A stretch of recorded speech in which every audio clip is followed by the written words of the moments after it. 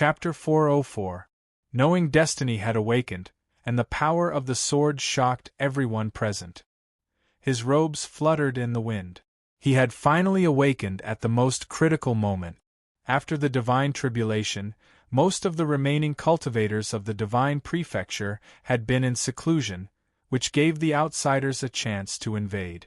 However, even a tiger who had fallen from grace could not be bullied by a dog. The murderous intent on the knowing destiny sword was so cold that it sent chills down people's spines.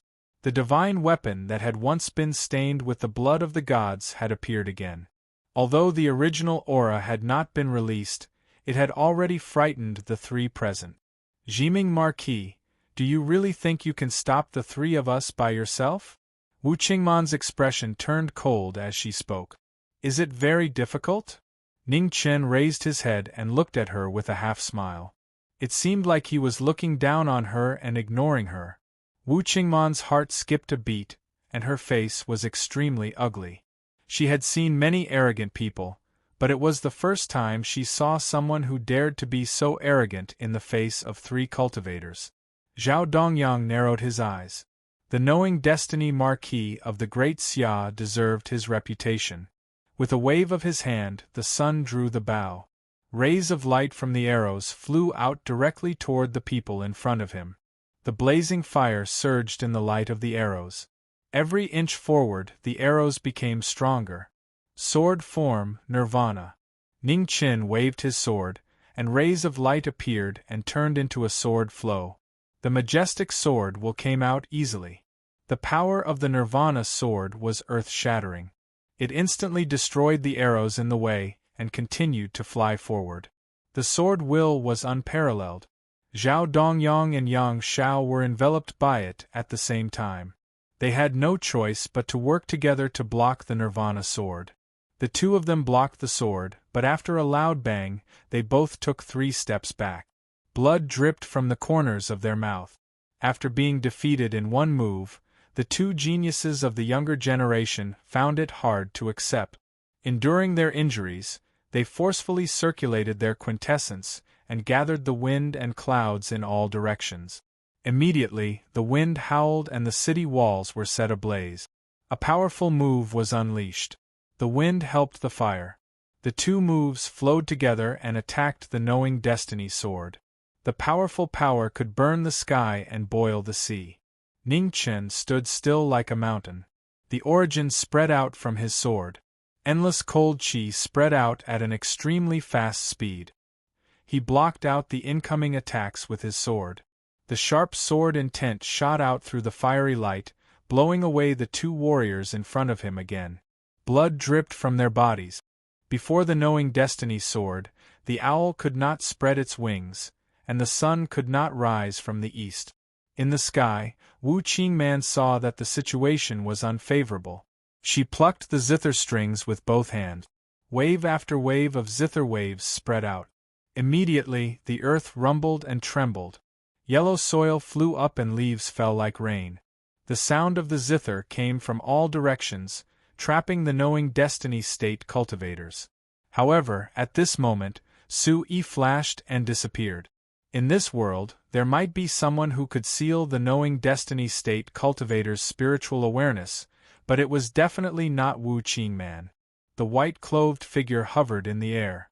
The cold sword in his hand was placed beside the woman's neck. Threads of vermilion dyed the sword edge red. If it had been half an inch more, she would have died. Wu Qingman's body trembled. Her eyes flashed with disbelief. She couldn't understand why the difference in strength between them was so great. Knowing destiny Marquis, spare her life. Consider it as giving me face. At this moment, Nu Chang arrived and appeared on the battlefield. Ning Chen glanced at Nu Chang and moved his sword away. He didn't want to kill her again. Although his consciousness wasn't complete when he was unconscious, he could still sense the aura of the person who saved him. The arrival of Nu Chang shocked everyone again. The terrifying pressure from the woman in front of them wasn't something an ordinary 3-disaster stage cultivator could possess. Let's go. Zhao Dongyang and Yang Shao knew it was impossible to gain anything today. Their feet moved and they quickly retreated. Wu Qingman coldly snorted. With a wave of her delicate hand, the carriage flew out and also quickly went away. After the three left, Ning Chen nodded to Nu Chang. "Miss, please wait a moment. I still have some small matters to deal with." As soon as his voice fell, Ning Chen calmly looked at Ruo Shi, who was gradually waking up from her daze. "Ruo Shi, change clothes." Ruo Shi covered the tears in her eyes and nodded. She immediately walked into a side room and took out a wooden box that hadn't been touched for a long time. After opening it, a blue Marquis robe was lying inside. It symbolized the glory of the Marquis for 1,000 years. Today, it finally reappeared in the world. After taking out the robe, Ruo Shi helped the Marquis change out of his plain robe and into a blue robe. Her purple hair was tied behind her back. It was simple and plain. After changing clothes, Knowing Destiny didn't delay any longer and stepped away. Outside the Imperial City, the three sides were still attacking. The Imperial City was in imminent danger and had reached the final juncture. The flames of war had burned away the crowns of the Grand Xia soldiers. Facing the attacks of three sides, it was difficult for them to hold on. Despair appeared on the faces of the soldiers. If the Grand Xia fell, how would they face the Marquis who sacrificed their lives for the Grand Xia in the underworld? With a rumble, the giant tree once again hit the city gate. The sound of breaking rang out, announcing the end of the Grand Xia. The faces of the 9 city lords were filled with joy. The day they had waited for had finally arrived. At this moment, Sword Intent descended from the sky and directly cut open the land between the Imperial City and the three sides. One sword forbade martial arts, and the world stopped war. The next moment, a blue figure appeared in the sky. The most familiar face made everyone's heart tremble. "Welcome, Marquis." The guards of the Grand Xia were the first to react. Their faces were filled with joy as they knelt down to welcome the arrival of the Marquis. The appearance of Knowing Destiny shocked everyone. The blue Marquis robe fluttered in the wind, affecting the hearts of everyone below. "Mingyu, Crown Prince, please withdraw your troops." The understated words didn't carry a trace of threat, but the calmness made people dare not refute. Knowing Destiny, the long-disappeared Marquis of the Grand Xia had returned today. A trace of joy appeared in Mingyu's eyes, but she immediately concealed it without leaving a trace. She raised her hand and stopped the northern Meng soldiers from continuing to attack the city. Crown Prince Barbarian narrowed his eyes and waved his halberd, blocking the soldiers behind him who were about to charge out. He hadn't thought that he would wake up at this time. On the other side, the 9 city lords saw the figure floating in the sky. Their faces were incomparably gloomy. Hadn't the Marquis all died in battle? Why was the Knowing Destiny Marquis still alive? Knowing Destiny Marquis. The expressions of the soldiers behind the 9 city lords changed. They couldn't help but tremble in fear. Under the heavens, the person they were most afraid of meeting was undoubtedly the Marquis in the sky. In the Grand Xia, from the nobles to the commoners, they all respected the Marquis more than they feared him. However, there was only one exception, and that was the Knowing Destiny Marquis. Towards this Marquis, who had single-handedly slaughtered an entire city of rebels, fear had already been deeply imprinted in the hearts of every citizen of the Grand Xia. It was difficult to get rid of it. Amongst the rebel army of the 9 cities, there were many young people from Great Wisdom City. When they saw the Knowing Destiny Marquis appear, their legs unconsciously trembled and they knelt down. One person knelt down, then everyone knelt down. Under fear, large groups of rebel army knelt down and lowered their heads, not daring to look directly at the figure in the sky. It was an unpredictable situation. Amongst the 9 city lords, one of the city lords finally wavered. His body trembled as he got off his horse and knelt down as well. "Wang Qiu, you piece of trash. He's only one person. What's there to be afraid of?" Beside him, a middle-aged man with a bloody scar on his face scolded angrily. The kneeling city lord didn't reply. He only lowered his head deeply. In front of his life, nothing else was important. However, anyone who had personally witnessed the hellish state of Great Wisdom City would definitely not doubt that if they continued to resist, the knowing destiny Marquis wouldn't be ruthless enough to kill them all. Ning Chen turned around and looked at the rebel army of the 9 cities in front of the west gate. He said indifferently, "Retreat or all of you stay here. Attack the city." The middle-aged man coldly snorted. He ignored him and gave the order to continue attacking the city. Under his orders, the soldiers once again carried siege weapons and ran out, continuing to attack the city. Stupid! Ming Yu and Crown Prince Man looked at the commotion at the west gate. A cold smile flashed through their eyes. Those who were blinded by power could no longer see the situation in front of them clearly. The moment the order was given, the azure-robed figure in the sky also moved. He waved the weapon in his hand. Immediately, an extremely terrifying sword light shot out. 100 zhang-wide gust of wind followed like a shadow, shaking the heavens and the earth. Whoosh! Wherever the sword passed, thousands of heads flew up. Blood spurted out and dyed the sky red. On the war horse, the middle-aged man's body was directly split in two. He fell off the horse with a bang. Such a terrifying scene scared out of the soldiers behind him. "Marquis, please spare us." There was no more luck. One by one, figures filled with fear knelt down. They lowered their heads and trembled incessantly. It was an unimaginable reversal. The situation of the 3 sides surrounding the city collapsed in an instant because of the appearance of one person. The ground was filled with corpses that were separated from their bodies. The ruthlessness of the knowing destiny Marquis once again shocked the world. "Kong Yu, bring the city lords and generals into the city for tea. Don't neglect them." Ning Chen glanced at Kong Yu on the west gate tower and said calmly, "Yes." Kong Yu knelt down and respectfully accepted the order. "The show is over. You can all disperse." Ning Chen looked at Ming Yu and Crown Prince Man and said, "Retreat." The two of them waved their hands and ordered the troops to retreat. Now that the knowing destiny Marquis had awakened, the Great Xia would not be destroyed. Even if they forcefully attacked the city, they would only end up like the rebels of the 9 cities. "Ming Yu, you did well." Ning Chen transmitted his voice. There was no blame in his words. The chaos of the Great Xia was the source of the flames of war. Ming Yu was not wrong to send troops at this time. To be able to fight all the way here before the rebels of the 9 cities took down the imperial city meant that his and Fan Lingyue's teachings were not in vain. Hearing the former's voice, Ming Yu's anxious heart finally relaxed. She turned around and smiled brightly like a blooming flower. Crown Prince Man led the army and left without looking back. In this war, they had obtained all the resources they should have obtained. It was enough to raise the barbarian dynasty's national strength to another level. With a tacit understanding, Ning Chen did not pursue this matter. Now that the Great Xia was weak, it was impossible for them to be as unyielding as before. After doing what he had to do, Ning Chen did not stay any longer. He waved his hand and put away his sword. He took a step forward and left the horizon.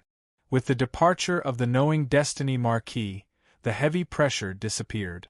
However, the fear that suppressed the deepest part of everyone's hearts was like the headless corpses on the ground, unable to dissipate. Chapter 405. In the manor, Ning Chen returned. After washing his hands and changing into his regular clothes, he immediately came to the study where Ruo Chang was waiting. After serving the house's best tea, Ruo Shi retreated and didn't disturb the two's conversation. "May I ask how I should address you?" Ning Chen asked with a smile on his face. "Chang Yu." Nu Chang looked at the person in front of her and said calmly. She was present at the scene of the battle to send the Nether King back. She knew very well how cold this seemingly amiable young man was. At that time, the million rays of bloodlight were real living souls. Ruthless to others and even more ruthless to himself. Unfathomable, this was her evaluation of the young man in front of her. However, Ruo Chang also knows that although Ji Ming is fickle, He cherishes the people around him very much. Even more important than his own life. Good name. Ning Chen smiled gently and immediately continued, in order to save this one, I've made Miss Chang Yu spend a lot of money. He was clearer than anyone about his situation at that time. His soul had dispersed, his cultivation was crippled, and his vitality had dried up. Practically half of his body had been buried in the earth. It was obvious what sort of enormous price Chang Yu had paid to save him. Expensive? It's quite a lot. 1 soul-suppressing pearl, 3 heaven reversal pills, and my realm's female supreme personally came to help you gather your soul and extend your life with the heaven reversal technique. As for the other heavenly materials and earthly treasures, I won't count them one by one. The woman picked up the teacup, took a sip, and said indifferently. Hearing the woman in front of him, Ning Chen's hand holding the teacup trembled slightly. This favor seems to be a bit too big. Miss, are we friends? Ning Chen put down the tea in his hand and seriously asked. Not really. Chang Yu denied it directly with a strange smile on her face. She said, Jiming Marquis, don't think that I don't know anything about you these days. It's really not easy to be your friend. Chang Yu doesn't have this good fortune. There are a lot of people who died because of this kid. To be his friend, not only do you need to be careful, but you also need to be very lucky. Ning Chen smiled helplessly. Turns out that his reputation has become so bad. The reason I saved you is to get the heavenly book. It's a fair trade. Ruo Chang Yu didn't beat around the bush and directly said. Which scroll? Ning Chen also became serious and asked. The bright chaos scroll had already been destroyed in the final battle with the underworld king. Other than Luan Fengchen and the others, no one knew that he had the void scroll. Thus, the heavenly tomes that Chang Yu wanted should be in the heaven, earth, and life scrolls. The heaven scroll and the life scroll, Nu Chang calmly said. Ning Chen narrowed his eyes. Soon after, he sighed deeply in his heart. The thing that he was most worried about had happened. Miss Chang Yu, I can silently give you the heaven scroll, but not the life scroll. This scroll was given to me by someone else. Back then, I might have promised that I wouldn't let anyone else read it. Miss, can you change your condition? Ning Chen earnestly asked. No, we can't do it without either of them, said the woman indifferently as she drank her tea. Ning Chen frowned. He thought for a moment, then raised his head and asked, May I ask why you want the life scroll? There were tens of thousands of cultivation techniques in the world, each with their own strengths and weaknesses. The heavenly tomes were not suitable for everyone. Chang Yu had paid such a huge price to save him. If it was just for one more cultivation technique, it was not worth it. There's no harm in telling you. I need to borrow the life scroll's special attribute to fuse with any cultivation technique to break through to the Great Circle realm. Nu Chang honestly replied. As for the second half of her sentence, she suppressed it in her heart. Once both of them reached the Great Circle realm, she could attempt to step into the next realm, a realm that no one had ever stepped into before. Ning Chen was silent. After a long time, he said, Miss Chang Yu, since what you need is the life scroll's true essence and not a cultivation technique, then before you reach the Great Circle realm, you'll have to take the life scroll's cultivation technique from me. For the sake of a promise, you'll have to sacrifice your future freedom. Is it worth it? Nu Cheng's eyes flashed. She didn't care who cultivated the life scroll. Even if she cultivated it, she would have to start from the beginning just like him. The difference in speed wouldn't be too great. Moreover, this person had already cultivated it once. If he cultivated it again, it might be even faster. It's not a question of whether it's worth it or not. Since I've promised, I should do it. This is a matter of course, replied Ning Chen. Nu Chang didn't try to persuade him any further. She indifferently said, Then you should prepare. We'll leave tomorrow for the homeland of Western Buddha. Ning Chen silently nodded. Nu Chang Yu didn't say anything. She put down her teacup and walked out of the study. When she was about to leave, she paused and earnestly said, the dual transformation technique isn't omnipotent. You have too much karma on you. Each tribulation in the future will be as difficult as ascending to the heavens. After all, your avatar isn't as good as your main body. If it's destroyed by heavenly tribulation, I won't be able to save you. At that time, I won't hesitate to use a soul-searching technique to extract the life scrolls cultivation technique before your consciousness fade. Nu Chang Yu walked out of the study and disappeared in the blink of an eye. Ning Chen gently sighed and walked over to the bookshelf. He pushed open the door and walked in. Within the coffin made of ice and snow, the ghost woman was still unconscious. Her beautiful face was calm and serene, as if she were sleeping. The ghost origin had returned and the three souls were complete. But for some unknown reason, the woman in the coffin was still unable to wake up. Ning Chen's eyes were filled with pain.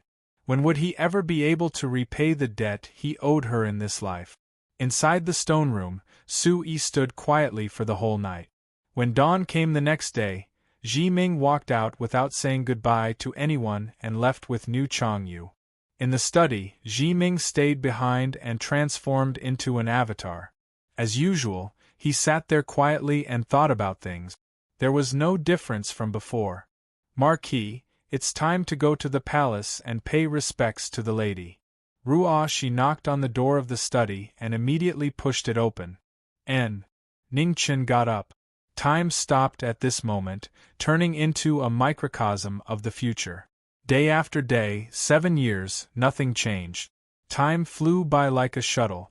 7 years passed in the blink of an eye. Qi succeeded the throne, Zhang Sun returned to the throne, Kong Yu became a marquis. Everything in the Grand Xia moved forward step by step. Although it wasn't as prosperous as before, due to the existence of Ji Ming, there were no more rebellions. Ning Shi left the manor and with the etiquette of a princess, she was betrothed to the son of Taiping Marquis who was beaten by Ning Chen. After the upheaval in his family, the former playboy matured a lot. He took the initiative to go to the border and inherit his father's will to protect the Grand Xia. In the end, Shi chose to stay in the manor. 7 years were like a day, grinding ink, adding incense, serving tea and water. She never asked for anything and didn't want to change anything. In the past, Zhang Sun didn't mention the 3-year agreement he made with Zhang Sun. The position of the Marquis' mistress was always empty. Even if many officials brought up this matter, it was suppressed by Zhang Sun in the end. 7 years later, Zhang Sun's body couldn't hold on anymore and was about to reach the end of his life. Ning Chen stood silently in front of Zhang Sun's sickbed. He stood there for several days and nights without leaving half a step. Outside the imperial city, lanterns and decorations were hung. A new year was coming. The atmosphere of saying goodbye to the old and welcoming the new spread throughout the city. The city was very lively. When the New Year's bell rang, Zhang Sun, who had been sleeping on the sickbed, woke up. His eyes were unprecedentedly bright. Ning Chen's eyes flashed with a touch of unconcealable sadness. Finally, this moment had arrived. "Help me up," Zhang Sun whispered. Ning Chen nodded and immediately stepped forward to help Zhang Sun. Carefully standing up, he got off the bed and walked towards the window. Behind him, Qing Ning and Xia Sinyu's eyes were filled with tears. They slightly turned their heads away, not letting the tears affect Zhang Sun's final mood. Inside and outside the palace, the lights were so beautiful that the night was as bright as day. With the sound of the bell echoing, a new year had come. I remember when you first entered the palace, you weren't as tall as me. You were reckless like a child. I didn't expect more than 10 years to pass in the blink of an eye. Zhang Sun whispered as she looked at the lights outside the window. I was stupid back then. I just offended the West Palace, and now I offended her ladyship. Now that I think about it, I was really lucky that I didn't get my head chopped off after causing so much trouble. Ning Chen smiled. Zhang Sun smiled. Time had truly passed too quickly. Who would have thought that the child she had picked up back then would grow up to this point? Outside the window, in the starry night sky, a crescent moon hung high in the sky. The moonlight was a bit cold, but it wasn't unbearable. The figure in front of the window quietly looked at the scenery outside. After a long time, his arm fell down silently. He leaned on Zhang Ming's shoulder and peacefully fell asleep. Zhang Sun had no regrets in his life. Qing Ning and Xia Xinyu could no longer hold back their tears. They dropped down and knelt down to bid farewell to their loved ones. Zhang Ming's tears soaked his red robes. The Marquis Zhang Ming, who had never wavered even in the face of the gods, trembled again and again. His heart gradually sank. You still know to come back. This one knows his wrongs. Speak, what wrongs did you do? I shouldn't have tied up Qing Ning, I shouldn't have taken the items from the palace, and I shouldn't have faked her ladyship's decree and sneaked out of the palace. I shouldn't have haggled with her ladyship and refused to return to the palace. Good, very good. If you didn't tell me, I really wouldn't have known that you had made so many mistakes. Tell me, how should I punish you? My ladyship, Ning Chen, also knows his wrongs. Now that the matter of the true extreme country's envoy is more important, why don't we give him a chance to redeem himself? Since even Qing Ning has pleaded for you, I'll spare you this time. However, I can spare you the death penalty, but you can't escape punishment.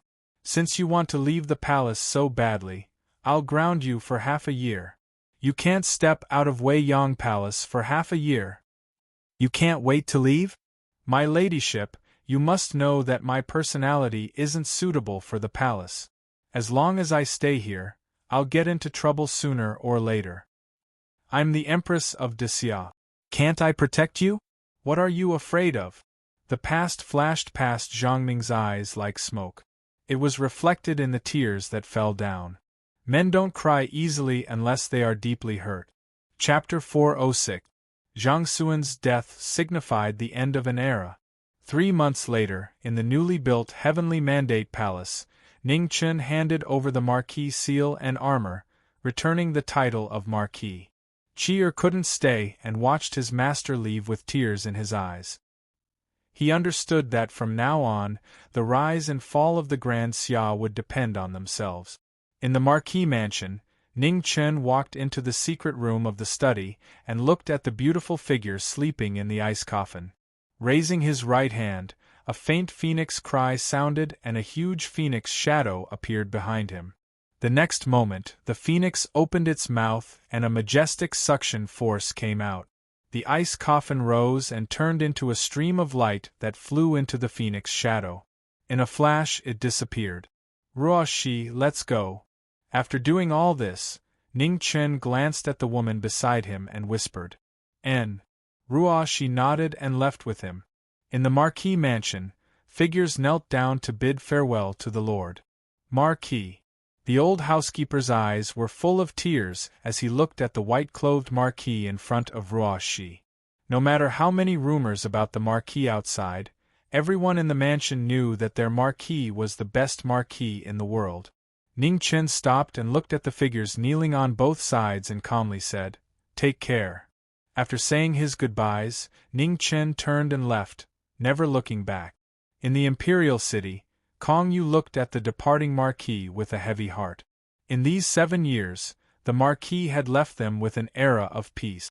Great Xia had also been able to recuperate and recover. But from now on, whether or not they could maintain this peace would depend on themselves. The Divine Land was vast, more than 100,000 miles of territory. Ning Chen took Ruoshi step by step to the west like an ordinary person, walking over thousands of mountains and rivers. Ruoshi didn't know martial arts, so she walked slowly. Ning Chen wasn't in a hurry either. He walked as fast as Ruoshi walked. In this life, there was one person who was willing to accompany him. He couldn't ask for more. 1 month, 2 months, 1 year, 2 years. From then on, a young man in red and a charming handmaiden appeared in the westward journey of the Divine Land. They were like the most beautiful scenery that would never change. Whenever Ruoshi was tired and wanted to rest, Ning Chen would use his phoenix essence to relieve her fatigue. Day after day, year after year. Gradually, Ruoxi's pace became faster. Sometimes, she would walk for 2 to 4 hours without stopping to rest. Ning Chen didn't say anything. As usual, he kept pace with the woman beside him. Ruoxi, you haven't seen the sea yet, right? After another 3 months, Ning Chen suddenly stopped and asked as he looked at the blue sky before him. What is the sea? Ruoxi's eyes flashed with a touch of puzzlement as she asked. A very, very big river, Ning Chen said softly. Due to the arrival of the Lord of the Underworld, the eastern region was forced out of the 5 regions and became a special place. As a result, the people of the Divine Prefecture had never seen an ocean, let alone know what an ocean was. Hearing the explanation, Ruoxi still didn't understand, but she didn't ask any more questions. Ning Chen didn't explain anything and continued to walk forward with the woman beside him. Half a day later, the sound of waves entered their ears, and a magnificent scene appeared in front of the two. The endless blue sea, the sound of wind, the sound of waves, and the sound of wind beating against the stone walls, gradually raised waves more than 10 feet high. The beautiful and spectacular scene was fascinating. Is this the sea? Ruoxi was fascinated by the scenery in front of her. Her beautiful eyes flashed with a strange light as she asked in surprise. Yes, Ning Chen nodded and responded. Is there an end to the sea? Ruoxi looked back at the man beside her and asked. Yes, the place we are going to is at the end of the sea, Ning Chen replied. Since there was no way to wake up the ghost girl in the Divine Land, then he would go to the other 4 regions to find it. He didn't believe in fate, he only believed in human effort. Looking at the endless sea in front of her, Ruoxi's face showed a touch of embarrassment and asked, How are we going to get there? By boat, Ning Chen looked to the north and calmly said. Puzzled, Ruoxi looked around but didn't see any ship. She couldn't help but wonder, where is the ship? Before he finished speaking, a luxurious merchant ship appeared in front of the 2 of them amidst the surging waves in the north. On the ship's sail, the word Exen was embroidered in golden thread. It was so clear that under the setting sun, it emitted a dazzling golden light. On the merchant ship that just set sail, young Lord Exen stood at the head of the ship, looking at the scenery along the way with a carefree heart. The money earned from this trip to the Eastern Territory was equal to the Exen family's savings in the past few decades. At this moment, young Lord Liang Chun saw 2 figures waving at him from the distant shore. His eyes froze for a moment and looked left and right. They were the only ship on the sea, so they were calling for them? Stop the ship and dock. Young Lord, what's wrong? We just set sail. Achi was puzzled. Could it be that young Lord's head is starting to become abnormal again? Someone wants to take the ship. Hurry up and dock. What's with all this nonsense? Young Lord Exen said in a bad mood. Yes. Achi muttered in response and immediately went down to give the order. Sure enough, young Lord's head was short-circuited again.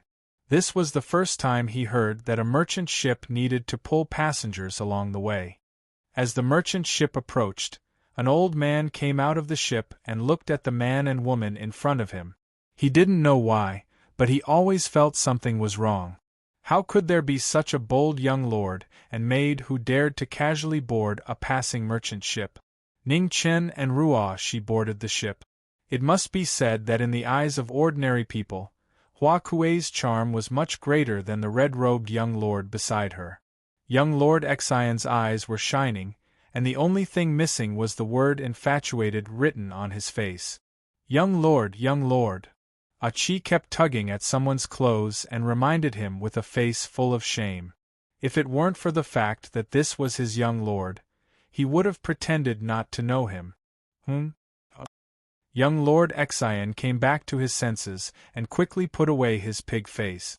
Cupping his fist, he asked, This one is Exion Liang Chen, how should I address you? Ning Chen. Ning Chen calmly said. Good name. Young Lord Exen gave a thumbs up and continued to ask, Brother Ning is also going to the southern tomb? And I've been in the eastern domain for a long time, so I'm ready to go out and see the scenery of the other domains. Ning Chen replied. Brother Ning is in such a good mood. Young Lord Xian's tone was full of envy. Ning Chen smiled. He could also see that this young Master Xian was not an ordinary person. It was not because of his identity or cultivation, but because his breadth of mind and bearing was not something an ordinary person could compare with. It made people have a whole new level of respect for him. Achi, go arrange a guest room for Brother Ning and this girl to rest first. Young Lord Xian turned around and ordered. Achi nodded and stepped forward. Young Lord Ning, please. Thank you. Ning Chen thanked him and immediately walked forward with Ruoshi. After the two left, young Lord Xian's eyes flashed with light. He said to himself, this girl is even more beautiful than Miss Susu of the White Knight House. It's really unreasonable. Young Lord, this red-clothed young man is not an ordinary person. Be careful.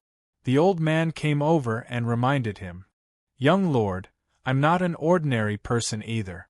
Besides, don't I have Uncle Ling? Young Lord Xian laughed. In the guest room, the furnishings were simple and plain.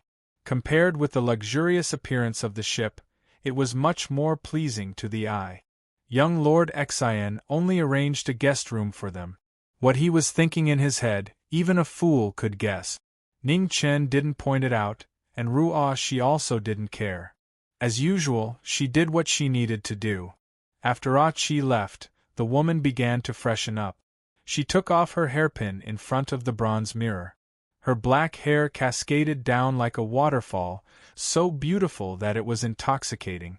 Among all the women he had met in his life, Ruo she was absolutely not inferior to anyone in terms of appearance. In the past, she was the most beautiful woman in the entire Grand Xia dynasty. After all these years of accumulation, she had reached the most beautiful period of her life. She was even more elegant and dazzling than before. Young Lord, do you think people cannot age? Ruo she looked at herself in the mirror and asked softly. On the side, Ning Chen, who was thinking about something, came back to his senses. After thinking for a moment, he said, the Xiantian realm can preserve one's appearance. In addition, there should also be some rare treasures that can slow down the aging process. Speaking up to here, Ning Chen glanced at the woman's face reflected in the bronze mirror and smiled. What's wrong? Are you afraid your young lord won't want you anymore if you're not beautiful anymore? Ruo she chuckled and responded, rumor has it that dragon liver and phoenix gallbladder have the effect of preserving one's appearance. If you encounter a flood dragon, young Lord Xian will bring back a piece of dragon liver for you. Ning Chen smiled. Okay. Ruo she's eyebrows curved as she nodded. You rest first, I'll go outside for a walk. On the way, I'll ask young Lord Xian some things about the southern tomb. Ning Chen got up and said. Outside the cabin, the sun had already set and night had arrived. The sky was filled with twinkling stars, and the bright moon sprinkled down a lustrous white splendor that was reflected in the seawater, reflecting the clear and crystalline waves of light. The night on the sea was very beautiful. The sky was wide and the earth was wide, making one's heart feel unprecedentedly comfortable. Young Lord Xian sat at the bow of the ship, swaying back and forth to enjoy the scenery, but he wasn't afraid of falling off the ship. Ning Chen came over and didn't disturb him. Standing on the edge of the ship, he looked at the gradually disappearing divine land with a touch of imperceptible sadness in his calm eyes.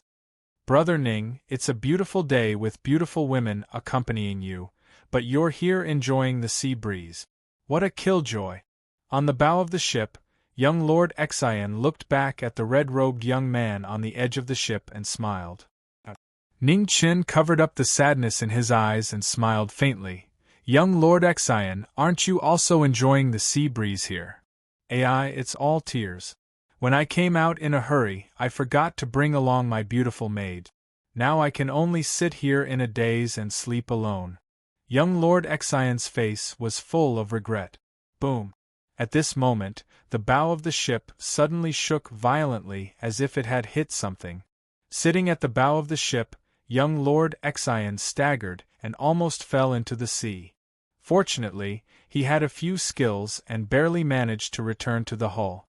Uncle Ling, who was responsible for protecting the merchant ship, flashed out and looked around the ship. His eyes sank.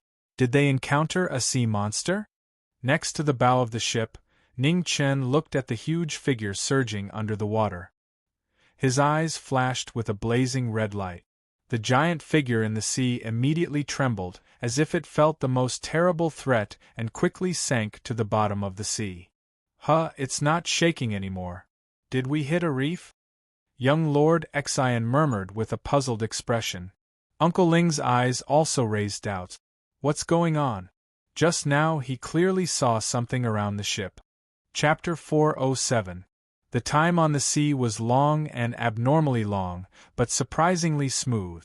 2 months ago, the ship encountered a strange tremor, but since then, they didn't encounter any trouble along the way. With the southern tomb mainland in sight, the mood of the people on the ship became more and more expectant. After being out for so long, everyone wanted to go home as soon as possible. Brother Ning, what are your plans after arriving at Southern Tomb? At the bow of the ship, young Lord Exion asked softly. Let's walk around first before making any arrangements. Ning Chen calmly replied. Since Brother Ning has no specific arrangements, why don't you come to the Exion family as a guest for a few days? I can also show Brother Ning the local customs of Southern Tomb. Young Lord Exion sincerely invited. Ning Chen thought for a moment and nodded. Then this one will thank young Lord Exion in advance. Oh, Brother Ning is too polite. Young Lord Exion replied with a free and easy smile. 5 days later, the merchant ship docked. The people who came to receive them were already waiting on the shore. After helping to unload the goods, batch after batch were transported to the various chambers of commerce of the Exion family. Young Lord Soap. She pointed to the boxes of goods unloaded from the ship with a smile. In the divine continent, everyone knew that this soap was actually produced by the young lord. The raw materials and manufacturing process were very simple. Who would have thought that it would become a luxury item when shipped to Southern Tomb? All merchants are profiteers. This young Lord Exion is very knowledgeable. Besides, this is not a necessity for the common people. In the end, the people who sell it are the nobles who have too much money to spend. Ning Chen smiled and didn't care. Brother Ning, there are still 2 days before we reach Swallowsong City. Let's hurry.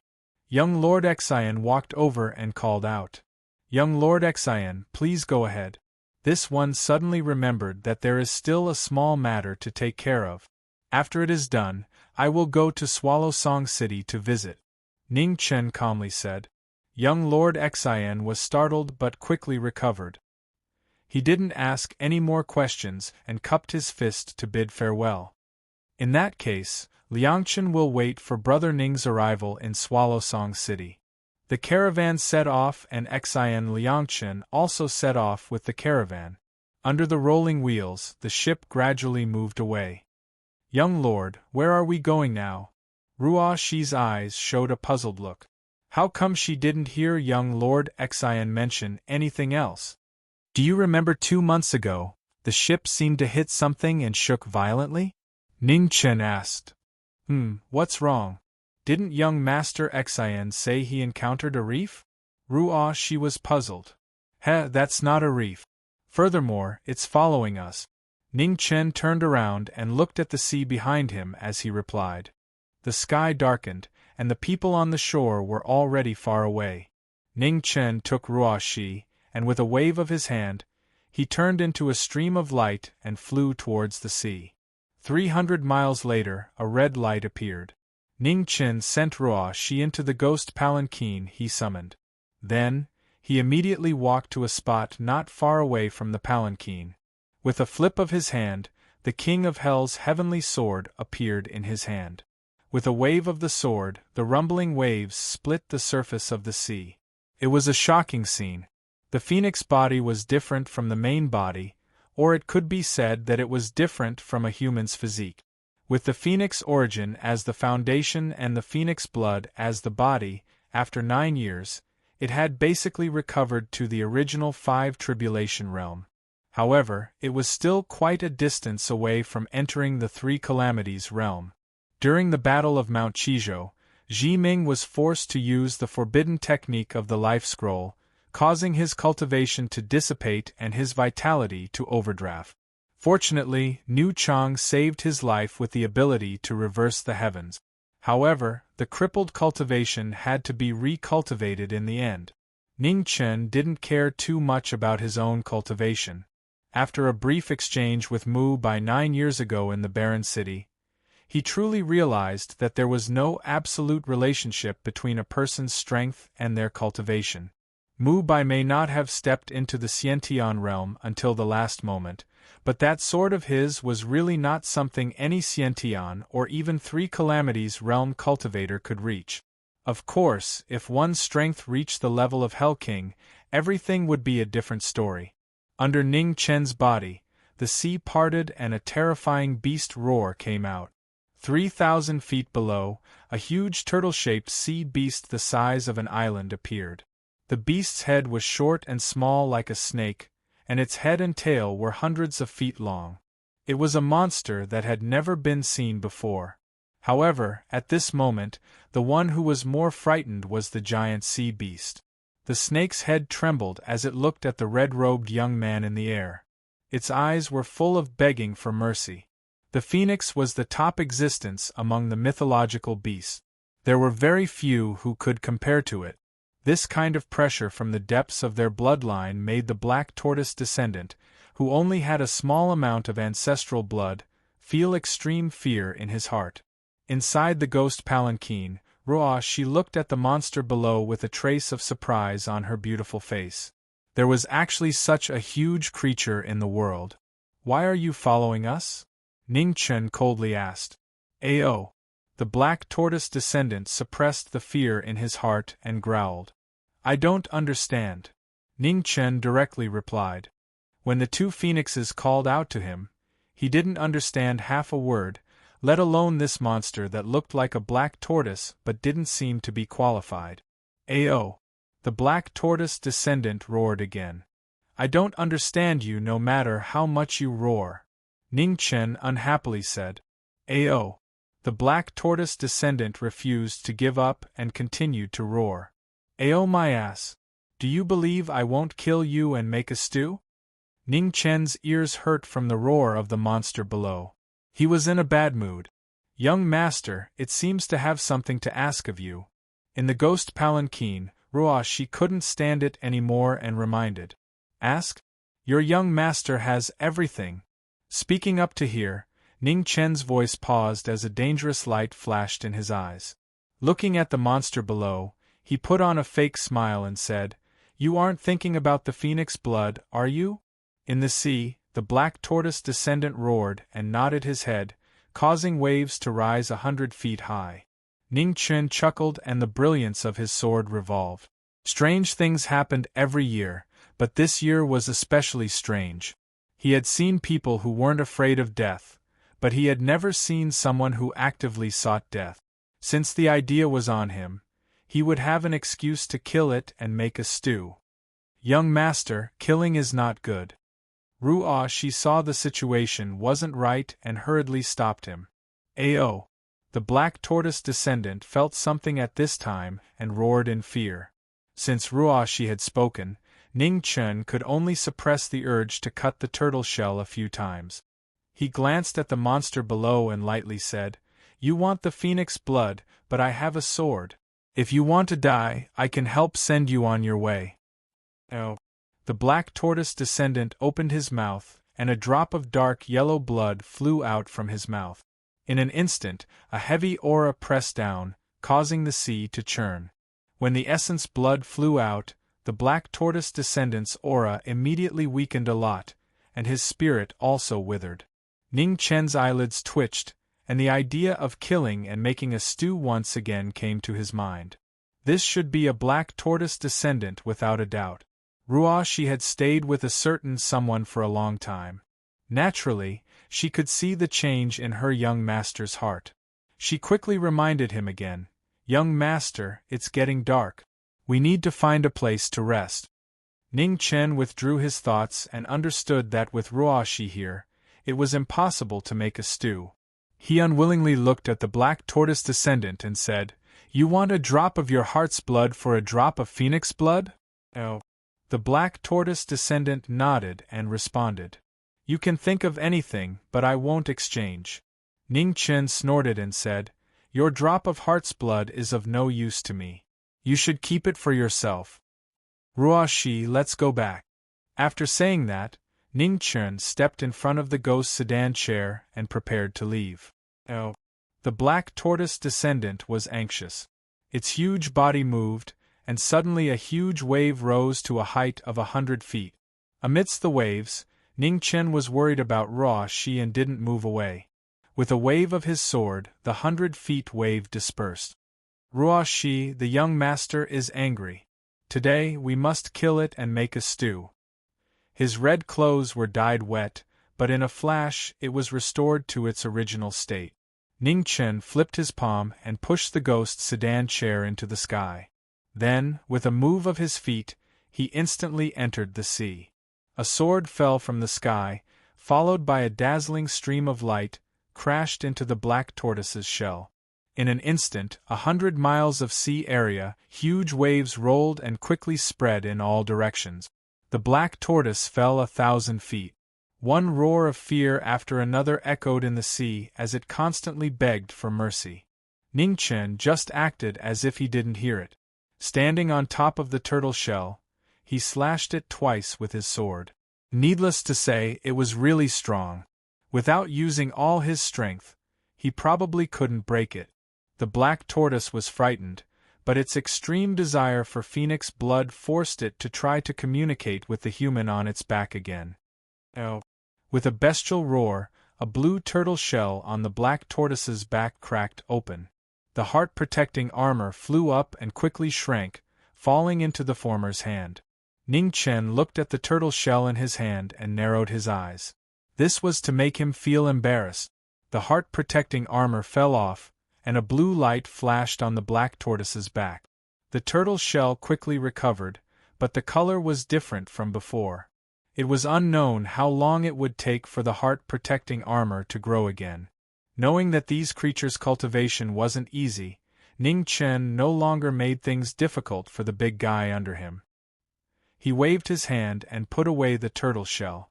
Then, he turned his palm and urged his phoenix chi. In a burst of blood, a drop of blood flew out. It was a looming golden color, showing signs of ancestral reversion. The black tortoise's body shook, and then it nodded fiercely. Its eyes showed endless gratitude. "For the sake of your cultivation, I'll help you this time. Be careful in the future. Don't meet human warriors casually. Not everyone is like this young master who is not interested in turtle soup." As soon as his voice fell, Ning Chen waved his hand and sent the phoenix blood to the black tortoise. Then, his figure flashed and flew to the sea. He put away the black tortoise's blood floating in the air with a look of disgust. This big guy has lived for so long, but it still hasn't cultivated to the point of ancestral reversion. How stupid. "Ruoshi, let's go." Ning Chen stepped to the side of the ghost palanquin and said. Ruoshi smiled and said, "Oh." The black tortoise roared and gratefully bid farewell to the two in the air. "I don't understand. Don't roar anymore." Ning Chen waved his hand casually. After 2 steps, he took Ruoshi beside him and turned into a red light. Under the moonlight, 2 voices came out from the red light. "Young master, did you suffer a loss?" "I can't say. That turtle shell is a bit useful. Although this creature has a long life, its cultivation speed is too slow. If I can help, I'll help." "Oh, Ruoshi doesn't understand these things. But it's good that you didn't suffer a loss." "Oh, of course." Chapter 408. Nanling, a divine land no smaller than the divine land. Dynasties, sects, ancient lands, great religions, and other legacies were like stars in the sky, taking root in this territory. For the past 30,000 years, it has been extremely prosperous. Swallow Song City, as the largest city on the northeast coast of Nanling, was endlessly visited by caravans, making this big city the most lively place within 1,000 miles. The Xian family started out as a merchant. 300 years of history wasn't too long, but it has already developed into a big family that spans more than 10 cities. Shops were everywhere, and it was unusually prosperous. Eldest young Master Xian was born in the Xian family, but he wasn't the son of the first wife nor the eldest son. Instead, he was the second son of a concubine. However, the real eldest young master, whether it was his talent in business or contribution to the family, was far behind Xian Liangchen. Not to mention, the Xian family's patriarch was a man of his word. In recent years, intentionally or unintentionally, he had revealed the intention of passing the patriarch's position to the second young master. When Ning Chen learned of this situation, he just sneered and didn't say anything. Schemes that don't appear on the surface are extremely boring. On the street, eldest young Master Xian was full of interest as he took the two to browse the local customs of Swallow Song City. Along the way, he was chattering away with excessive enthusiasm. Ning Chen was easy to talk to, but Ruo Shi's personality was a quiet one. She couldn't stand the buzzing chatter around her like a fly and couldn't wait to slap him to death. This is Lu Xianlu. This young master opened it with his private money. Come in and have a seat?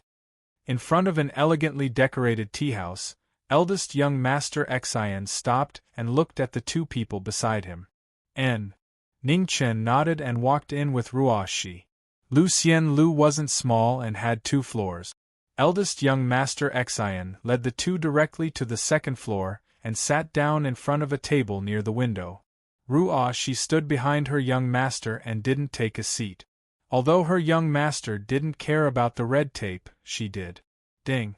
The sound of a pipa echoed in the pavilion. The light sound directly reached people's hearts, simple but so beautiful. Ning Chen followed the voice and looked to the other side of the second floor. He saw a plainly dressed young lady sitting there, quietly playing the pipa for every customer. From the way the girl was dressed, it could be seen that she was the daughter of a poor family. Her appearance could not be said to be very beautiful, but she was unusually delicate and pretty. Her eyes were clean and firm, without the slightest trace of self-pity. Ning Chen turned around and looked at young Master Xian's unprecedentedly calm demeanor. He smiled faintly. Since ancient times, heroes have a weakness for the charms of beautiful women. Although this young Master Xian was not a hero, he was indeed a good person. Young Master Xian, didn't you just say that you opened Lu Xian restaurant with your own money? Ning Chen asked while drinking the tea in his hand. Not bad, right? Young Master Xian came back to his senses and replied. You have an ulterior motive. Ning Chen smiled and said. What do you mean? Young Master Xian was startled, not understanding the meaning of the former's words. Ruo Shi, on the other hand, understood the meaning behind his words. Her beautiful eyes flashed with a touch of surprise as she slightly changed her view of this seemingly sloppy playboy. Smash it! It was at this moment a huge commotion rang out from the first floor. A large group of people broke into the tea-house and smashed everything in sight. The guests were so frightened that they immediately fled in panic.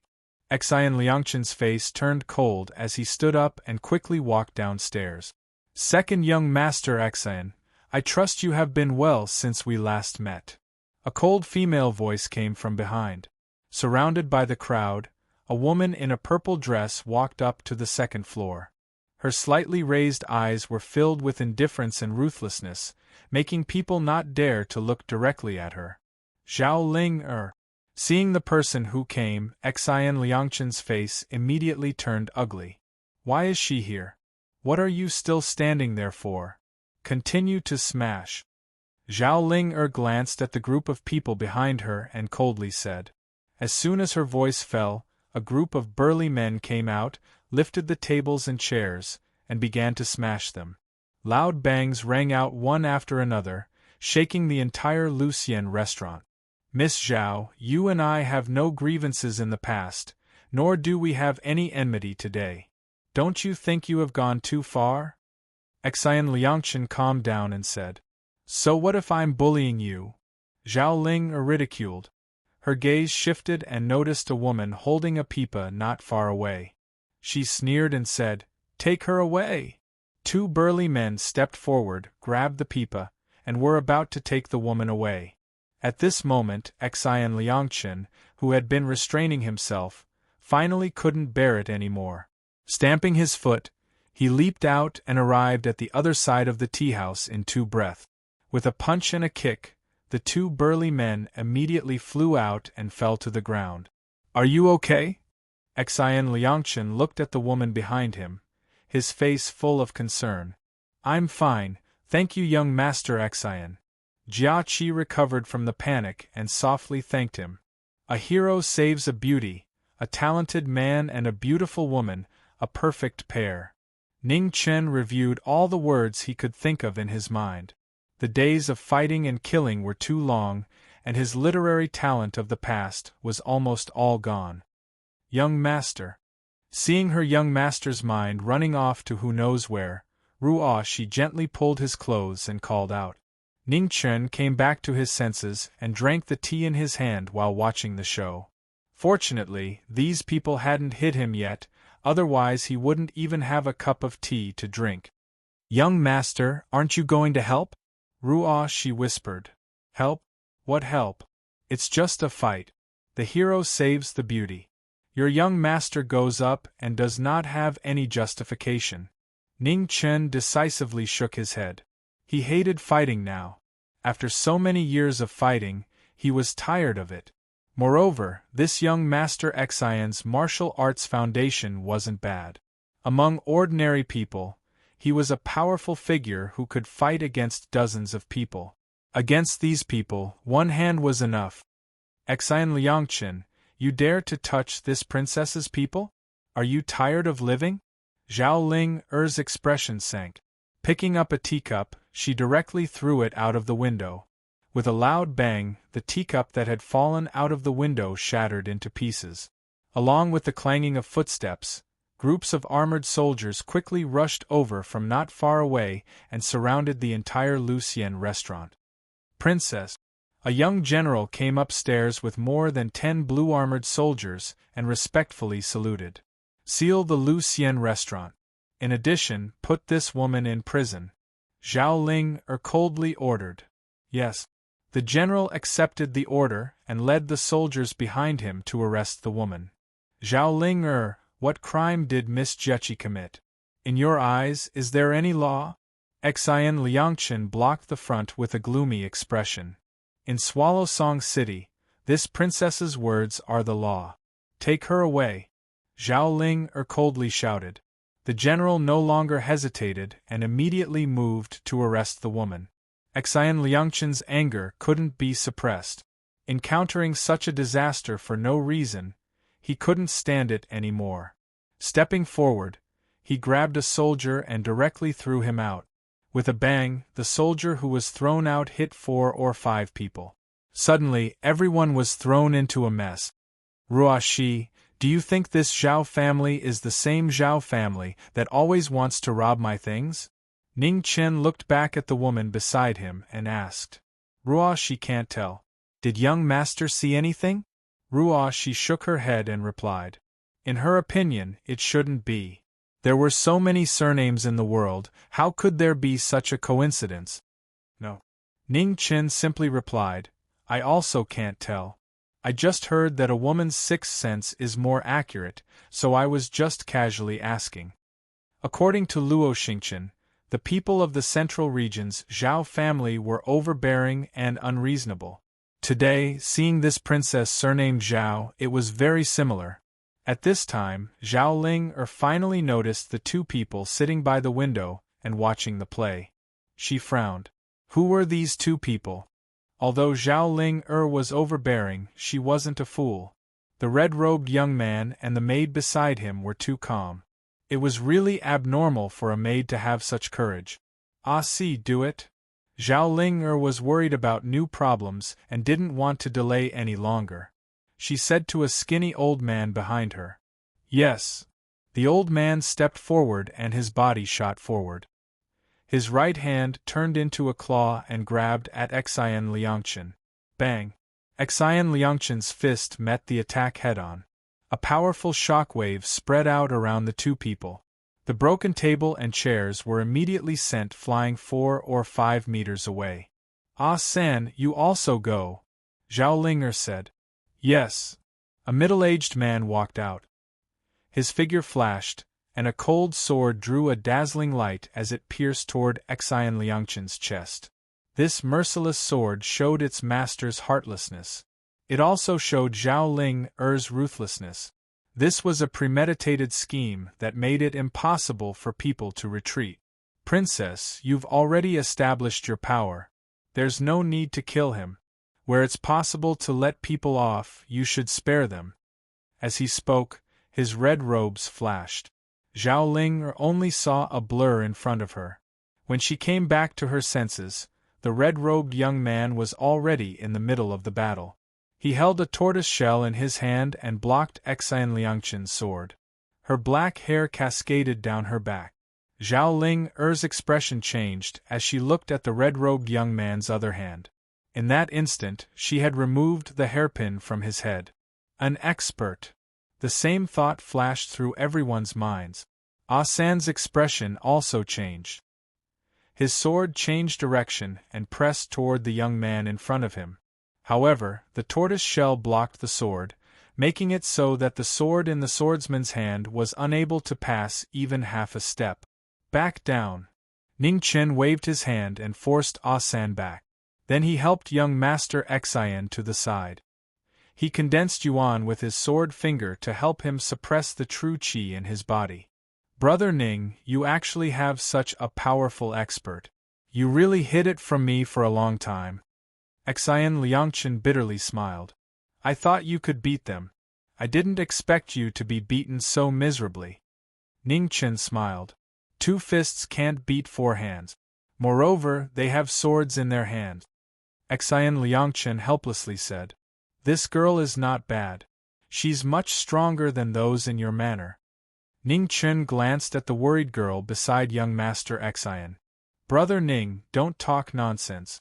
I still haven't married. How could there be anyone in my manor?"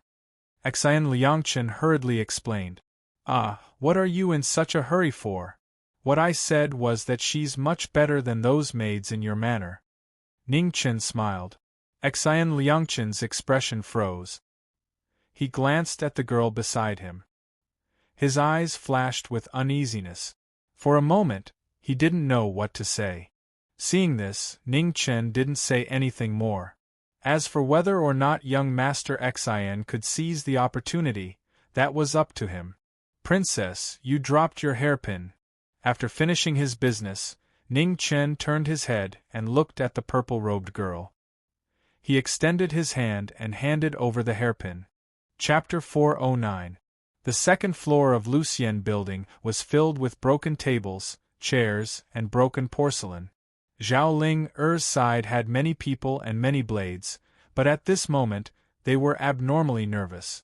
The red-clothed youth in front of them was a bit too strong. It was no longer something that could be solved with many people and blade. A hairpin was in the hands of the red-clothed youth, but no one dared to take it.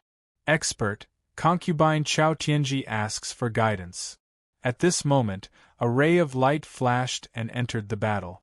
A 3-foot-long sword swallowed the red-clothed youth like a poisonous snake. With a clang, the silver hairpin blocked the sword. Before they could even turn their eyes, another extraordinary figure appeared, joining hands to fight knowing destiny. "Father!" Seeing the man appear beside her, Zhao Ling was startled and bowed.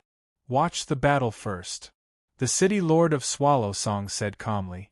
Concubine Chao Tianji and Bai Xiaoran, the two strongest generals under the city lord of Swallow Song, were joining hands to fight knowing destiny. Xen Liangchen grabbed Jia Qi's arm and retreated to the side. He looked at the city lord of Swallow Song, who had appeared in Lucien building. His expression became heavy. Even a relative of the imperial family had come. It seemed that today's matter was more complicated than he had imagined. In one battle, two swords were so extraordinary. Every move and style was the pinnacle of strength. On the other hand, the red-clothed youth in the sword stepped on flowing light and swam among the sword shadows. The sword didn't touch his body, which shocked everyone present. The city lord's expression froze. What a powerful youth! Concubine Chao Tianji and Bai Shaoran couldn't even test his strength. This is a meaningless battle. Stop! Ning Chen stopped in his tracks. The silver hairpin in his hand stopped the wind and clouds. With a clanging sound, two swords and two shadows were sent flying out of the room. The battle stopped. Concubine Chao Tianji and Bai Shaoran retreated several steps. After stabilizing themselves, they didn't attack again. They knew that the youth in front of them had already held back. If they continued to force him, it would be unwise. I am the city lord of Swallow Song. May I ask for your name? The city lord walked out and asked seriously. I wouldn't dare to ask for your name. I am Ning Chen. Greetings, city lord, Ning Chen said politely. Ah, heroes come from the young. Since we're fortunate enough to meet, why don't you come to my residence? The city lord invited. City lord is too kind. It's just that it's getting late. I'll definitely pay you a visit another day, Ning Chen said with a smile. In that case, this Zhao will wait for little brother Ning in the mansion. City Lord Yen Go responded. Then, he glanced at the group of people behind him and said indifferently, Let's go. After saying that, everyone left. Before they left, they looked at the red-clothed young man with dread in their eyes. Since when did such a terrifying figure appear in Swallow Song City? No one could figure him out. He was probably on par with the young geniuses from the eastern border. Princess, I'll return the hairpin to you. Ning Chen waved his hand, and the hairpin flew out towards Zhao Ling who was about to leave. Zhao Ling stopped and smiled. Then, with a wave of her delicate hand, she sent the hairpin back. I'll leave it to young master as a souvenir. The beautiful figure gradually disappeared into the distance, leaving behind her final words. The hairpin in his hand was exceptionally cold. Brother Ning, this vicious and merciless princess seems to have taken a fancy to you. Eldest young Master Xian came over and said with a smile. Oh, I don't know if she likes me or not, but I do know that you're in big trouble right now. Ning Chen handed the hairpin to Ruo Shi, then looked at eldest young Master Xian, and said with a slight smile.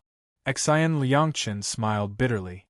This unprovoked disaster came too suddenly. He rarely had any dealings with the Zhao family and had never offended this princess. Today's matter was too outrageous. Ning Chen guessed a few things, but he didn't say anything. Today's martial arts show, whether it was true or not, the result would soon be clear. Eldest young Master Xian arranged the follow-up arrangements for Lu Xianlu. Then, he sent someone to send Miss Jechi back. His calm mind was very different from the usual spoiled brat. By the time everything was settled, the sun was already setting in the west. Eldest young Master Xian looked apologetically at Ning Chen, who was sitting on the first floor and drinking tea. Brother Ning, I'm sorry to have kept you waiting. It wasn't a long wait.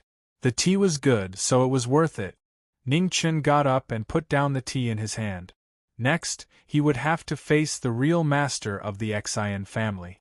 Visiting someone else's house, it would be unreasonable to not pay a visit. With eldest young Master Xian leading the way, the three set off for the Xian mansion. Today's big commotion must have been received by the Xian family. Once they return, there will be a lot of excitement. Along the way, no one knew what eldest young Master Xian was thinking. His eyebrows were heavy with worry. Perhaps he was worried about the consequences of today's matter. Since ancient times, merchants have never fought with officials. It's just that Zhao Ling was too much of a bully. At the entrance of the Xian mansion, as soon as the three stepped through the gate, a servant quickly came over and respectfully bowed. "Second young master, the Lord is holding a banquet in the back hall. You're the only one waiting for you." "I know, I'll go there now." Eldest young master Xian's face showed a smile again. When the servant received the news, he bowed again and immediately turned to leave. In the back hall, the lord of the Xian family was holding a banquet. Sitting down were more than a dozen figures, all of whom were direct descendants of the Xian family. Everyone was silent with different thoughts, waiting for the same person. Not long after, Xian Liangqin walked into the hall. Behind him, a young man in red followed with a maid. In an instant, he became the focus of everyone. "Liangqin greets father." Xian Liangqin bowed respectfully. "I am Ningqin. Greetings to the lord of the Xian family." Ningqin's mouth showed an incomprehensible smile as he cupped his hands and bowed. "Your presence brings light to the Xian family's humble dwelling. Liangqin, lead the guests to their seats," said the lord of the Xian family. "Yes." Xian Liangqin straightened up and led Ningqin to the seats on the left. The seating arrangements of the Xian family were very particular. Every seat was fixed. Xian Liangqin and his mother's seats were basically at the end of the table. In a large aristocratic family, the difference in birth was always an insurmountable gap. There were several elders of the Xian family and the branch of the Xian family sitting in order. Among them, there was a young man with a slightly pale face who was particularly eye-catching. He wore a light blue brocade robe and was quiet and dignified. He was the eldest son of the Xian family, Xian Hongwen. Ningqin glanced at the people seated. After pausing for a moment on the lord of the Xian family and the eldest son of the Xian family, he immediately looked away and did not look at them anymore. "Liangqin, you have made great contributions to the development of the Xian family in these 4 trips to the eastern region. Do you have any requests? I will definitely satisfy them." The lord of the Xian family did not mention the conflict at Lucien restaurant at all. Instead, he changed the topic to rewards. There was a rare smile on his dignified face as he spoke. "What I have done is what I should do. I dare not make any more requests." Xian Liangqin stood up and said respectfully, "You should be rewarded for your contributions. The west loft where you and your mother live should also be repaired. How about this? Third brother, you give the empty Donghua pavilion to Liangqin and his mother to live in." The lord of the Xian family looked away and said calmly. Below the seat, a middle-aged man frowned when he heard this. However, he did not dare to disobey the lord of the Xian family. He stood up and said, "It's all up to you." During the banquet, Ningqin chuckled.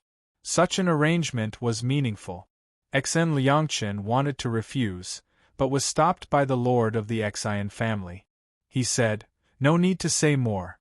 This is what you and your mother deserve." "Liangqin, why don't you thank your father?" On the side, a delicate woman with a delicate face showed joy on her face and reminded softly. Xian Liangqin sighed in his heart. Knowing that he could no longer object, he respectfully replied, "Thank you, father." The atmosphere at the banquet was much better than expected. At least on the surface, the father was kind, the son was filial, and the brothers were respectful. Each branch also got along well with each other. There was no hidden sarcasm. Every time the lord of the Xian family asked, Ningqin would politely reply with a few words. As for whether it was true or not, no one knew.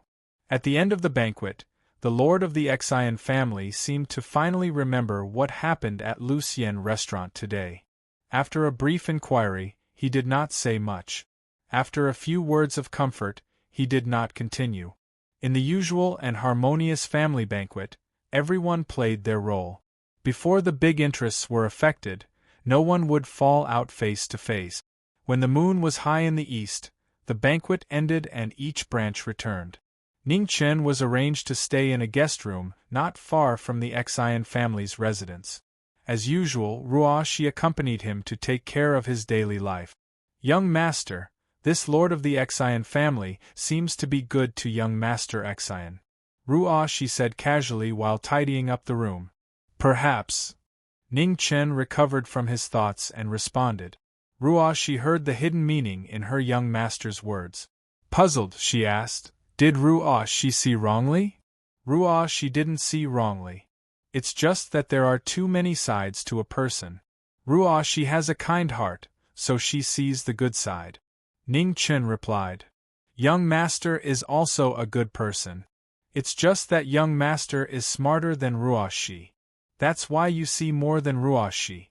Ruoshi whispered. Huh. Ning Chen smiled. In the end, she was still his maid. No matter what, she would always think her young master was the best. The candlelight flickered, reflecting a charming face.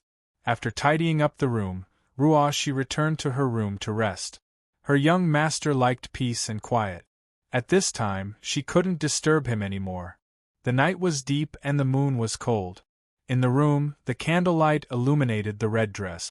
It was slightly dazzling. In the quiet of the night, it always made one's mind too clear. But at the same time, it also made one more able to experience pain.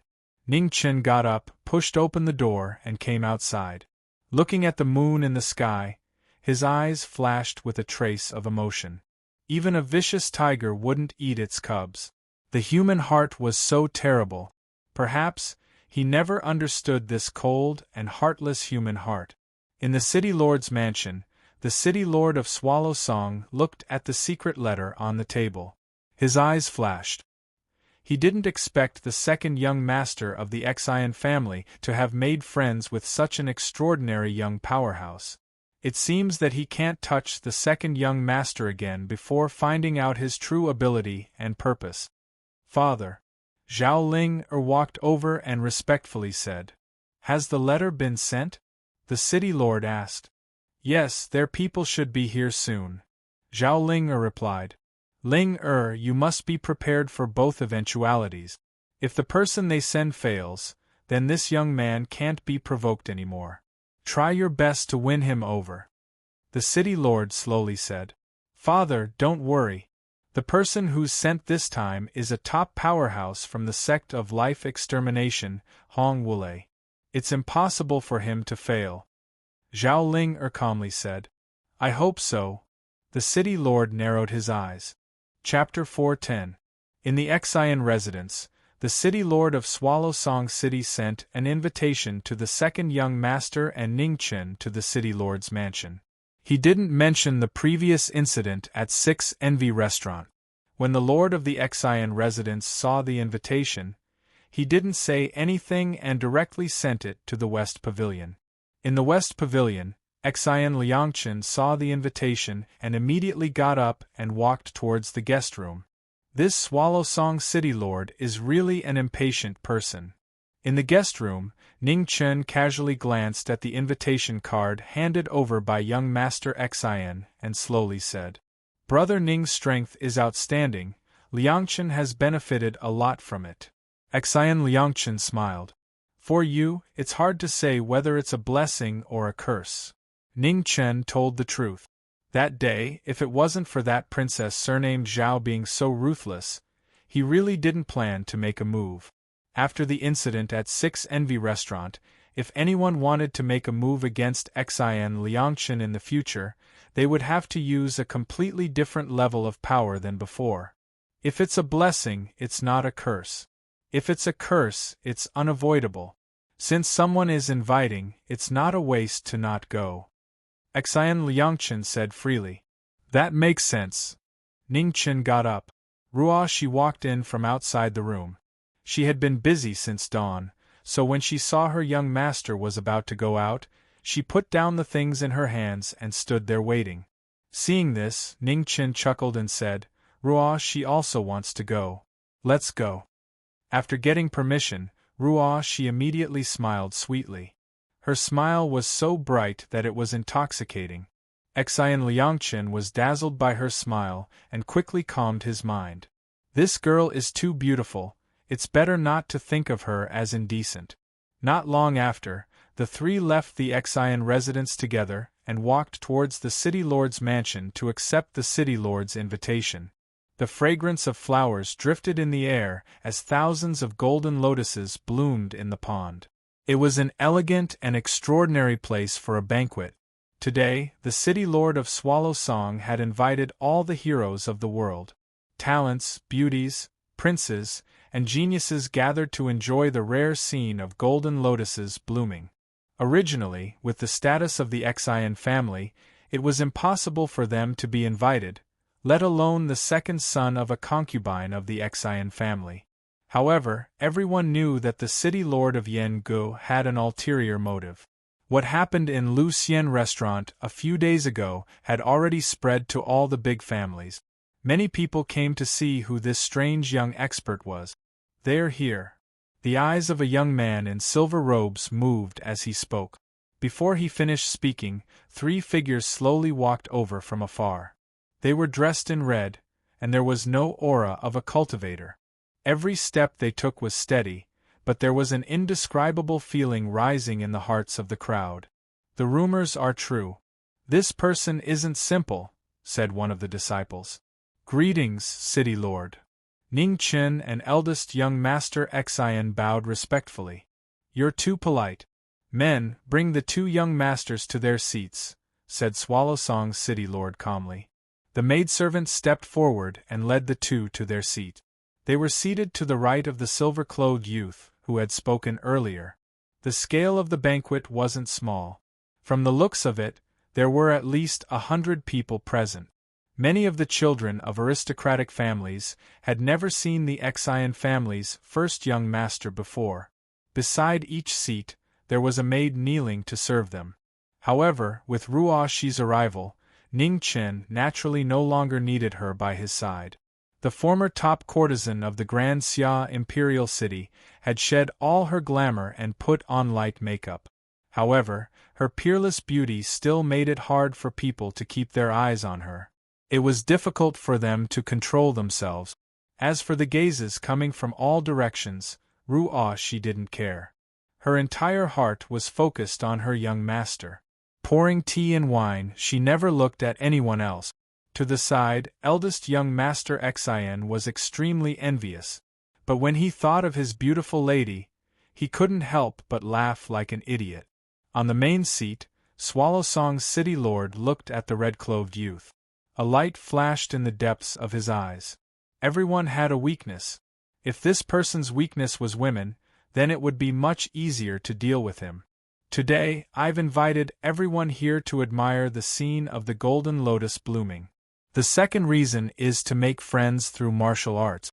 I presume everyone already knows that the 100 Empire competition is about to begin. My dynasty's imperial emperor has issued a decree a few days ago, ordering each city to quickly select their 3 strongest representatives.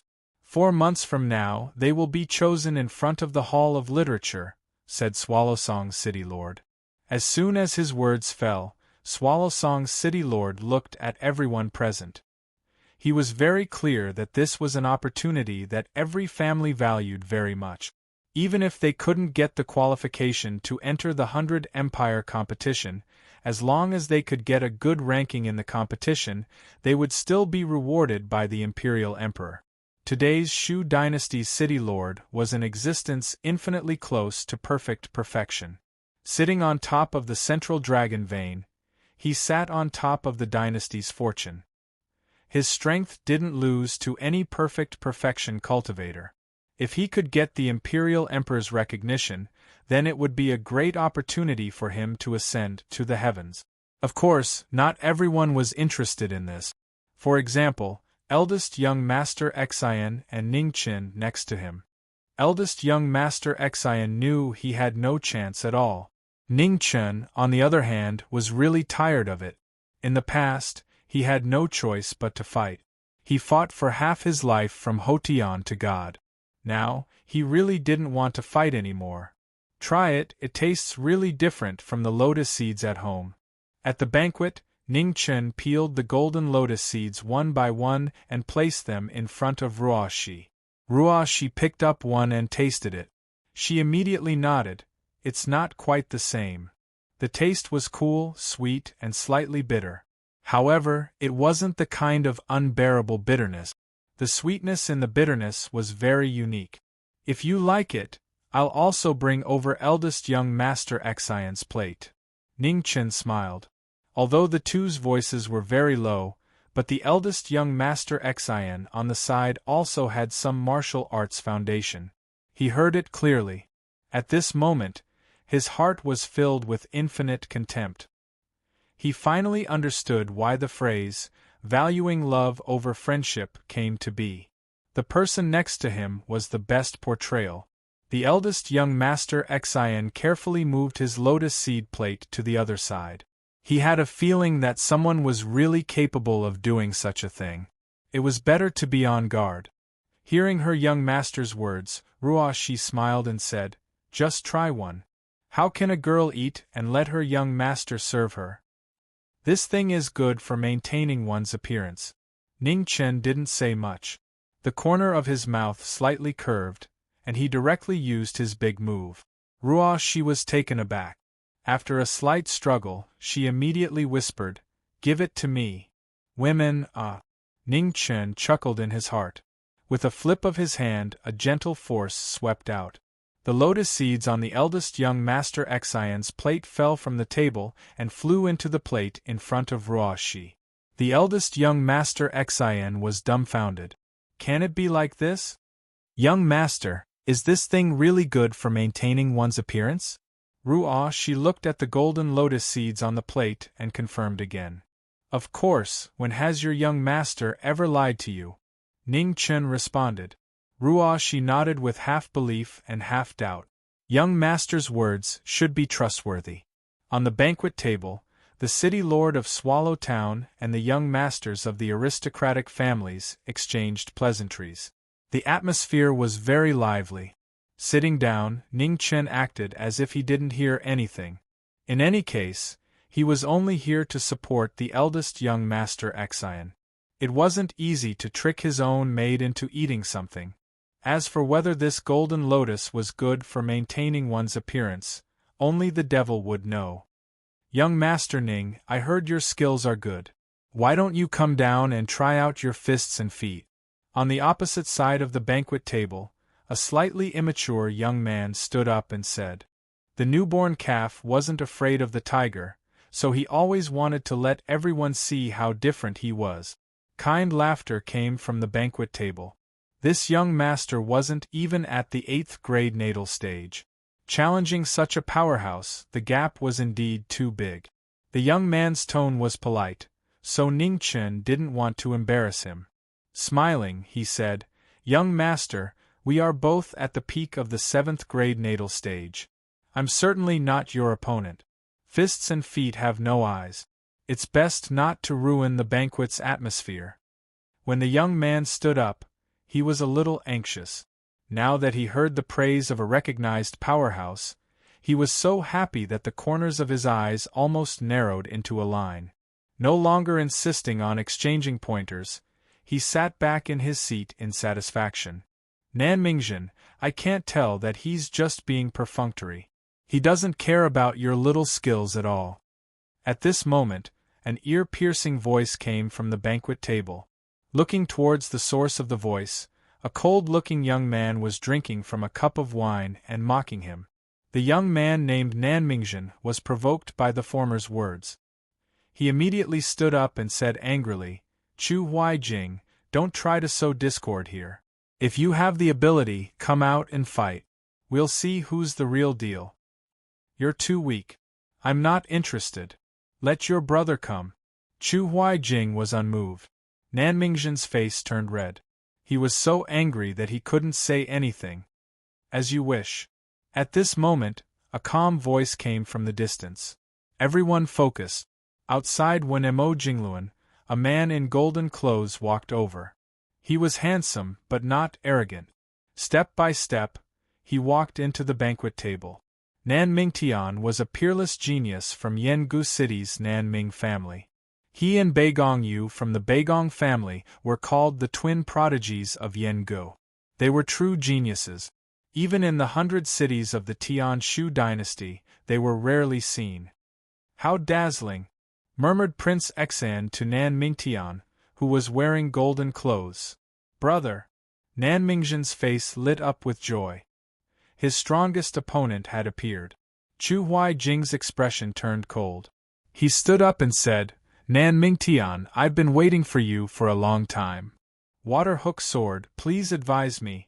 There was a flash of azure light. Chu Huaijing stood between the two tables and waved his sword. His battle-intent sword. Golden Dawn, I'll let you understand the etiquette of the sword. Nan Mingtian took a step forward and unsheathed his sword. In an instant, an endless amount of golden light shone out. It was like a rising sun, dazzling people's minds. The young geniuses were going to fight. Everybody was astonished. They also wanted to see how strong one of the twin prodigies of Yangu could be. On his seat, the mayor of Yangu City didn't stop the battle. There were 3 candidates from Yangu City. Of the 2 people in front of him, at least one of them would win. The winner of this battle would determine how high Yangu City could reach in the competition. The swords hummed softly as the 2 swords clashed. With a clang, boundless turbulence was created. Chao Tianji and Bai Shaoran moved to the front of the 2-seat. They activated their true essence to block the scattered shockwave. In the battle, the golden light was blazing and the water hook sword was condensed. They kept crossing each other. The 2 swords had been opposing each other since they were made. Today, they would finally decide who was stronger and who was weaker. Chapter 4:11. When Mo and Jingluan, the 2 swords clashed, their sharpness blossoming. These 2 geniuses of the younger generation used the sword to prove their martial prowess. This battle of the peak attracted the attention of everyone present. Nan Mingtian's golden sword was dazzling, like the rising sun, its light illuminating the world. It was a proud sword cultivator, shocking everyone. The hooked water sword was gentle and soft, dispersing the power of the rising sun. An ice-cold chill circulated, opposing each other. The battle between the 2 geniuses was difficult to determine. Every move was top-notch, intoxicating everyone watching. Brother Ning, who will win? Xian Chern turned his head and asked, only to find that someone was still focused on peeling the lotus seeds for his maid. He couldn't help but have a headache. Shouldn't masters appreciate each other? How come this brother Ning doesn't seem to be paying attention? I don't know, don't ask me about the fight. Ning Chen didn't raise his head as he put the peeled lotus seeds on the plate in front of Ruo Shi. He didn't seem to care about the battle at all. Young Master Ning, is this battle not enough to enter your eyes? At this moment, a silver-robed young man on the left side of the table softly asked. Young Master Beigong's words are too serious. I'm just not interested in fighting, nothing else. Ning Chen put the last lotus seed on the plate and calmly said. Hearing the 2 words Beigong, young Master Xian looked away in surprise. Could this young man be the other one of the twin prides of Yen and Gu, who stood side by side with Nan Mingtian? He had never seen him before, so how did Brother Ning know? Young Master Ning's eyesight is extraordinary, Beigong Yu admires it. But there's something I don't understand. The 100 Dynasties competition is a rare opportunity for every cultivator to prove their martial prowess. If young Master has such ability, why don't you want to show it? Beigong Yu sternly asked. I'm tired of it. Everyone has their own ambitions, so I can't force them, right? Ning Chen smiled and replied. Unfortunately, Beigong Yu had always wanted to compete with young Master Ning. It seems I won't have this chance. Beigong Yu sighed with regret. Ha! Ning Chen chuckled and glanced at the 2 people in the battle. Young Master Beigong, you won't be lonely. Before he finished speaking, the stalemate finally changed. Nan Mingtian's body shone with golden light as the sun rose from his sword. The sun illuminated the 9 heavens and shocked everyone present. With a ping sound, the 2 swords clashed, and a waterfall of blood sprayed out. Chu Huaijing had been defeated. Thanks for letting me win. Returning Jin Shi to its scabbard, Nan Mingtian turned around and walked to the side of the table. The battle isn't over yet. Where are you going? Right at this moment, the hooked water rose again, streaking across the air like a cold blade, pressing towards his life. Chu Huijing, you've crossed the line. A silver light flashed as the long and narrow silver blade blocked the hooked water sword radiance. Bei Gongyu appeared on the battlefield and said indifferently. Behind Nan Mingtian, Jin Shi paused and turned around to look at the silver-robed young man. Bei Gong, when shall we fight? Let's talk about it later. Right now, I want to fight with that young Master Ning. You have to line up. Bei Gongyu's silver blade moved, forcing Chu Huijing back. Nan Mingtian looked over at the red-robed young man and nodded. He really is an expert. However, it won't be easy for you to get what you want. The red-robed young man no longer had any battle intent. It was clear that he hadn't truly fought in a long time. People who liked to fight but didn't like to fight were the hardest to challenge. Let's leave it to fate. Didn't you go to the Sea God Palace at the bottom of the South Sea? Why did you come back so quickly? I ran into a peak sword expert. I couldn't get past him, so I came back. Nan Mingtian didn't hide anything. Even you couldn't get past him? It seems the Sea God Palace is even more mysterious than we thought, said Bei Gongyu gravely. The two most dazzling heavenly geniuses of Swallow Song City chatted as they returned to their seats. Chu Huijing's expression changed again and again. He snorted coldly and suppressed his urge to attack again. He returned to his seat. Brother. Seeing his brother return, Nan Mingjin was in an extremely good mood. Little brother, don't always be so impetuous. Before, young Master Ning didn't care about your impudence because you were young. But with your little bit of cultivation, you still dare to challenge him without knowing your limits, lectured Nan Mingtian. I know I was wrong, Nan Mingjin said in a low voice with a bitter expression after being reprimanded. This interlude didn't affect the atmosphere of the banquet. 1,000 lotuses bloomed, and the beautiful scenery was intoxicating. Talented women played zither and beautiful women danced, making the banquet even livelier. Just at this moment, an arrow shot through the air. It was silent and sharp, and it was aimed directly at young Master Xian. Everyone's expressions changed. They were all startled by this arrow. However, whether or not they wanted to help, it was already too late.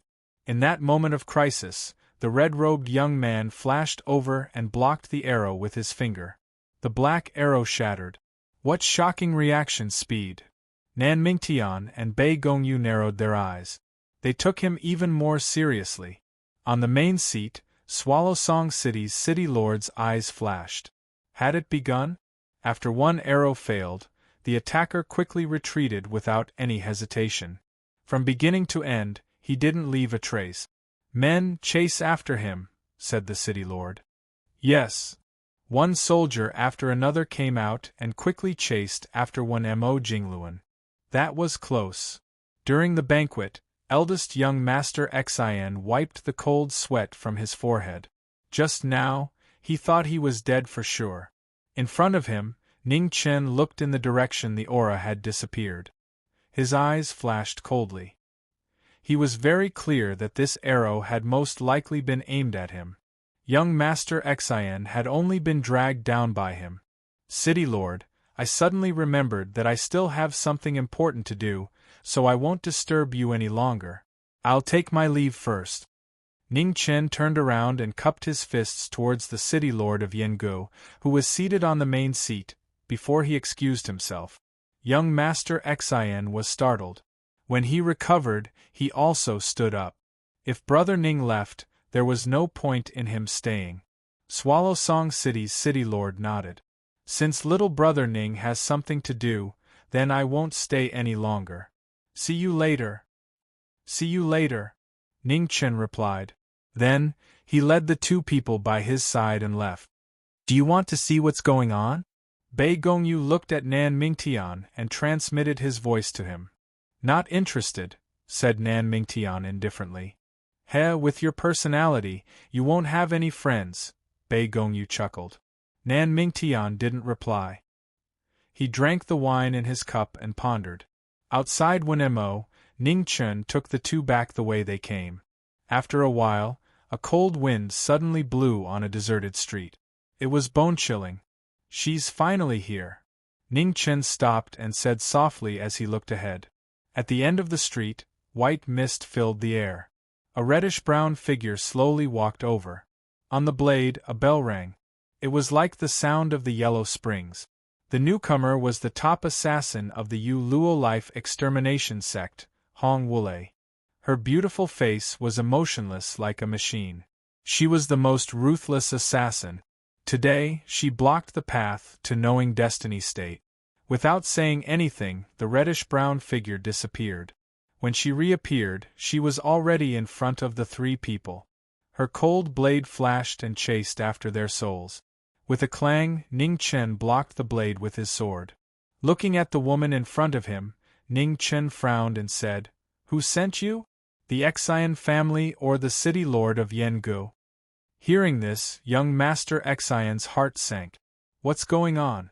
Hong Wulei didn't answer. She turned her blade and slashed. The blade was fast and extremely tricky. She had never seen such a strange martial art before.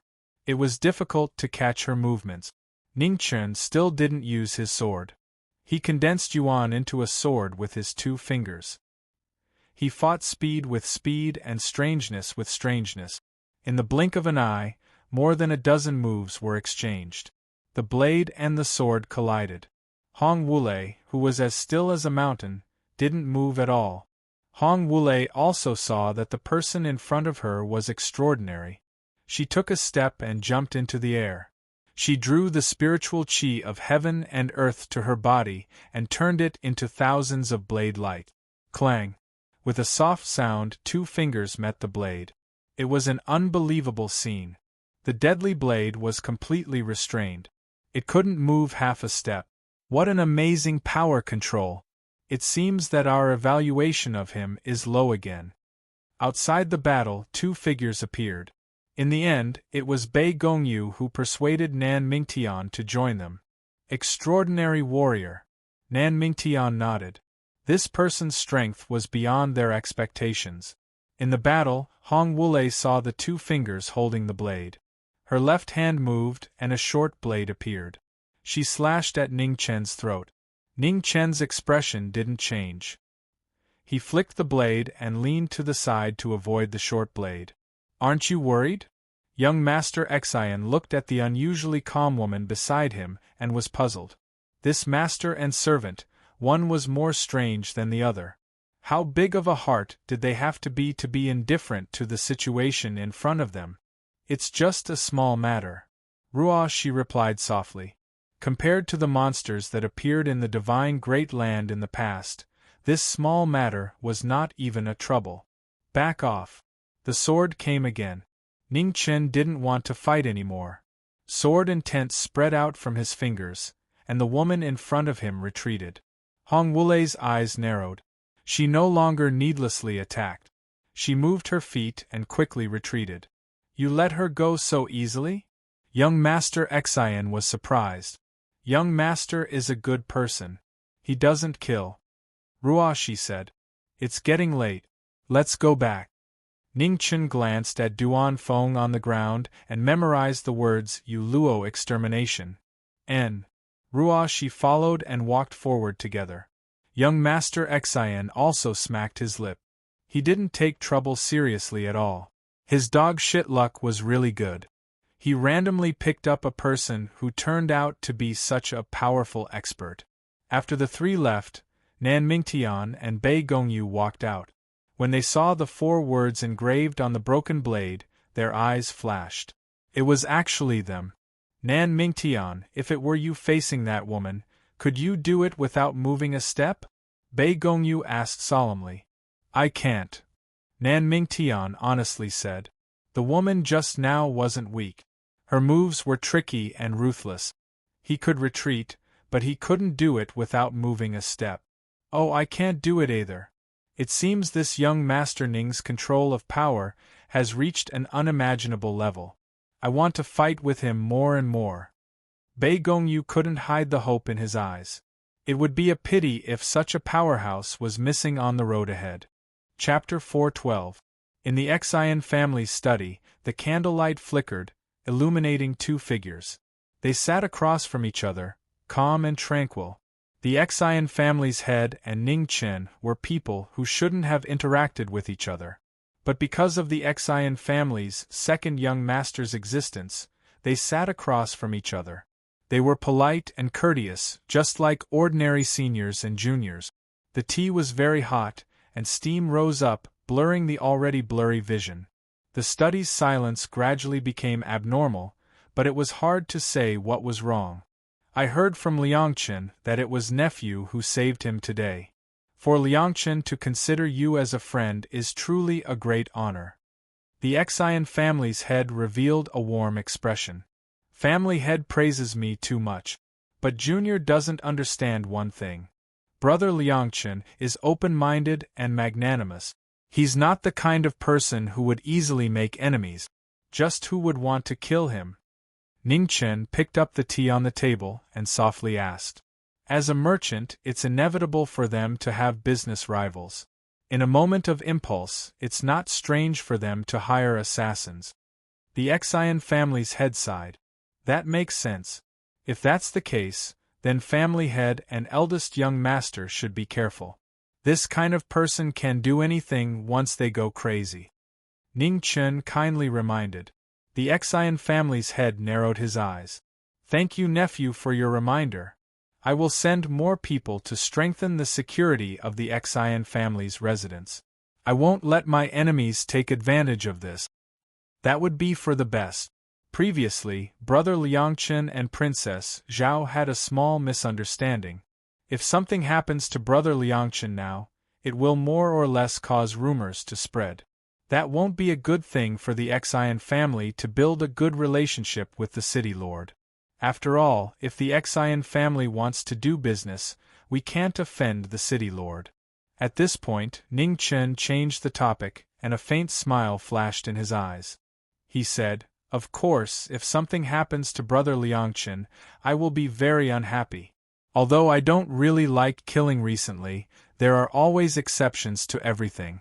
No matter if it's the person who hired the murderer, the person who sold the murderer, or the person who added fuel to the fire, I alone am enough to kill them all.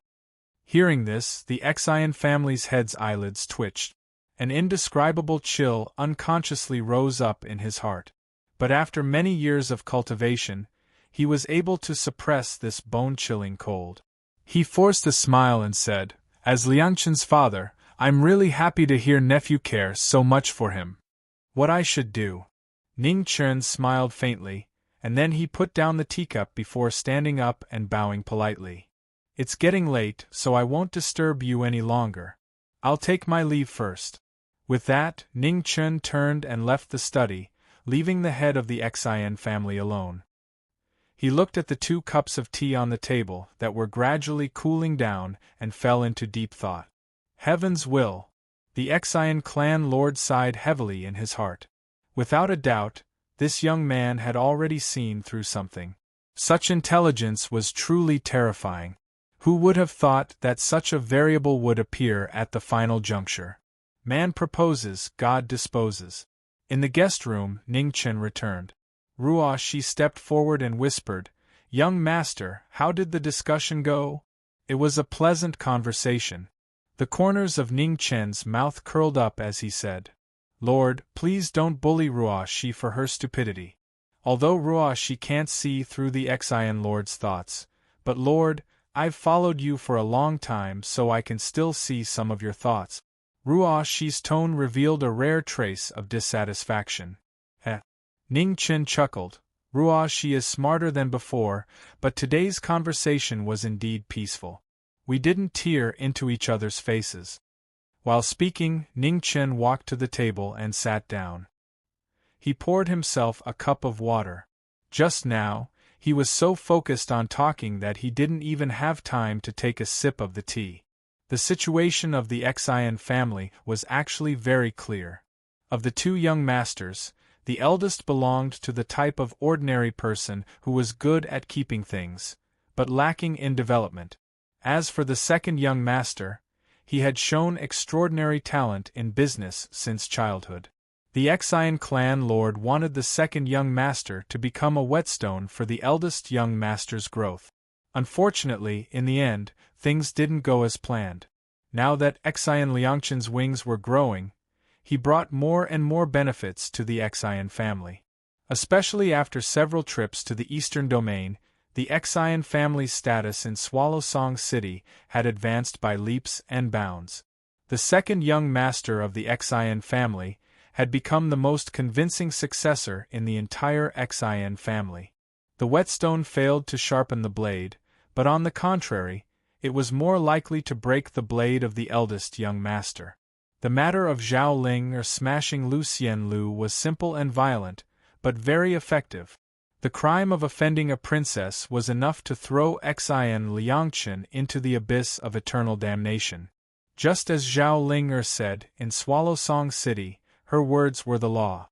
As long as no one dared to testify, it was a one-sided story. For a merchant family like the Exian family, how could they dare to offend an official family? The time and place Zhao Ling chose were also very thought-provoking. Lu Xianlu was Exian Liangchen's private property and didn't have much to do with the Exian family. And when Zhao Ling appeared, it just so happened that they had just entered the building. Zhao Ling smashed Lu Xianlu and ordered people to capture Miss Jiechi. Undoubtedly, she wanted to provoke Exian Liangchen. It wasn't a clever arrangement, but it pressed them step by step, leaving them with no way to retreat. In this world, there was only one person who could know Exian Liangchen's whereabouts, character, and even the person he liked so well, the head of the Exian family. That night, when they came back, the head of the Exian family seemed to be magnanimous. He didn't blame them and even rewarded Exian Liangchen and his mother. It was because of this that he was really sure that the head of the Exian family had something to do with what happened at Lu Xianlu. Under normal circumstances, whether what happened at Lu Xianlu was Exian Liangchen's fault or not, the Exian family would suffer the most terrible suppression for offending a princess. The head of the Exian family was too calm. Thinking about it from his perspective, if he did such a thing, no matter who was right or wrong, the result would be Zhang Sun scolding him. This was not only for outsiders to see, but also for his own people in the mansion to see. Moreover, the head of the Exian family gave Exian Liangchen and his mother to live in Donghua Pavilion, which was under the third master's name. Obviously, he was making enemies for them. If it wasn't intentional, with the head of the Exian family, how could he do such a stupid thing? One thing might be a coincidence, but when one thing after another was added together, it could only be inevitable.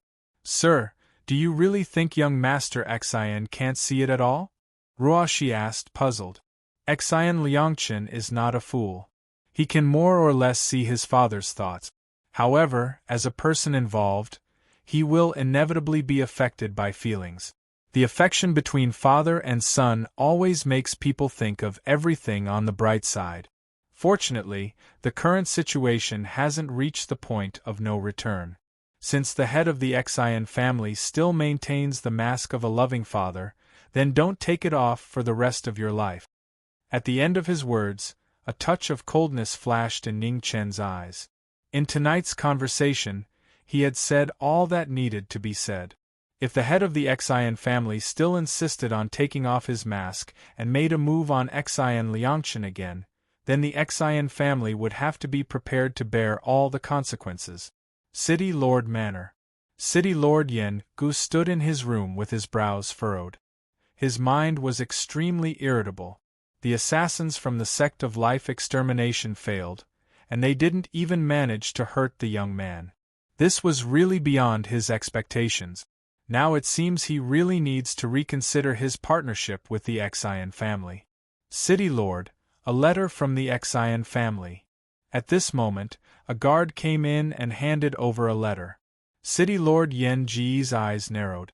After opening the letter and reading it, his expression immediately changed. This young man actually guessed it so quickly and even issued a warning. I can't hesitate anymore. City Lord Yen Ji's heart sank. He didn't care who would be the head of the Xian family in the future. There was no need to provoke such a terrifying powerhouse. It wasn't too late to salvage the situation before they shed all pretense of cordiality.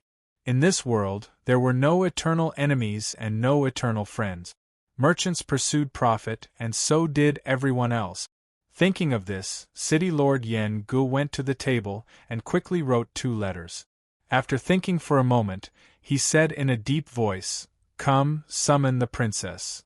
Yes. A guard obeyed. Not long after, a purple-robed Zhao Ling came in. She respectfully bowed and said, "Father, here are 2 letters. One is for the head of the Xian family. Send someone to deliver it. The other is for Ningchen.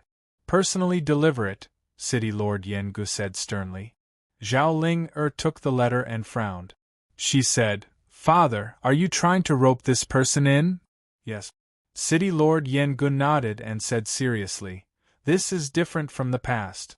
If you can avoid provoking this kind of person, you can't become his enemy." Zhao Ling didn't refute. She nodded and left. Under the moonlight, there were people who were unable to sleep in each of the 2 manors. In the silent night, a cold wind blew, causing many people to be worried. The night deepened and the moon moved west. In the courtyard, the spiritual qi around Hong Yi's body revolved and merged with the world. It became more and more hazy, as if it would break through the sky at any moment. Suddenly, a silver blade descended from the sky. It was as fast as a gust of wind, heading straight for her. In the next moment, an afterimage wearing a strange mask appeared. His silver clothes fluttered, and the blade swept past in an instant. Ning Chen's eyes narrowed. His figure flashed, dodging one blade after another. Then, he condensed Yuan into a sword finger. With a clang, he met the silver blade head-on. The surging sword qi and blade intent scattered in all directions. However, in an instant, it was blocked by the surrounding spiritual qi and disappeared without a trace. "Young Master Beigong, isn't this greeting a bit too much?" Ning Chen released the silver blade in his finger and said calmly. "Hey, you even saw through this." The person who came took off his mask. Under the moonlight, a familiar face was reflected. It was one of the twin geniuses of Yangu, Beigong Yu. "There are many people who use the blade in Yangu City, but only you have such mastery," Ning Chen said honestly. "Can't we fight?" Beigong Yu asked seriously.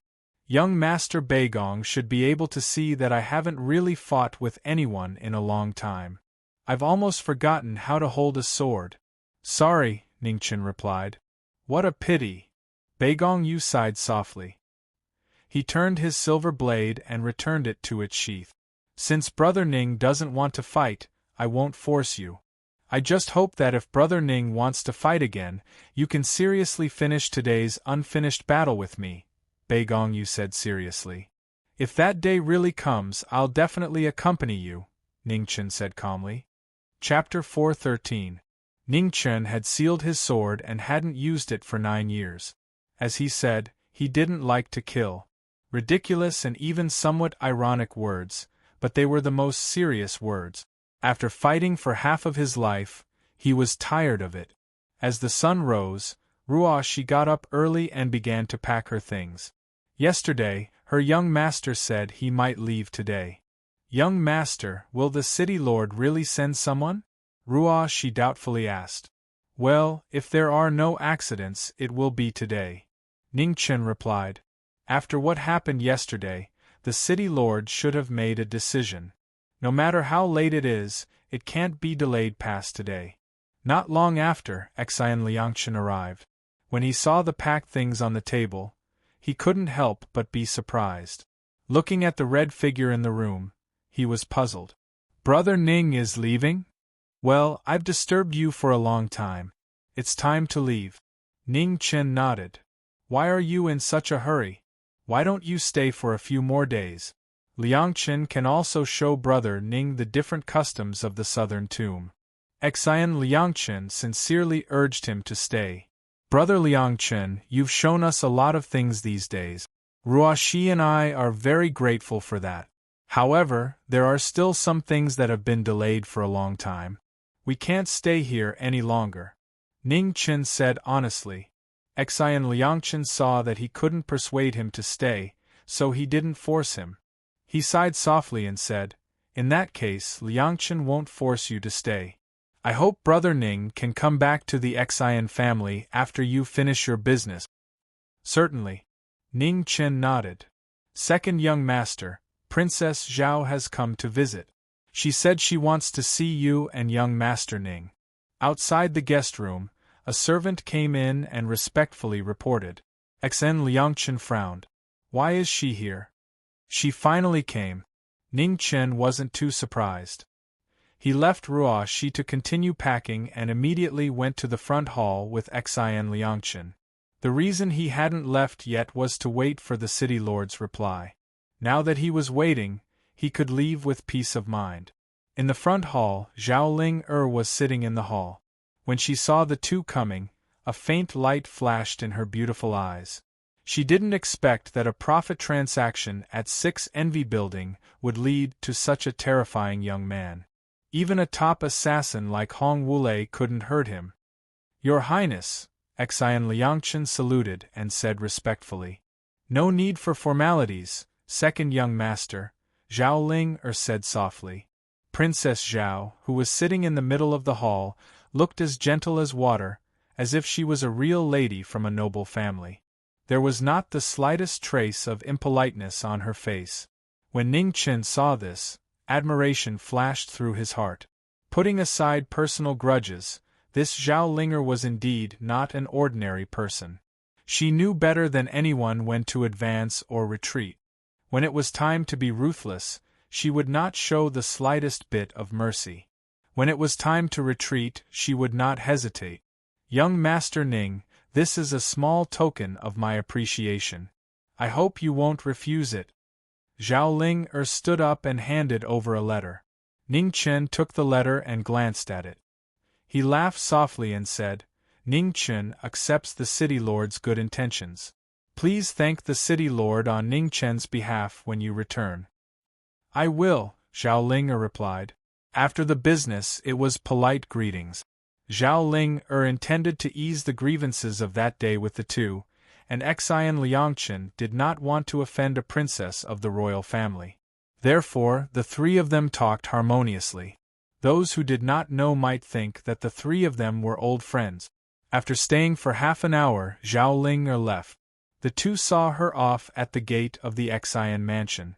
"Brother Ning, thank you." Xian Liangchen turned around and looked at the person in front of him. He was not a fool.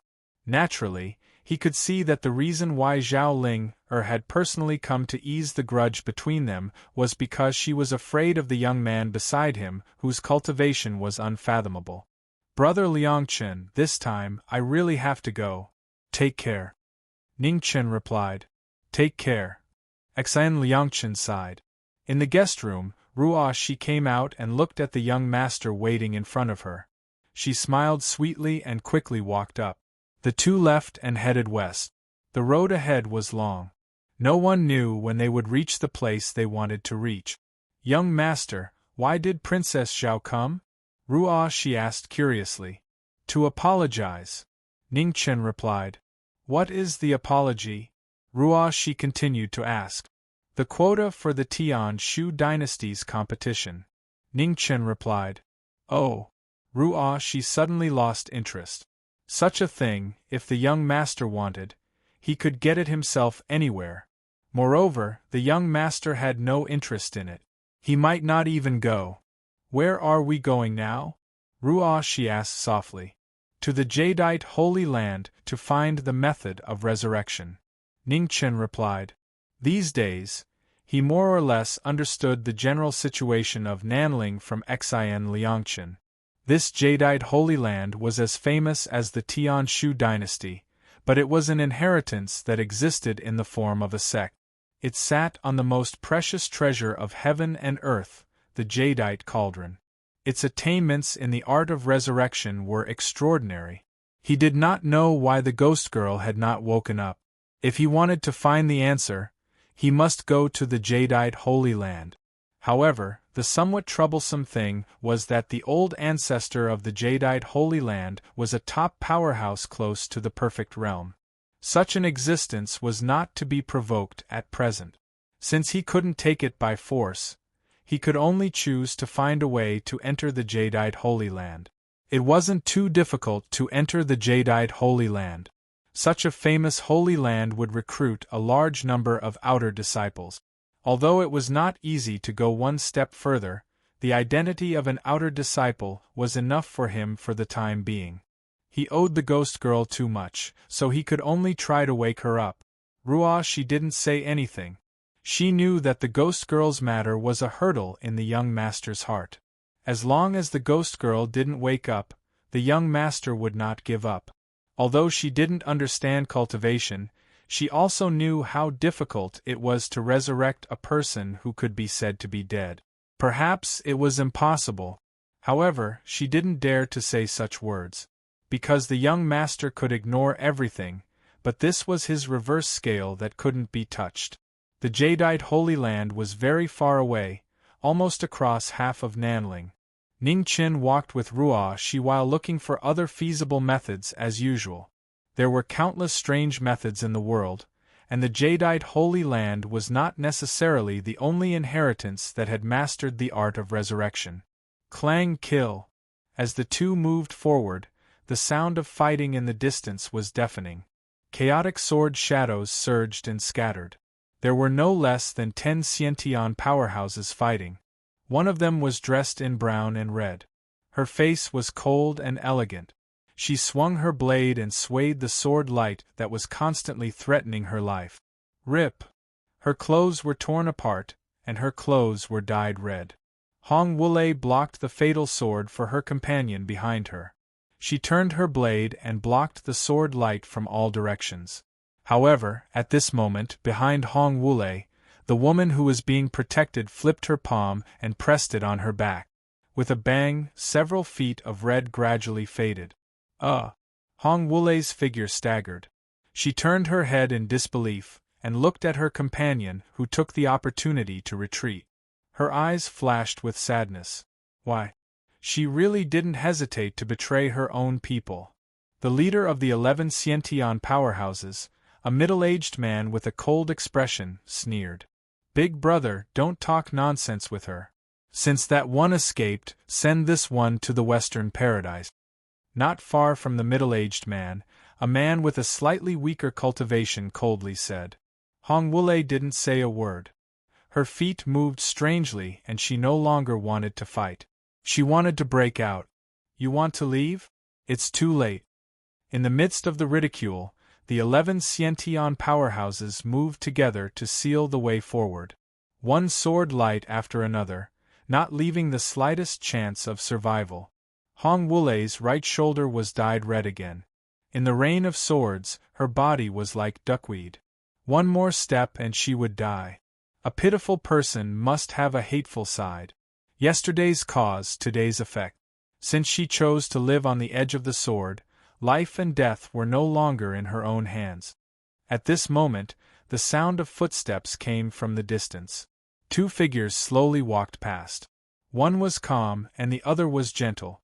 Young master, do you need help? Ruoshi asked. Life and death are up to fate. Ning Chen calmly said. Ruoshi didn't say anything and continued to move forward with the young master beside her. The sudden appearance of two people in the distance attracted the attention of everyone present. Everyone present was a Xiantian. Although they were far away, they could still perceive the existence of the two. Meeting again and passing by far without stopping, it showed that although their masters no longer cared about that day's matter, they also wouldn't help. Under the situation of certain death, Hong Wulei's eyes flashed with a touch of decisiveness. Regardless of the sword light behind her, she swung her Xiantian sword away from the three swords in front of her and immediately rushed forward. Two Xiantian swords entered her body, bringing a big waterfall of blood. One of the swords even penetrated her heart. However, in front of the desire to survive, the woman's footsteps didn't stop and continued to rush forward. Chase. Knowing that Hong Wulei was seriously injured, the 11 people quickly followed. They were determined to eliminate the source of the trouble and not give her any chance to survive. The distance of less than 1,000 feet was so far at this moment. Blood dripped from her chest and dyed her clothes red again and again. The seriously injured Hong Wulei's consciousness became more and more blurred and was close to the moment of confusion. In front of the 2 people, Hong Wulei finally couldn't hold on. In her last glance, there was only hope and pleading for survival. The next moment, she fainted. Ruah, she subconsciously reached out to catch the falling woman.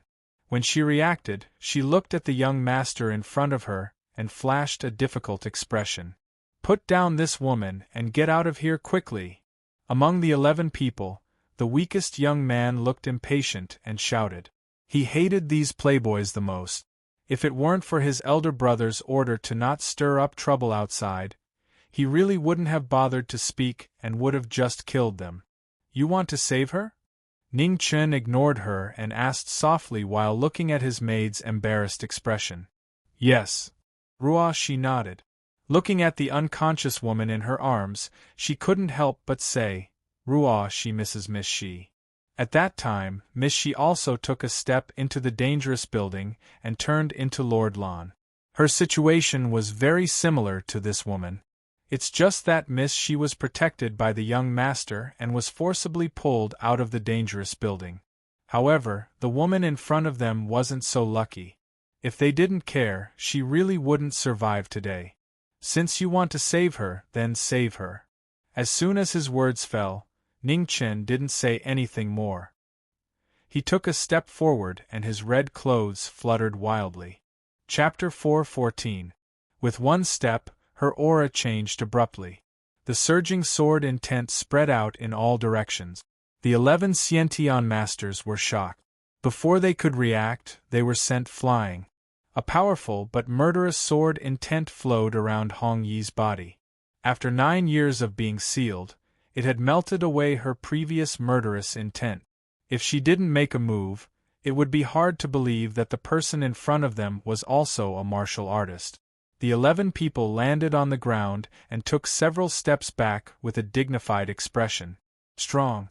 A completely different sword intent. It was different from any sword they had seen before.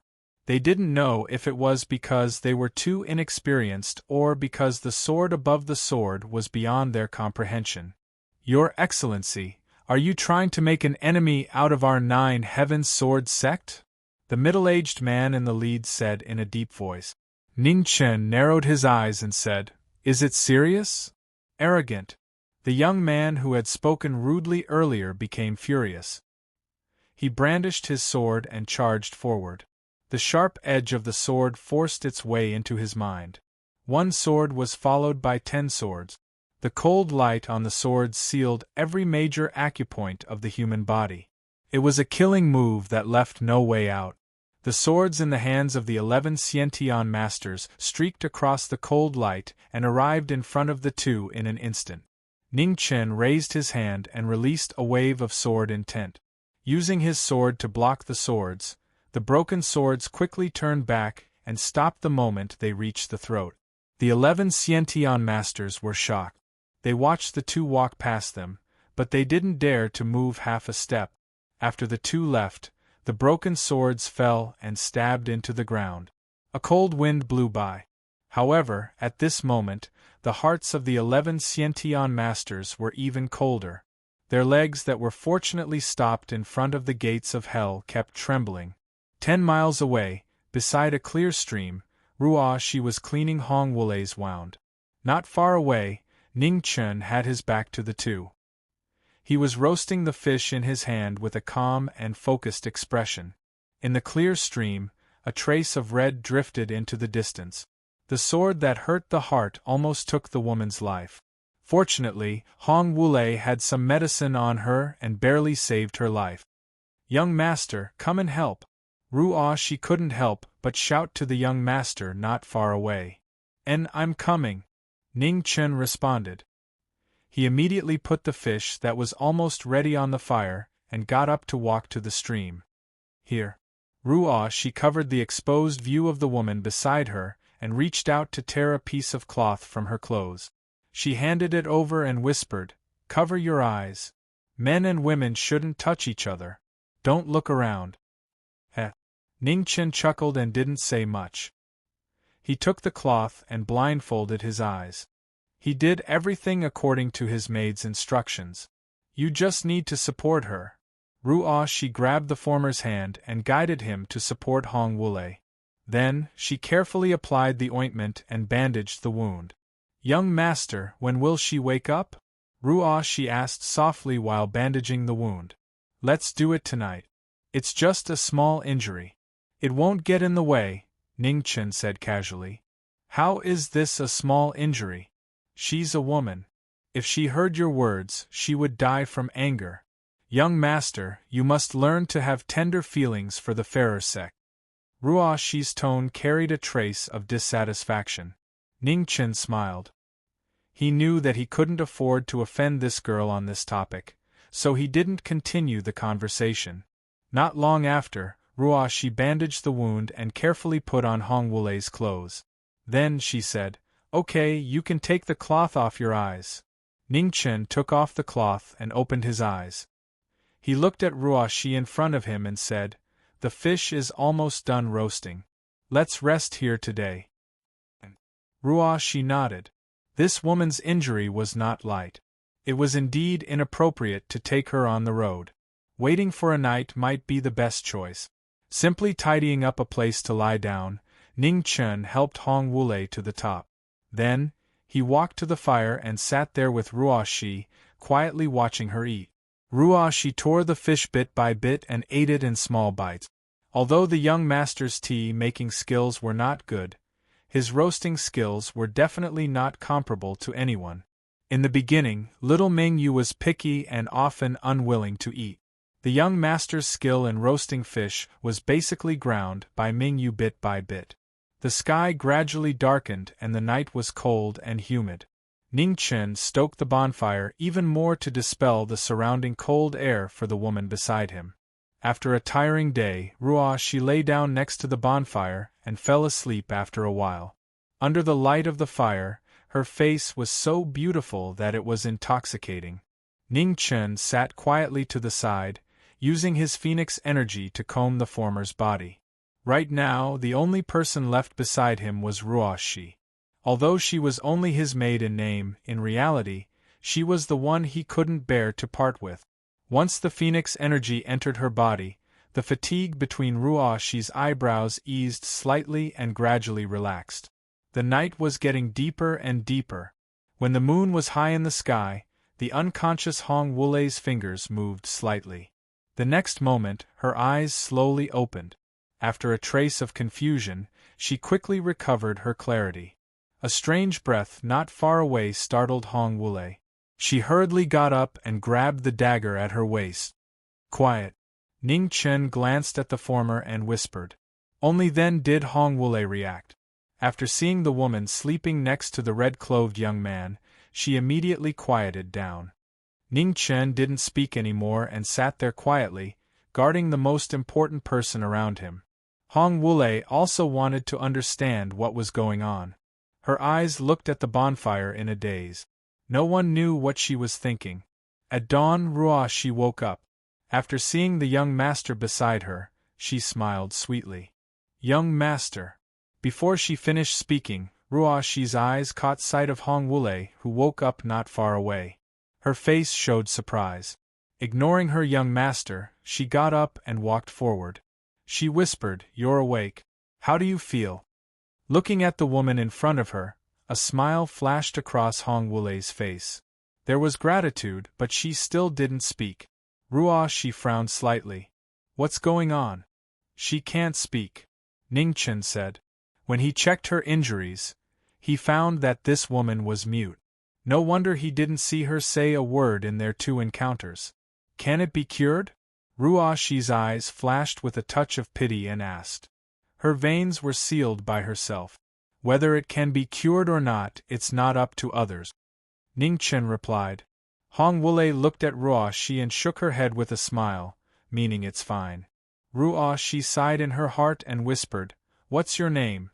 Hong Wulei picked up a branch and wrote her name in front of her. Her name was like her person, Hong Wulei. Hong Wulei, Ruo Shi whispered. The name was very pleasant to hear, but it always gave people a sad feeling. It's dawn, let's go. Ning Chen got up, waved his hand to summon the ghost palanquin, and calmly said. Hong Wulei glanced at the ghost palanquin filled with ghost energy, and a strange light flashed in her eyes. After returning to her senses, she pointed to herself, then to the palanquin, and gently shook her head, indicating that she could go on her own. Ning Chen didn't force her. He put away the palanquin, extinguished the bonfire on the ground, and immediately prepared to continue on their journey. Ruo Shi helped Hong Wulei up and followed him. They weren't far from the nearest city, but with a wounded person, their speed was a lot slower. Ning Chen didn't care. He walked as fast as the two behind him. Along the way, Ruo Shi and Hong Wulei whispered something. Although Hong Wulei couldn't speak, her gestures and writing were something Ruo Shi could barely understand. Hong Wulei was a little afraid of Ning Chen, but she liked Ruo Shi very much. After talking along the way, the relationship between the two quickly got closer. When the sky was about to turn dark, the three finally arrived at the nearest Qi city. They found a nearby inn and booked 2 rooms to rest. Ruo Shi said she wanted to take care of Hong Wulei, so she didn't ask for a separate room. Ning Chen wasn't worried that Hong Wulei would harm Ruo Shi. His room was next door. This distance couldn't stop him. Young master, the bed is ready. Please rest early. Ruo Shi turned her head and said. N. Ning Chen nodded. Young master, let's stop here for a few days. Miss Wu Lei's injury is not light. She needs to rest. Ruo Shi stepped forward and asked. Okay, whatever you say. Ning Chen whispered. Young master is the best. Ruo Shi smiled and said. Oh, you really know how to talk. Ning Chen laughed. Please rest early. I won't talk with you anymore. Miss Wu Lei still needs someone to take care of her. After speaking, Ruo Shi didn't stay any longer. She walked out of the room, gently closed the door, and walked to the room next door. In the next room, Hong Wulei was sitting on the bed. After seeing Ruo Shi walk in, a smile appeared on her face. I've already sent young master to rest. In fact, you don't have to be so afraid of him. Young master is very easy to talk to. Ruo Shi stepped forward and raised the pillow behind the woman and whispered. Hong Wulei chuckled and pointed to the former and then to herself. What she meant was that for that young master, the two of them were different. Although it was that young master who saved her, the one who really made the difference was Ruo Shi. She knew very well that young master was definitely not a soft-hearted person. Wulei, we will stay here for a few days. After your injury is almost healed, we will continue on our journey. However, the place I and young master are going to is a bit far. Do you want to go together? Speaking of this, Ruo Shi hesitated for a moment and whispered, I heard from young master what kind of organization Luo Life Extermination Gate is. If possible, you'd better not go back. Such a life is too dangerous after all. Revenge. Hong Wulei stretched out her hand and gently wrote a word on the quilt. The secret hidden in her heart for many years was revealed for the first time today. In the next room, Ning Chen stood in front of the window and quietly looked at the night scene outside. His eyes flashed with thoughts. This Hong Wulei is not simple. She sealed her ability to speak with the meridian sealing technique. If it's not a big conspiracy, then it's a big enmity. Luo Life Extermination Gate was the top assassin organization in the entire southern tomb. It was rumored that the 3 sect masters were each more terrifying than the other. The major sects and dynasties were very afraid of them. Hong Wulei's aptitude was also first class among the people he had seen. It's just that she lacked the guidance of a strong master. That's why she was inferior to young geniuses like Nan Mingtian and Bei Gongyu. In the next room, She looked at the life story written by Hong Wulei. Her eyes reddened and flashed with unbearable tears. "Can I let young master teach you?" She whispered. Although she didn't know how powerful young master was, he should be much more powerful than many people. Hong Wulei was slightly startled when she heard this. She subconsciously looked at the side room with fear in her eyes. Chapter 4:15. At dawn, She knocked on the door next door. After hearing the young master's reply, she gently pushed the door open and entered. "Young master, She greets you." She said with a smile on her face. Ning Chen glanced at She who came in, and the corner of his mouth curved slightly. This girl most likely has something to ask of him. "Young master, can She ask you for a favor?" Sure enough, She stepped forward and gently massaged his shoulders. "Say it." Ning Chen smiled. "Can you give some pointers to Wu Lei's cultivation?" "Just a few days will do." She used some strength in her hands and requested. Ning Chen turned his head slightly and looked at She who was close at hand. He teased, "It seems that you two are getting along well. You sold your young master out so quickly." "Young master, did you agree?" She's eyes flashed with expectation. Ning Chen nodded gently. He didn't care about Hong Wulei, but he didn't want to refuse She's request. "Thank you, young master." She smiled and immediately called the woman who had been waiting outside the room. "Wulei, the young master has agreed. Hurry up and come over." As soon as her voice fell, Hong Wulei walked into the room with a bit of nervousness and gratitude on her beautiful face. She respectfully bowed. "These 2 days you should recuperate first. 2 days later, we will set off. Before we reach the Yuheng Holy Land, you can learn as much as you can," Ning Chen said calmly. Hong Wulei nodded silently. She knew that this was her best opportunity. Whether she could truly become a powerhouse or not depended on how much she could comprehend along the way. 2 days wasn't a long time. For a cultivator, it was a blink of an eye. Although Hong Wulei's injuries hadn't healed yet, she had no problem walking like an ordinary person. 2 days later, Ning Chen took the two to continue their journey. She intended to give Hong Wulei more opportunities to receive guidance, so every once in a while, she would pretend to be tired and ask for a rest. Ning Chen clearly saw through his maid's thoughts, but he didn't point it out. According to the agreement, he seriously guided Hong Wulei's cultivation. No matter how the world tries to beautify the essence of swords and sabers, they are still killing weapons in the end. How you use the weapons in your hands will have a decisive impact on your strength. Your foundation isn't bad, but you're overly focused on your moves. Although your opponent might be temporarily at a disadvantage because they're not familiar with your style, the more experienced a person is, the faster they'll be able to adapt. Your advantage will quickly disappear, and it might even become a disadvantage. As he spoke, Ning Chen's figure flashed and dodged the blade. He condensed his sword finger and attacked Ning Chen's heart meridian. Hong Wulei wanted to block, but his saber was tied to itself. It was too late for him to block. Can you see why? In front of his chest, Ning Chen stopped moving his fingers and said calmly, "The more complicated a move is, the more flaws it will have, and the slower it will be to counterattack. Unless you have an overwhelming amount of true origin, if you pursue complicated moves too much, you'll just be spinning a cocoon around yourself." After saying all this, Ning Chen didn't say anything else. He walked away, leaving her to practice on her own. Is that all? When She saw her young master coming over, she couldn't help but exclaim in surprise. "He only gave a few words of advice. Isn't that too fast?" "It's already a lot. Everything has to be done step by step." "There's no need to rush," Ning Chen replied. She didn't quite understand, but if her young master said it was a lot, then it really was a lot.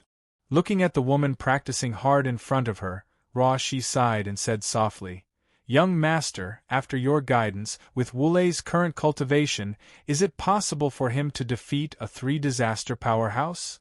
It's very difficult, Ning Chen said honestly. Hong Wulei's cultivation was at the third Xiantian tribulation, far from the three disasters. Although it wasn't impossible for him to go against the flow, the premise was that he had an absolutely powerful trump card. In the past, Senior was able to fight against the invincible martial monarch with a fourth tribulation cultivation. That was because Senior's sword was incomparably accurate. The martial monarch's moves were blocked, making it difficult for him to display his full strength. The other person was Mu Bai. In this world, Mu Bai was probably the person closest to the Sword of Origin. It was difficult to measure him with his realm. In addition to these two, there were several others. Although they were a bit lacking in height, they could still barely fight across realms. For example, Luan Fengchen, Mu Qian Shang, Barbarian King, and so on. Such people were very rare. Hong Wulei obviously hadn't reached this level yet, so he could only do his best. The southern tomb was much bigger than expected. The three walked and stopped for more than a month, but they had only covered less than a third of the distance. They were still far from the Jade Holy Land. For more than a month, Hong Wulei abandoned his previous tricky habits and simplified the complicated. Starting from the most basic, he honed his own moves and styles. Ning Chen didn't teach him much. Occasionally, he would point out the deviation in his moves, but he didn't teach him any techniques or move. Hong Wulei didn't have any dissatisfaction and improved his habits little by little. He was diligent but not greedy. The woman's perseverance was impressive. Although Ning Chen didn't ask, he could more or less guess that the woman in front of him who was practicing hard should have a great hatred buried deep in her heart. Ning Chen had always regarded the Buddhist saying of repaying grievances as nonsense. If any hatred could be forgiven, then what was the use of morality and law in the world? Whether or not Hong Wulei could take revenge in the future, he didn't have the qualifications to care. Because of Ruoxi's soft-heartedness, their fate was only on this road. When the road ended, their fate would end. As for how much she could improve, it would depend on her own good fortune. No one could decide the fate of others, and he was the same. The road had to be walked by oneself. If Hong Wulei chose to take revenge, then she must be prepared to bear all the consequences. Living was luck, dying was fate. More than a month later, the Jade Holy Land was getting closer and closer. It was no longer as unreachable as before. Ruoxi's eyes flashed with worry. She knew that the Jade Holy Land wasn't far away, which meant that the young master's time to guide Hong Wulei was getting less and less. Young master, she no longer has any relatives. Please help her again. Ruoxi couldn't bear it and begged again. She understood how difficult it was for a lonely woman to live in this world. If she hadn't been brought back to the Marquis mansion by the young master, perhaps she wouldn't have had the courage to continue living. Hong Wulei was stronger than her. For so many years, she had silently endured too much suffering. In order to hide her identity, she didn't hesitate to seal her meridians and make herself lose the ability to speak. For more than 10 years, she couldn't speak a word. What kind of perseverance was needed to bear such suffering? Ning Chen was silent for a moment. Then, he picked up a branch from the ground and looked at Hong Wulei in front of him. He calmly said, "Attack." Hong Wulei nodded and stepped forward. The long sword in her hand swept out. It was a simple move, but it was more difficult to resist than before. Hong Wulei's strange movement technique flashed across the water. When the sword fell, Hong Wulei's figure dissipated. It was just an afterimage. Hong Wulei was startled. Without thinking, he changed the direction of his saber and held it in a reverse grip, slashing behind him. Good reaction. Behind Hong Wulei's figure condensed, but the moment the sword approached, it dissipated again. Hong Wulei had never seen such a movement technique before. The more she fought, the more shocked she became. She never thought that there was such an exquisite movement technique in the world. But the branch was knocked down. Hong Wulei's right hand went numb. She couldn't hold the cold sword in her hand, and it fell to the ground. Red light flashed. Ning Chen stopped and looked at the woman in front of him. He said seriously, "There are traces of my footsteps on the ground. Remember it carefully and practice seriously. This is for you to save your life." Hong Wulei was startled. She quickly recovered and respectfully bowed. She would never forget the kindness of teaching her. In the last month or so, Ning Chen didn't teach her anything. Most of the time, Hong Wulei practiced silently. Occasionally, she would ask for advice if she couldn't figure it out. The 4-month journey had finally come to an end. The jadeite Holy Land was close at hand. For the first time, Hong Wulei took the initiative to challenge her benefactor to verify the results of the past 4 months. Ning Chen didn't refuse. Although he sealed his sword and replaced it with a dry branch, he met the cold sword he taught. There was no surprise in the outcome of the battle. Hong Wulei was still defeated. There was an absolute gap in the combat experience between the two. It was not something that could be erased with 4 months of hard work. However, Hong Wulei's improvement was very obvious. At least, it was impossible for him to break the weapon in his hand like he did 4 months ago without taking a step back. At the end of the battle, Hong Wulei put away her sword and respectfully bowed to her benefactor in front of her. Parting was imminent. Ruo Shi's eyes were filled with tears. In the past 4 months, the two had almost become friends who talked about everything. However, they both had their own things to do. It was impossible for them to always walk the same path. Ruo Shi stepped forward and hugged her goodbye. She whispered, "Don't force yourself too much. If you encounter trouble that you can't deal with, come to us." Hong Wulei nodded. Although she was reluctant, she still hardened her heart and turned away. A cold wind blew past, and the dark red figure gradually disappeared into the distance. Not long after, she disappeared. "Let's go too." Ning Chen looked at Ruo Shi and said. Ruo Shi put away her thoughts and responded. Half a day later, the two stepped into the territory of the Yuheng Holy Land. As an inheritance that was on an equal footing with the Tianshu dynasty, there were countless powerhouses in the Yuheng Holy Land. Xiantian masters could be seen everywhere. The deacon elders were at least above the 5th tribulation. Ning Chen came to find the art of resurrection. Therefore, he deliberately chose the identity of an outer disciple. First, it wouldn't arouse suspicion. Second, it was to stay as far away as possible from the old ancestor in the Yuheng Holy Land who was close to the perfect realm. The art of resurrection was a secret art of the Yuheng Holy Land. The difficulty of obtaining it was not ordinary. Especially when there was a top powerhouse who was close to the perfect realm in charge here, it was even more difficult. The majestic Holy Land was like a fairyland on earth. Under the fairyland, thousands of peaks surrounded and guarded. Tens of thousands of outer disciples lived here, practicing martial arts. They hoped that one day they could enter the mountain and become the most glorious inner disciple. The desire for longevity drove countless people to worship the mountain day and night. Some gave up wealth, and some gave up power. Ning Chen lived at the foot of the mountain, looking at the mountain in the distance. He waited for several months. Chapter 4:16. At the top of the mountain, a decree was issued. The triennial inner sect disciple competition had begun. The ban on the mountain was temporarily lifted, and the outer sect disciples were allowed to attend the competition. Within the sacred grounds, experts were as numerous as the clouds, and the inner court disciples were even the backbone of Jade Hall. There were innumerable congenital realm experts, and there were even some outstanding figures that weren't inferior to the deacon elders. At the top of the mountain, the iron chains pierced through the clouds.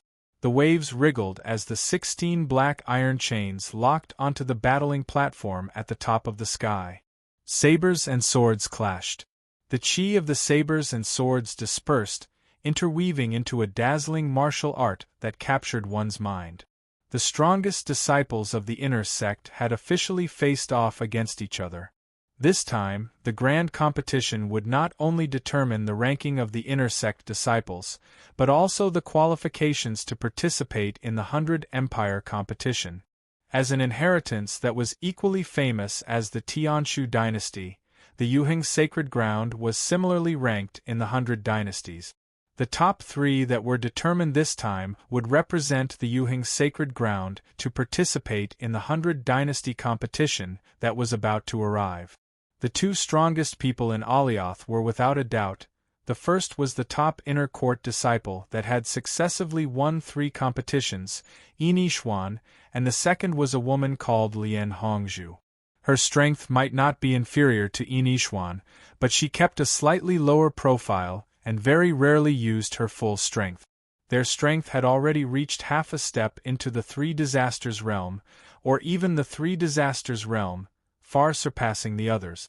As long as nothing unexpected happened, they would definitely obtain the qualifications to participate in the 100 Empire competition. The real suspense was who among the 300 inner disciples would be able to obtain the last spot. Deacon Elder, we are also disciples of the Holy Land. Shouldn't we also have the qualifications to compete for the 100 Empire competition? Among the tens of thousands of Outer Sanctum disciples, there was no lack of Xiantian realm experts. Naturally, they were unwilling to give up the opportunity that all the martial artists in the world wanted.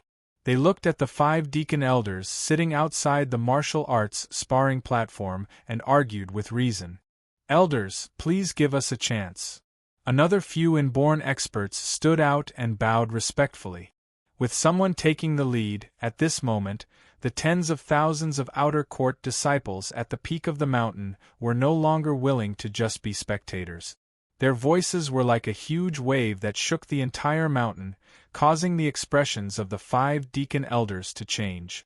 Qingwei, as they wish, as long as someone can defeat the top 10 inner disciples, we'll give them a chance. Just as the 5 deacon elders were unable to make a decision, a calm voice rang out from the depths of the mountain. Yes. In the middle of the 5, a gray-robed, white-haired old man respectfully accepted the order. At the foot of the mountain, Ning Chen gazed at the top of the mountain. The light in his eyes kept flickering. He was not interested in the 100 Empire competition, but this was indeed the best time to go up the mountain to look for the art of rebirth. Red clothes move. Flowing light flashed in an instant, so fast that it was hard to see clearly. The competition at the peak of the mountain was still ongoing. The selection of tens of thousands of outer disciples took up most of the Holy Land's attention.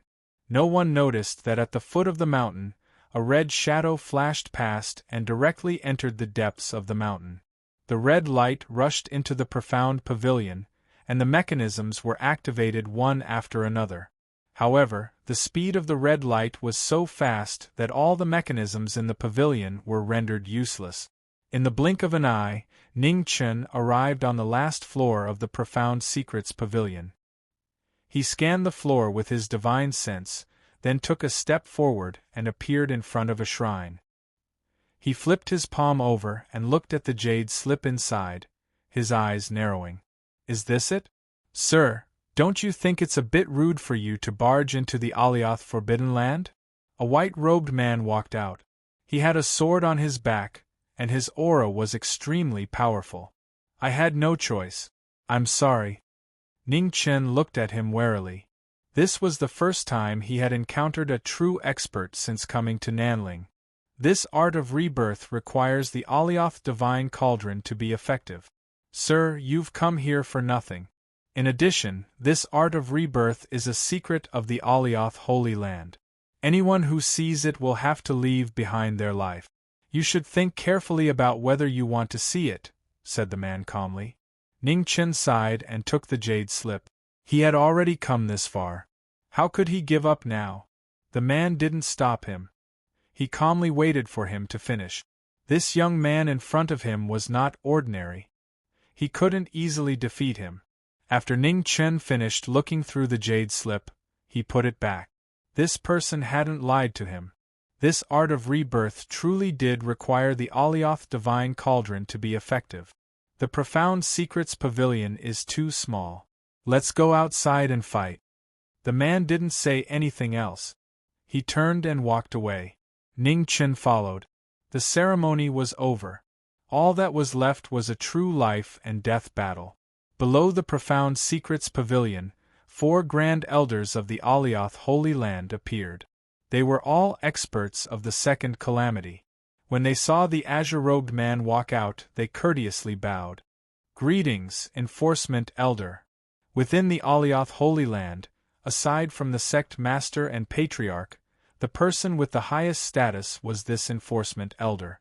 Behind him was Ning Chen.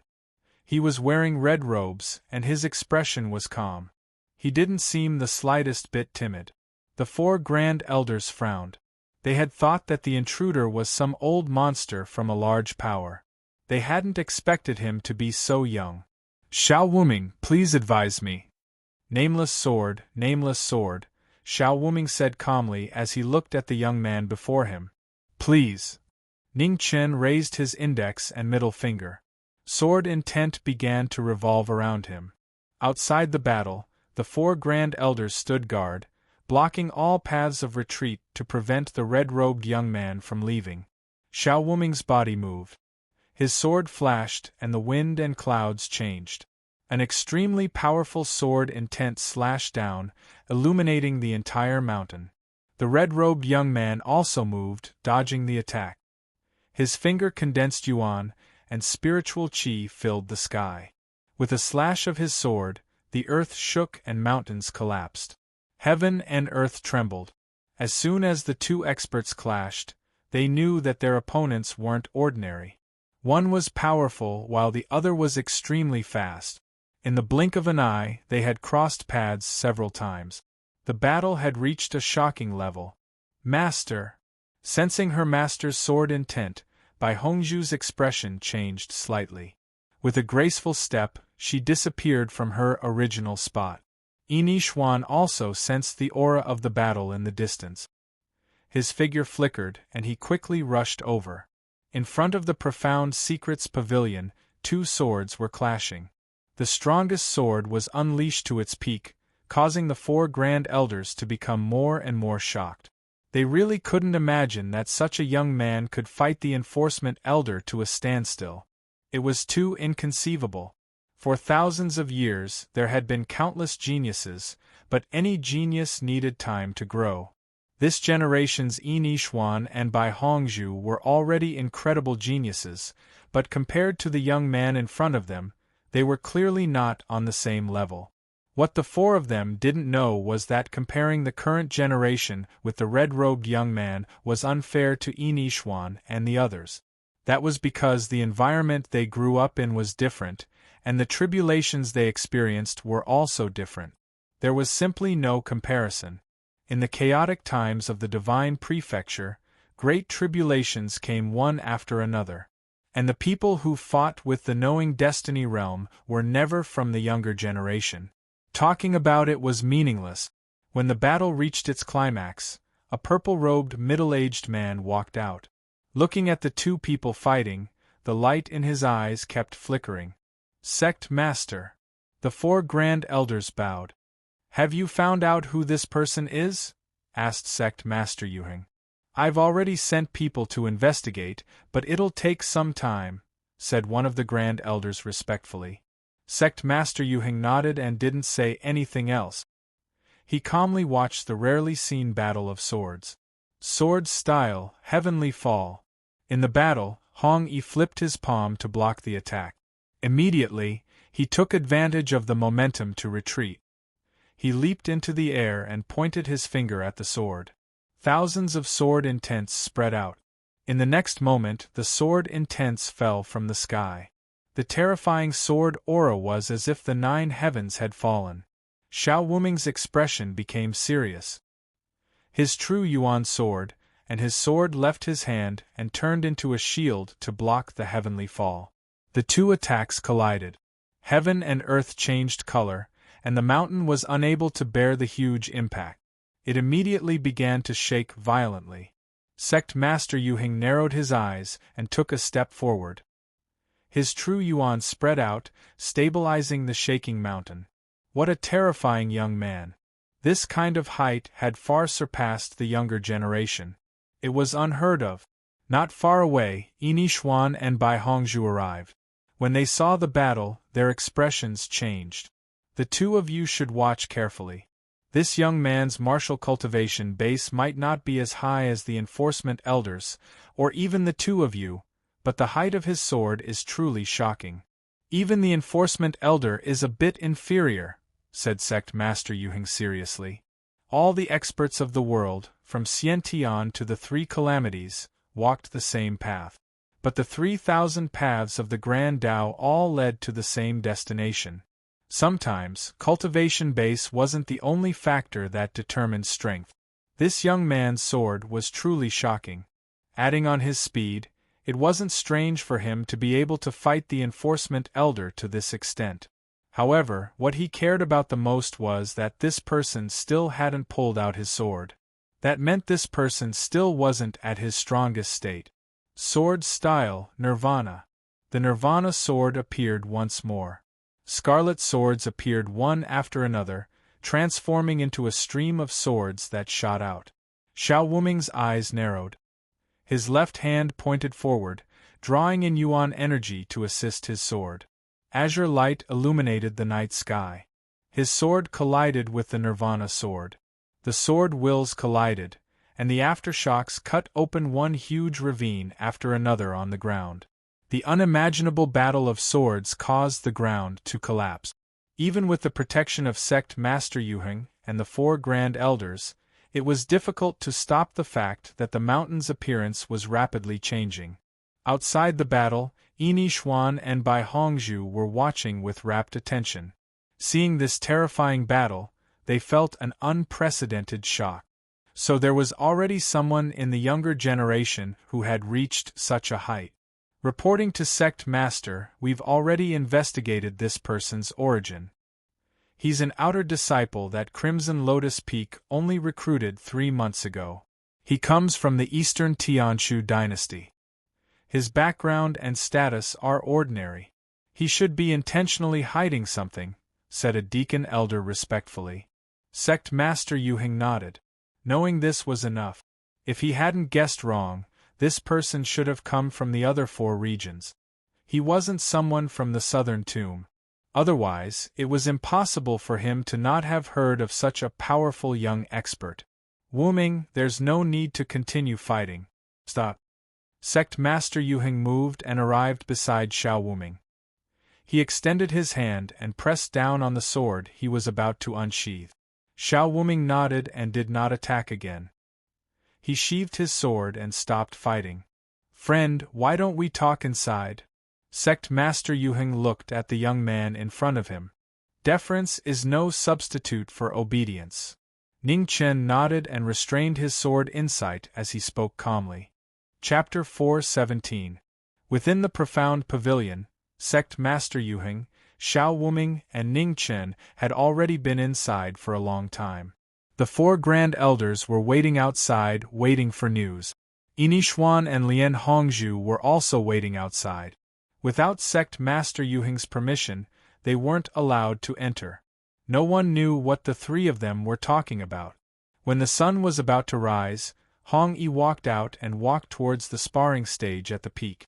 Sect Master Yuheng and Xiao Wuming appeared after him. Looking at the youth walking away, a complicated light flashed through their eyes. This person's existence had already broken the balance of the 100 dynasties. It was hard to imagine that a youth with ordinary talent could grow to such a terrifying level. Yixuan, Hongzhu, remember today's lesson. In the younger generation, you aren't the ones walking at the very front. In the future, this person will be the peak that no one in your generation can avoid, said Sect Master Yuheng. Yi Xuan and Lian Hongzhu were silent. Even now, they still found it hard to believe that someone of the same age had surpassed them by so much. At the peak of the mountain, the iron chains swayed and the clouds meandered. One by one, the outer sect disciples who went up to challenge were defeated. The top 10 disciples of the inner sect were all extraordinary people. Only when the real battle began did the outer sect disciples, who had been raring to go before, realize how weak they were. Gradually, fewer and fewer people challenged Hong Yi. On the sparring stage, The 10th inner sect disciple Yun Tianyuan was holding his spear. He had already forced back dozens of people. At this moment, Hong Yi walked onto the stage. His aura was as calm as water, making him seem like the most ordinary person. This greatly shocked the disciples below. Ning Chen greets you. After saying that, his aura changed and a powerful airflow spread out. In the next moment, Hong Yi moved and disappeared. Yun Tianyuan was startled. He only saw a blur approaching him. When he came back to his senses, he had already been pushed off the stage by an irresistible force. Defeating his opponent in one move shocked everyone. Before they could even see the battle clearly, it was already over. As the red-clothed man walked down the stage, the people under the stage automatically parted to make a path for him. Looking at the red-clothed young man walking away step by step, the abnormally oppressive silence quickly erupted into a wave of cheers. Unexpectedly, someone actually succeeded. In the distance, Sect Master Yuheng stood quietly. Looking at Ning Chen walking down the mountain, he said, "Wuming, take him as your disciple."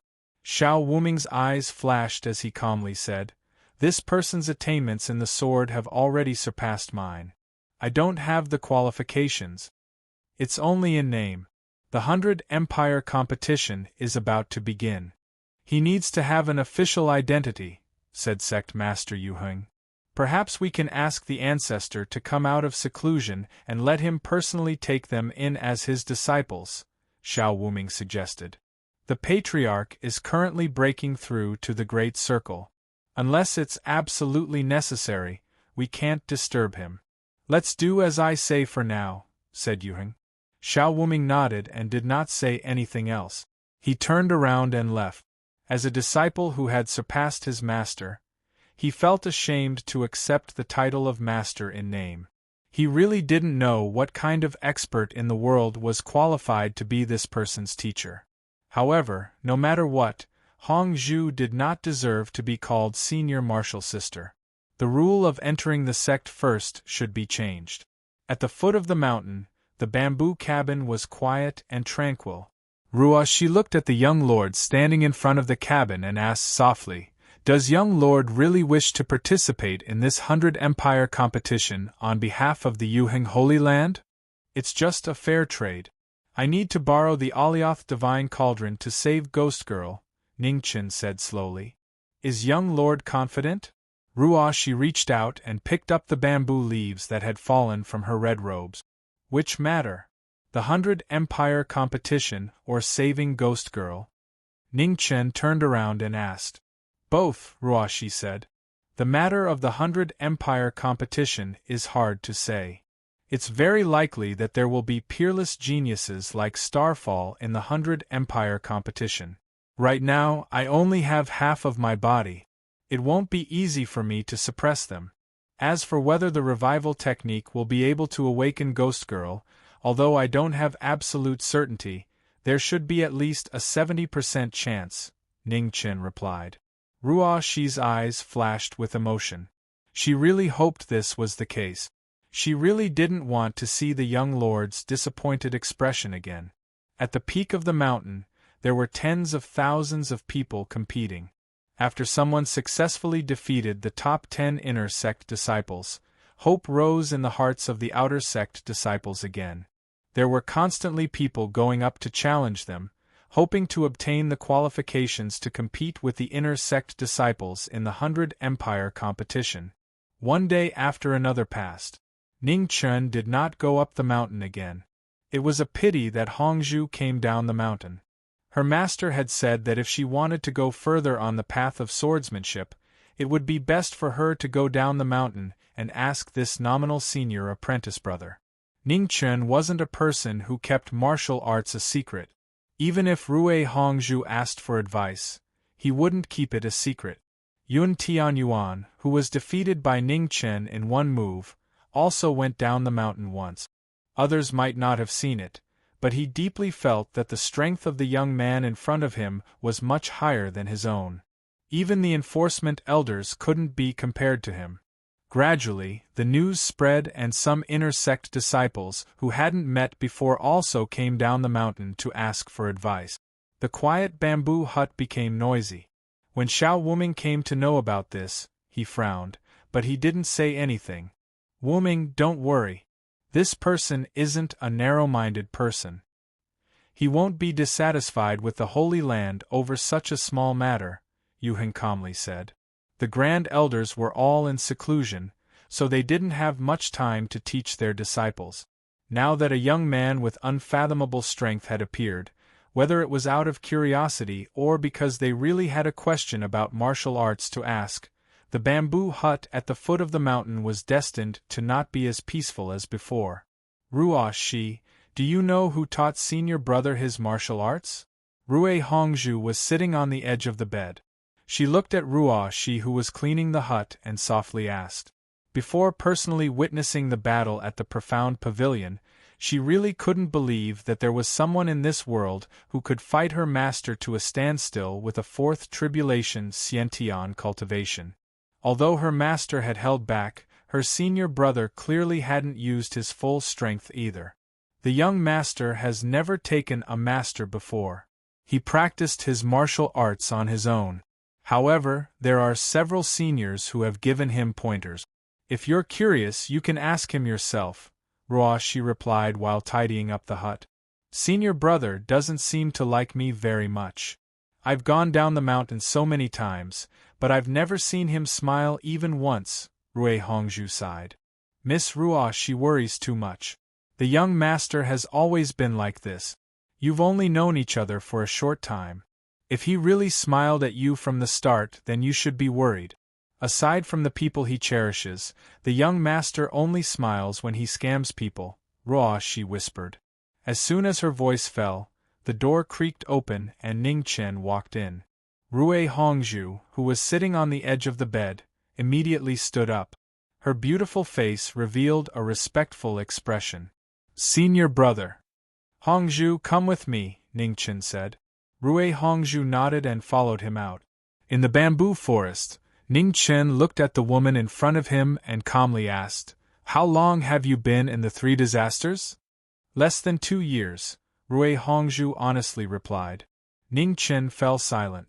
Not bad, but compared to those monstrous geniuses he had seen before, there was still a big gap. His deal with sect master Yuheng was to help the Yuheng Holy Land obtain 3rd place in the 100 Empire competition. The difficulty was not ordinary. The 100 Empire competition had always been extremely fierce. Aside from the various great inheritances of the Southern Tomb, even the great powers of the other 3 regions would secretly send their disciples to compete for a spot. So what level Rui Hongzhu and that Yin Yishuan could reach in the next few days was crucial to whether or not they could obtain a spot in the top 3. Let me see the sword on your back, Ning Chen said. Rui Hongzhu's eyes were a bit suspicious. She took the sword from her waist and handed it to him with a smile. I almost forgot. Senior brother is the sword god. It was Hongzhu's negligence. I should have taken out this sword earlier for senior brother to evaluate. Don't speak nonsense. Ning Chen lightly reprimanded, but didn't take it to heart. Looking at the sheathed sword in his hand, he frowned. The sword wasn't bad. The aura of a king was drawn but not released. It should be a sword once used by a top sword expert. However, the sword was too masculine. It wasn't suitable for Rui Hongzhu. Switch to a different sword. This sword won't be of much help to your strength, said Ning Chen. Rui Hongzhu's eyes flashed with surprise. Her master had also said the same thing. However, this sword had been passed down by her ancestor. She had never been able to find a suitable sword for herself, so she had always used this sword. Please give me some pointers, said Rui Hongzhu respectfully. There's a red divine tree on the mountain. If you want a sword, it'll depend on whether or not you can convince Sect Master Yuheng and the Grand Elders to bring that tree to me, said Ning Chen calmly. Rui Hongzhu's eyes widened. Could senior brother be talking about the blood-stained red sandalwood? Ning Chen gave her some advice and did not say anything else. He turned around and walked into the wooden house. Based on the properties of the red bamboo, this wood was the most suitable divine material. However, whether she could obtain it or not would depend on her ability. At the top of the mountain, the outer sect disciples' challenges came to an end. The inner sect disciples once again began their battles for the spots to enter the 100 Empire competition. Ning Chen would occasionally go up the mountain to complete his mission. Without any surprise or danger, he entered the top 4. At first, everyone was shocked by this young man's sudden appearance. Then they gradually got used to it. Now they were numb to it. It seemed that even if he defeated Yi Nixuan and Rui Hongzhu, who had always occupied the top 2 spots of the inner sect disciples, it wouldn't be unacceptable. Ning Chen's opponent for the top 4 was the 3rd-ranked inner sect disciple, the young woman. Although her talent didn't lose to anyone, due to her age, she was unable to defeat Yi Nixuan and Rui Hongzhu. There wasn't much suspense in the battle. As soon as Ning Chen went up, he sent the young woman off the martial stage. The huge difference in strength caused the young woman to cry for a long time. The next battle was the battle that everyone had been waiting for. The 2 most outstanding geniuses of the inner sect disciples, Yi Nixuan and Rui Hongzhu, would definitely be able to determine a victor this time. The chains swayed and rustled. The white-robed Yi Nixuan walked onto the martial stage, calmly waiting for the opponent he had been looking forward to the most. 15 minutes, 30 minutes, almost an hour had passed, but the red bamboo of regret still hadn't appeared. Just as everyone was getting impatient from waiting, a beautiful woman slowly walked over from afar, dragging a huge divine tree behind her. She had finally arrived at the last moment. Chapter 4:18. By Hongzhu's appearance and dragging the blood-stained red sandalwood from the mountain shocked everyone. Rumor had it that the history of this divine wood could even be compared to the jadeite Holy Land. It was so ancient that it could scare people to death. On the battle stage, Yi Nixuan's eyes narrowed slightly. He didn't know why Bai Hongzhu had brought this wood. Senior brother. Bai Hongzhu put down the rope in her hand and walked forward respectfully. Ning Chen nodded. He glanced at the divine wood in front of him and said calmly, "Wait a moment. It'll be done soon." After saying that, Ning Chen walked in front of the divine wood. He flipped his palm and the divine wood shattered into pieces. The most durable part, the blood-stained wood core, flew out and landed in Ning Chen's hand. He condensed his energy into his sword finger and sliced down. Wood chips flew everywhere and landed on the ground. In the distance, Xiao Wu Ming quietly looked at the battle stage. Light flashed through his deep eyes. With this person's age, his attainments in the sword were truly shocking. This wood was tough and durable. He had spent a lot of time cutting it. Only this young man could cut it into a sword so easily. On the mountain peak, tens of thousands of people quietly waited. The sea of clouds churned. Everyone's attention was focused on the battle stage. No one knew when it would start. Chi, chi. The sound of the sword slicing through the divine wood resounded in everyone's ears. Wood shavings flew into the air one after another. The sword embryo gradually took shape and its sharpness was faintly discernible. Under everyone's shocked gazes, Hong Yi waved her finger and the divine wood was cut into a strange blade. Not long after, a purple sword with traces of blood appeared. Red light rose from Ning Chen's finger. The extreme temperature of the phoenix fire tempered the sword. "Give me your hand."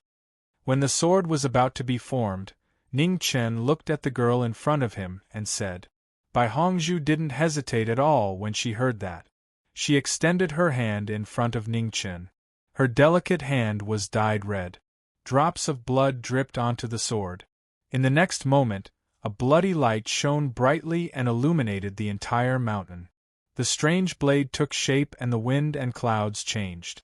The divine wood that had condensed the spiritual qi of the Holy Land for thousands of years suddenly turned into a miracle.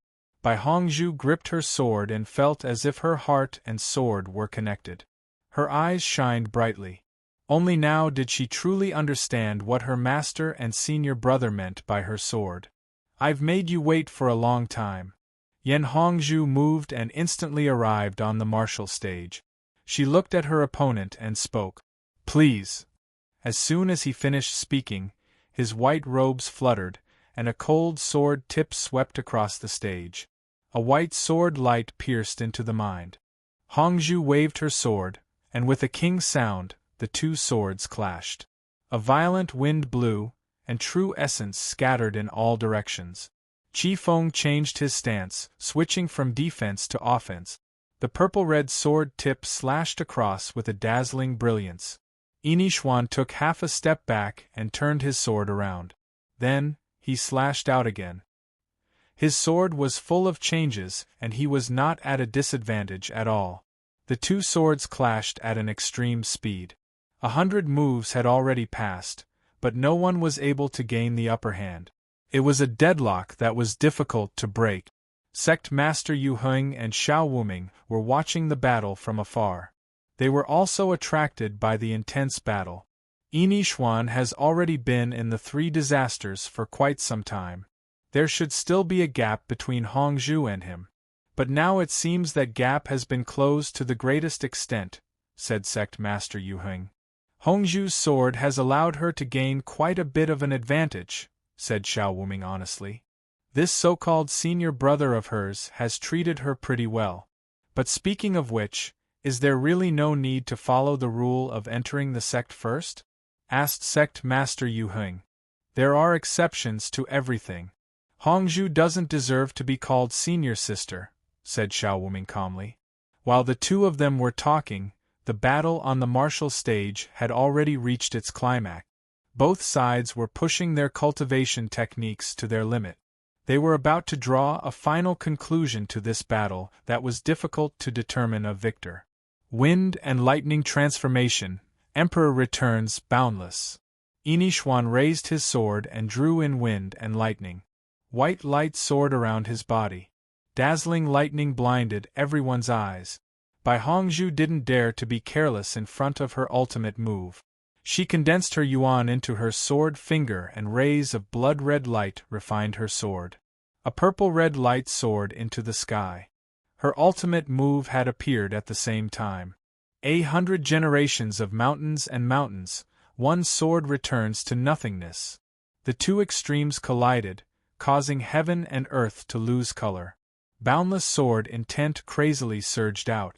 Countless runes on the martial stage flickered, as if they had reached their limits. They were unable to withstand the terrifying shockwave. Ugh! The two of them both retreated, their mouths dyed red. Suddenly, the white sword in Inishwan's hand snapped and slashed across his face, leaving behind a trace of blood. The battle that hadn't been decided yet had ended at this moment. After the sword broke, the result was already decided. "I've lost," said Inishwan as he steadied himself. "It's not that you've lost, but that your sword has lost." Regret flashed through Bai Hongzhu's eyes as she walked off the stage. The inner sect chief disciple battle had ended. The result was outside of everyone's expectations, but it also wasn't too surprising.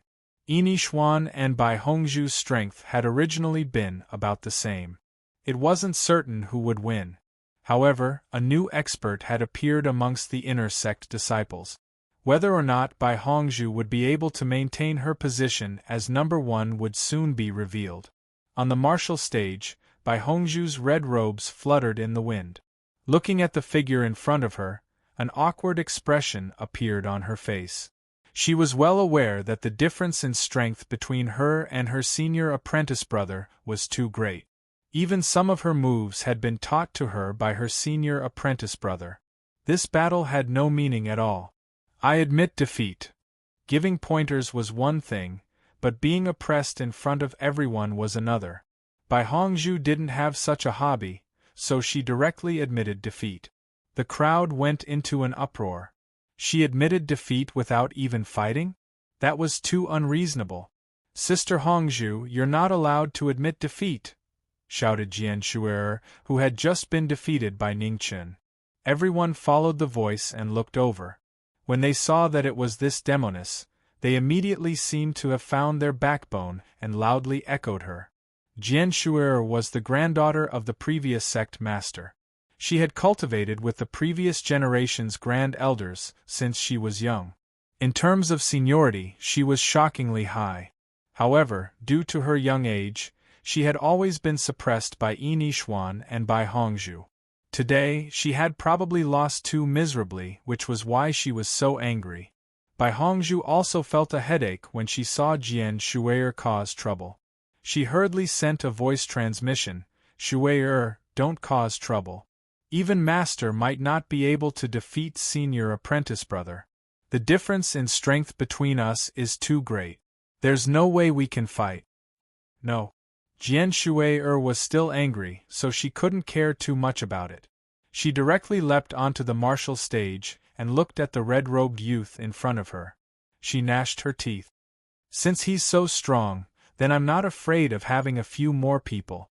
Jian Shuer glanced at Yi Nixuan and said, "Are you coming up or not?" Yi Nixuan narrowed his eyes. His figure flashed, and he instantly arrived on the stage. He said calmly, "I don't mind joining forces, but I don't know what the elders think." Outside the martial stage, Elder Qingwei and the other deacon elders frowned. It was fine that Jian Shuer was causing trouble, but why was Yi Nixuan also joining in? Elder Qingwei stood up and was about to stop this farce when a dignified voice suddenly sounded in her ears. "Don't stop them. Let them be."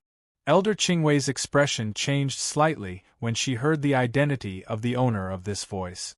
She sat down again. On the martial stage, Ning Chun glanced at the three of them. He didn't say anything and directly walked down the stage. He had already obtained the qualification to participate in the 100 Empire competition and had no obligation to fight again. "You're not allowed to go down." How could Jian Shuer let him go? Her figure flashed, and she blocked in front of him with her sword. "Ning Chen, just fight with them. It's just a piece of cake for you." At this moment, Sect Master Yuheng's voice sounded in Ning Chen's ears. Ning Chen frowned slightly when he heard Sect Master Yuheng's words, but he didn't insist. Seeing Ning Chen stop, Yi Nixuan waved his hand. A green sword flew from below the stage and landed in his hand. He said, "Please."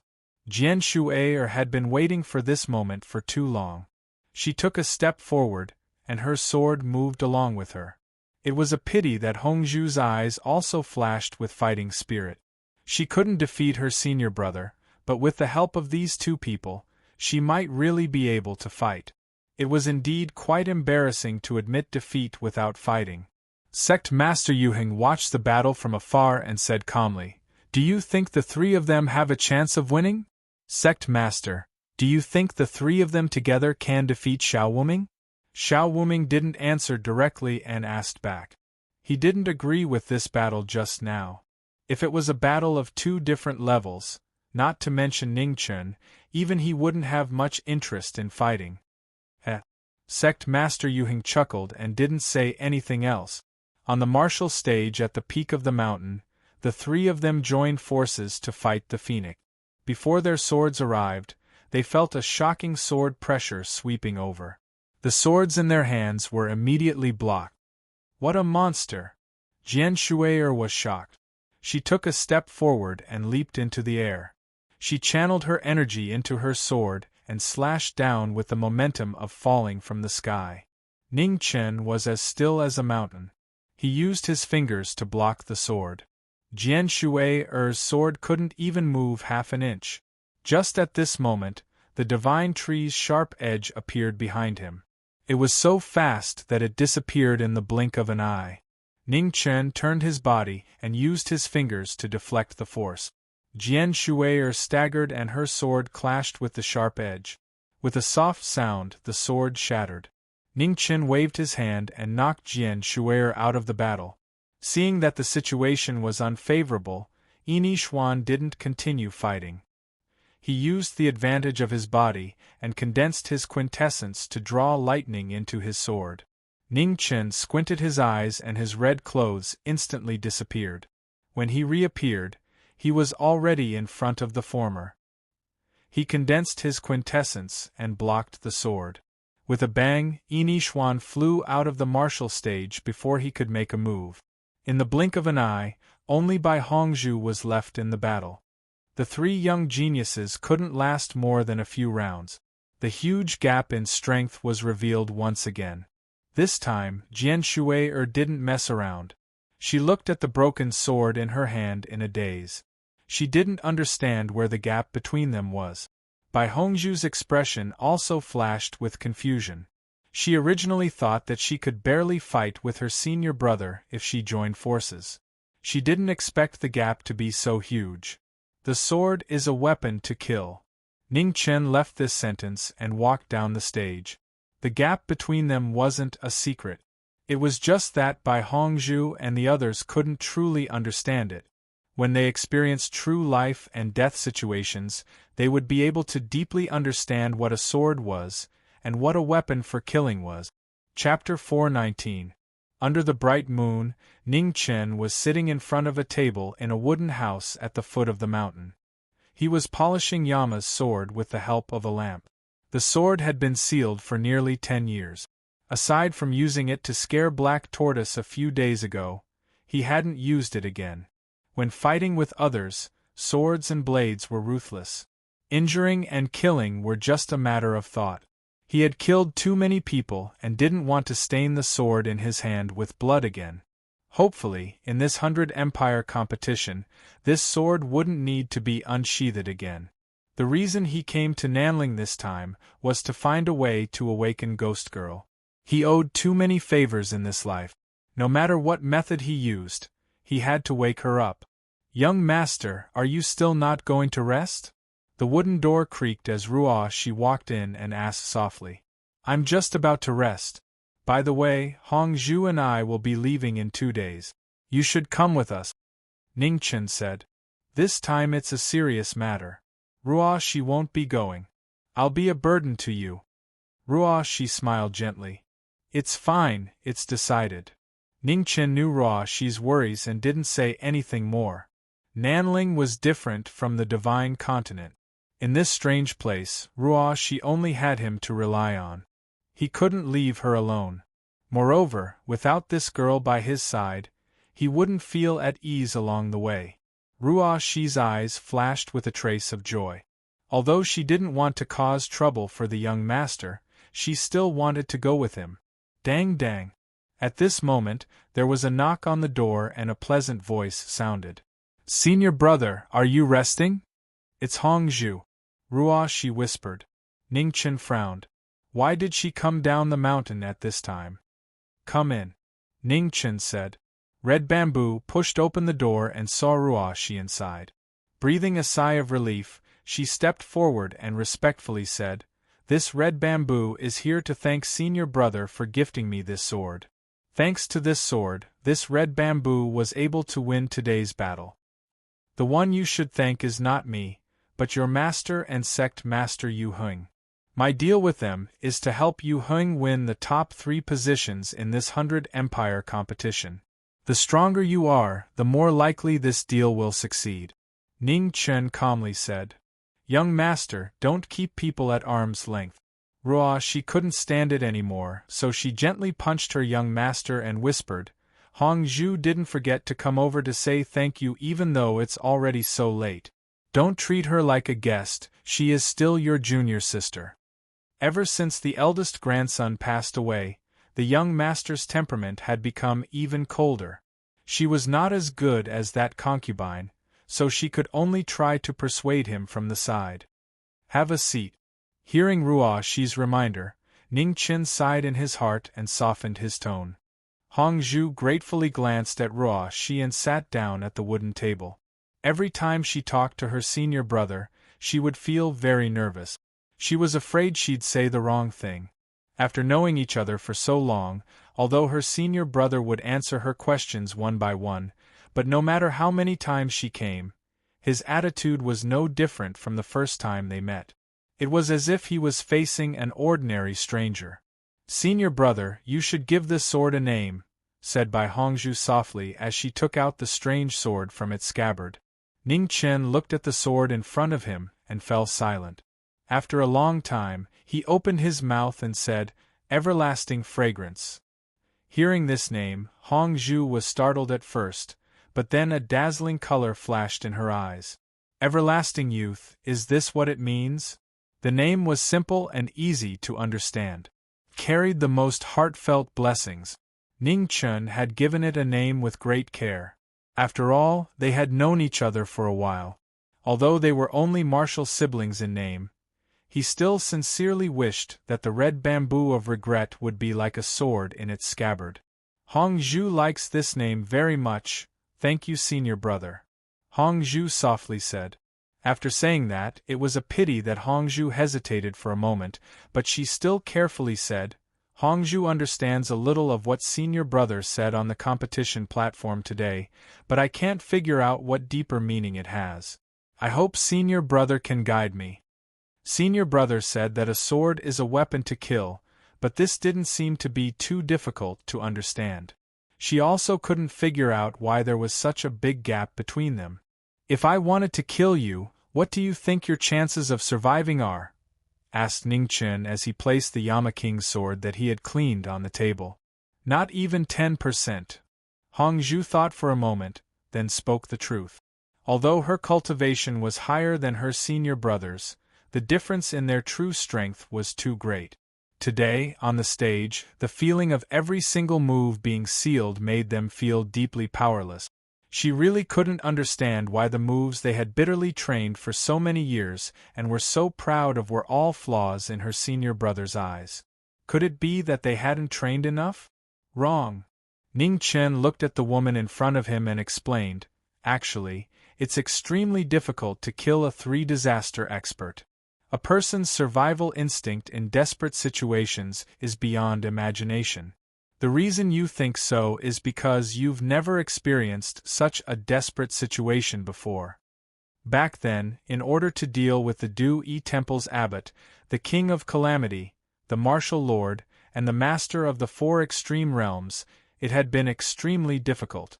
Even though he had repeatedly set up backup plans, when it came to the actual battle, unexpected variables had still appeared. They were like that, and he was the same. In desperate situations, in order to survive, a person's willpower and potential would become incomparably terrifying. It wasn't even impossible for them to reverse the situation of the battle.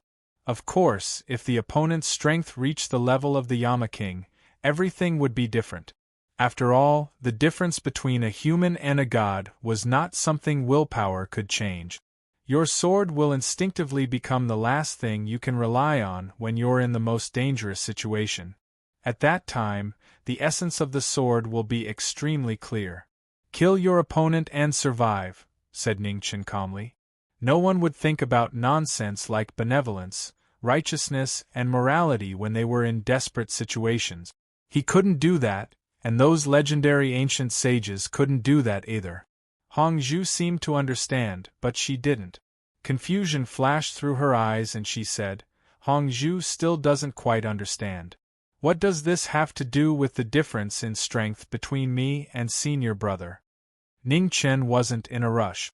He patiently said, answer the question I just asked you again. There's not even a 10% chance. Hongzhu didn't understand, but she still answered according to her senior brother's words. In truth, from my point of view, it's not that you don't have a 10% chance. But from your point of view, that's the only answer. That's the difference between us right now. Ning Chen paused, thought for a moment, and then explained, the reason you think you don't even have a 10% chance is because you only see your current strength. You don't see your potential. However, this potential will only be revealed when you encounter a true life or death situation. You've never experienced such a situation before, so your current strength is only what you can see. But if there comes a day when you truly encounter a life or death situation, if you're lucky enough to survive, then remember everything you felt at that time. Perhaps it's a move, perhaps it's a comprehension, or perhaps it's the mark of each sword. Carefully remember it in your heart and learn it. then you can completely transform the potential that erupted during that moment of crisis into a part of your strength. Do you understand now? Ningchen asked. On the path of martial arts, talent was indeed very important. In this regard, Hong Zhu and Luo Xingqian weren't much different. However, the decisive difference between the two was that when Luo Xingqian betrayed the Zhao house, he experienced too many life and death battles. Because of this, his strength also increased by leaps and bounds. In the end, he was even able to compete with several of the Zhao house's third disaster realm giant. Hong Zhu nodded and couldn't help but sigh in her heart. These words sounded difficult, but it was probably even more difficult to do. She didn't know what her senior brother had experienced in the past to become so powerful like a monster. The flickering flame was already a little dim. She stepped forward and picked up the wick to make the flame brighter. The young master said that before this 100 Empire competition, how much Hong Zhu's strength could improve would be crucial to the final result. She didn't know much about martial arts, but she also knew that the young master only had half of his body left. It would be difficult for him to rely on his own strength to suppress all the opponents from the 100 Empire competition. Whether or not Hong Zhu could help wasn't something she could ask for. At the very least, she needed to be able to protect herself while the young master was busy. In the previous 100 Empire competition, there was a strict age limit. This was also why she wasn't too worried about the young master. As long as the opponent wasn't a monster who had lived for countless years, no matter how amazing the genius, the young master wouldn't lose. After the doubts in her heart were answered, Hong Zhu finally noticed the gorgeous and noble purple sword on the table. Her face showed a touch of surprise. "Senior brother, is this your sword?" "You can say so," Ning Chen softly responded. This was Yama's sword, and also Ghost Woman's sword. Before she woke up, he would temporarily take care of it. "Can I see it?" Hong Zhu asked. Ning Chen nodded and didn't refuse. Hong Zhu took the sword, but before her delicate hand touched the blade, she felt a strong repulsive force. It was divine and holy, and no outsider was allowed to touch it. Yama's two weapons, one sacred and one evil, symbolizing the Lord of Hell's clear distinction between rewarding the good and punishing the evil. In the world, except for Yama, no one could use this pair of sword and saber. Ning Chen could only rely on the holy power of the Phoenix source to barely gain the sword's recognition. But it was still difficult to display the sword's destructive power when it was in Yama's hands. Perhaps one day, when Ghost Woman woke up, this sword could once again display its stunning glory.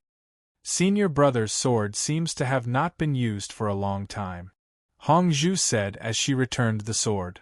10 years, I hope I won't use it this time. Ning Chen's eyes flashed with a touch of darkness. Miss Hong Zhu, it's already late. The young master also needs to rest. At this time, Shi, who had been quiet all this time, softly said. Hong Zhu was startled, but immediately understood. She got up and said goodbye. Thank you, senior brother, for clearing my doubts today. It's late at night and the path up the mountain is difficult. Hong Zhu will return first. Chapter 420. When they reached the top of the mountain, the day of departure was near. In front of a large formation that had runes revolving around it, the big shots of the Jadoth Holy Land appeared one after another. The two people in the lead were the Jadoth Holy Land's patriarch and Xiao Wuming. Did you tell him? Sect Master Yu Heng looked at the regretful Hong Zhu and asked. Yes, he should be here soon. Hong Zhu nodded. Before he finished speaking, a red-clothed figure walked over from the end of the mountain path at a steady pace. Behind him, an exceptionally beautiful woman followed.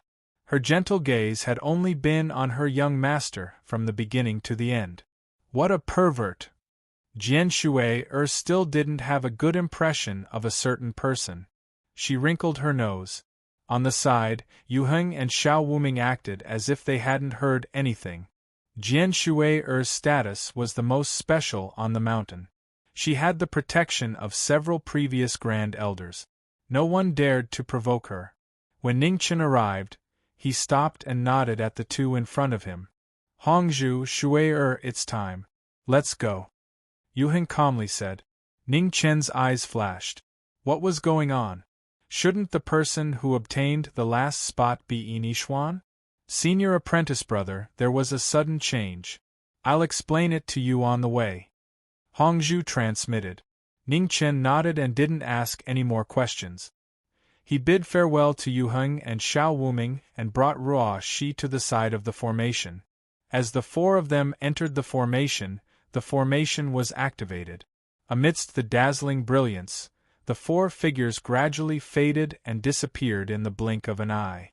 3,000 miles north of the jadeite Holy Land, a formation appeared out of thin air. The four of them walked out and set foot on the ground once more. Finally coming down the mountain, Jian Shui's eyes were filled with excitement.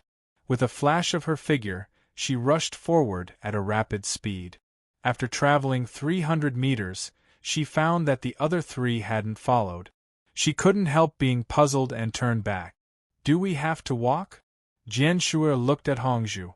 Their current location was still very far away from the location of the 100 Dynasties competition. If they walked, it would probably take a few months. Senior apprentice brother. Yan Hongzhu was also worried. She looked at Ning Chen and asked, You go first. Ruo Shi and I will arrive before the 100 Empire competition starts. Ning Chen calmly said, Since senior apprentice brother has chosen to walk, then I will also walk with you. As long as we don't delay the gathering day, it doesn't matter if we arrive early or late. Regretful Hongzhu revealed a faint smile. Seeing this, Jian Shui pursed her lips. Unwilling to travel alone, she could only follow along. Where's Yinixuan? Ning Chen asked seriously. The 100 Empire competition this time wasn't child's play. Although Jian Shui's strength wasn't bad at her age, she was clearly much weaker than Yinixuan now. Changing people at the last minute would bring them a lot of trouble. Yinixuan has gone missing. Even now, his whereabouts are unknown. A trace of graveness flashed through Hai Hongzhu's eyes. Ning Chen frowned slightly. Yinixuan's strength was not ordinary. Even he would find it difficult to take him away without anyone noticing. From the looks of it, there were only two possibilities for Yinixuan's disappearance. Either he left on his own accord, or the person who took him away was stronger than him. Right at this moment, the clouds in the 9 heavens changed, and thunder rumbled. Amidst the pressure, a gigantic hand descended from the heavens, slamming down. Sensing this terrifying power, Hai Hongzhu and Jian Shui's expressions changed. A huge pressure pressed down on them. At this moment, they didn't even have the strength to fight back. Ning Chen's eyes turned cold. His fingers formed a sword, and a proud sword intent revolved around him. He slashed out with his sword, creating a 300-meter wave. With a bang, the sword intent and the enormous palm collided, causing the heavens and the earth to shake violently. Shocking aftershocks spread out endlessly, and it destroyed everything in an area of 500 kilometers. Hiding your head but showing your tail, you don't dare to show yourself? Ning Chen looked at the dark clouds covering the sky. Junior, how arrogant! Amidst the cold words, an illusory figure appeared. His face could not be seen clearly as he floated in the air, covered in a multicolored light. With a flip of his palm, a vigorous true origin pressed down like raging waves, shaking the heavens and earth. Back away! Ning Chen glanced at the three behind him. Red light rose from his body, and a red sword condensed, turning into a stream of light that soared into the sky. The two attacks collided, causing the earth to shake and sand to rise 30 meters into the air. Hong Yi walked out of the sand and stood in the air. Her figure flashed, arriving in front of the illusory figure in the blink of an eye. Her sword light slashed through the air, and a terrifying rift appeared in the air. The illusory figure took the sword light head-on. With a bang, he was forced back half a step. The multicolored light around him dissipated, and his true body appeared. The illusory figure waved his hand, condensing multicolored light to cover his body once more. With a shout, Endless True Yuan soared into the sky. A divine sword that looked like a blade but wasn't a blade at the same time appeared. The instant it appeared in his hand, heaven and earth shook. In the next moment, the cold sword slashed through the air. Heaven and earth shook, and a large area of space collapsed. Its terrifying power shocked the world. Ning Chen's eyes flickered coldly. He didn't dodge. His sword pierced through the air, and with a clang, he met the divine sword head-on. Raging winds howled endlessly. Hong-Yi danced in the wind. Sword intent and true yuan surged, spreading out in circles. The shocking battle was getting more and more intense. It shocked Hong Zhu and Jian Shuer. So, this was their senior brother's true strength. The gap between them and the top experts was so huge. The divine sword and the sword fingers crossed each other. In an instant, the battle was so fast that it couldn't be seen clearly. However, the top experts were able to shake the 9 heavens. The killing light that was so fast that it could be destroyed in the blink of an eye kept flashing in front of the two. It was fast, and it was still fast. In a true battle of the top experts, a single mistake would result in death. Seeing that his opponent was extraordinary, the illusory figure condensed his body, and the extreme yuan on his sword surged. His ultimate attack was about to appear in the world. Sword style, sky-breaking. Facing his ultimate attack, Ning Chen's expression turned cold. Sword intent condensed on his fingers, and in an instant, a crescent-shaped blood-colored sword light shot out, drawing a dazzling line of blood in the sky. Wherever it passed, the void would quickly collapse, reaching thousands of feet away. The aftershock of the divine sword style caused the illusory figure to retreat half a step. Rays of light flashed through his eyes. He was amazed by the young man's shocking attainments in the sword. "Junior, you're not bad." The illusory figure coldly snorted. His figure flashed, and the power of breaking mountains suddenly fell. "Thank you for the compliment." Ning Chen put 2 fingers together, clanging against the divine sword. His body leaned to the side, and he took advantage of the momentum to disperse the force. The cold sword was suppressed, and a vigorous palm energy followed. The powerful pressure was like 1,000 mountains descending. It was so heavy that it was difficult to breathe. Ning Chen didn't move. He condensed a sword in his left hand, and thousands of sword intents condensed. He didn't dodge, and faced the falling palm head-on. The moment the 2 attacks collided, heaven and earth wailed and rumbled. The sound echoed for hundreds of miles. The 2 of them both retreated dozens of feet. Their clothes fluttered and their auras soared. Sword style, breaking mountains. The inheritance of the sword was even better than the master. Back then in Desolate City, the 3 swords had sowed seeds, and today's results were reaped. Different sword styles, different sword intents, streaked across the sky, and a blood-red light fell. When the divine sword met the sword, it broke. The illusory figure turned his palm to shake the sword. Vigorous true yuan surged, and he received the breaking mountains. The swordsman was extraordinary, and so was the attacker. He had a shocking cultivation base, and he wasn't at a disadvantage. The illusory figure threw away the broken cold sword in his hand, and clasped his palms together. Violent waves surged, and blue waves engulfed heaven and earth. With a single palm strike, the waves reached thousands of feet. The shocking waves split the sky, and their powerful aura reached its peak once again. Ning Chen's figure flickered, and he leapt into the sky. Endless sword intents circled around him, and in the blink of an eye, they condensed into one. The sword was extremely sharp, and it contained the power to cut the sky. The battle between the 2 was dazzling. Each of their attacks was stronger than the last, and it was shocking. Without the divine sword, the illusory figure used his fist and palm to shake the sword. 1 fist and 1 palm strike shook the world. In the blink of an eye, dozens of rounds had passed. The attacker wasn't kind. The swordsman was impatient, and his murderous intent was looming. Bring out your full strength, I'm tired of fighting.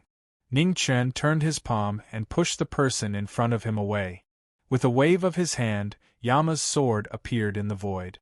The swordsman's sword appeared, and an extreme pressure spread out, shocking the world. Seeing the divine weapon appear, the illusory figure's eyes narrowed. After weighing the pros and cons, he understood that it was impossible to achieve his goal today. His figure flashed and he quickly retreated. This battle ends here. I look forward to the next time we meet. You will be so lucky. The last words dissipated with the wind, and the illusory figure left. In a flash, he disappeared without a trace. Ning Chen narrowed his eyes, but he didn't chase. He waved his hand and put away Yama's sword. Then, his feet moved, and he returned to the ground. Let's go, let's continue on our way. Ning Chen glanced at the three and said. Ruo she nodded and didn't ask anything. She stepped forward and followed. Yan Hongzhu and Jian Shuai recovered from their shock. Looking at each other, they suppressed the doubts in their hearts and quickly followed. Senior brother, do you know who that is? On the way, Yan Hongzhu couldn't help but ask. I don't know, but it shouldn't be directed at me, Ning Chen calmly said. He hadn't been in Nanling for long, so he hadn't incurred any enmity with such a powerhouse. Moreover, they came here through the array of the mountain. Since this person could find them so quickly, it was obvious that he was very familiar with the transmission array of the Jadeite Holy Land.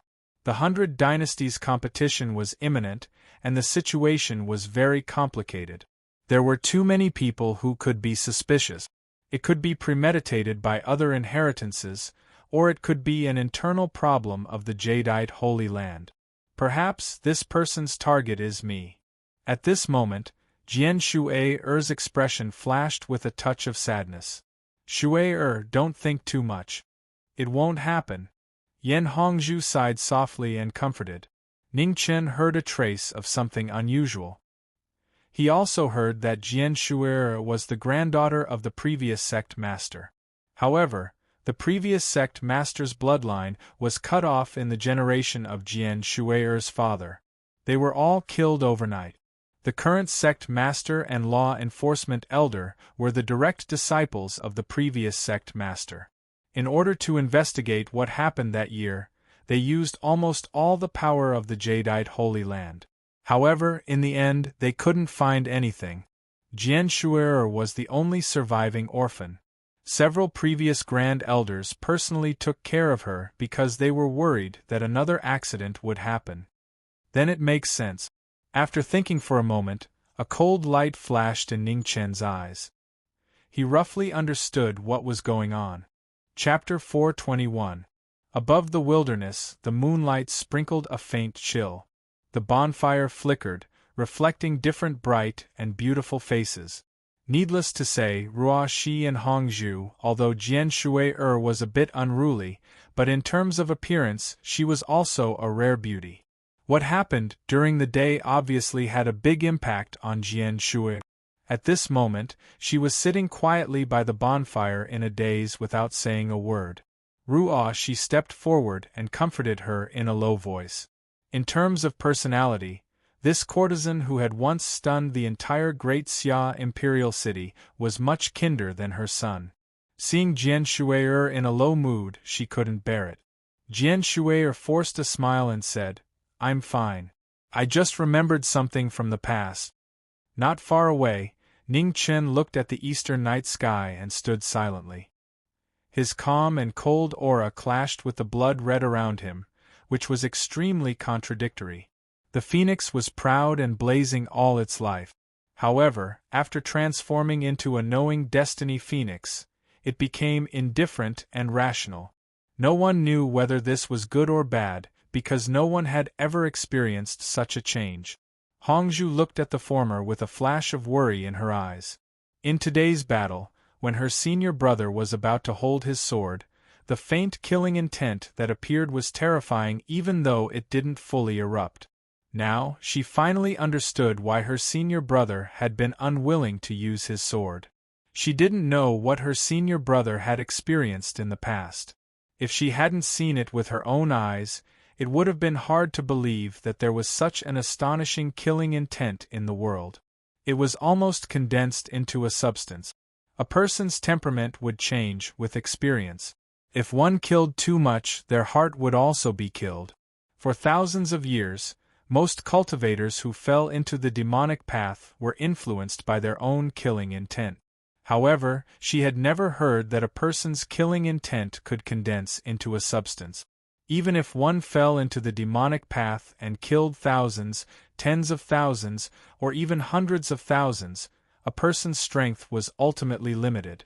It was impossible for it to be endless. The truth of the world was the cycle of karma. Even if one escaped the pursuit of human experts, it was difficult to escape the cleansing of the heavenly Tao.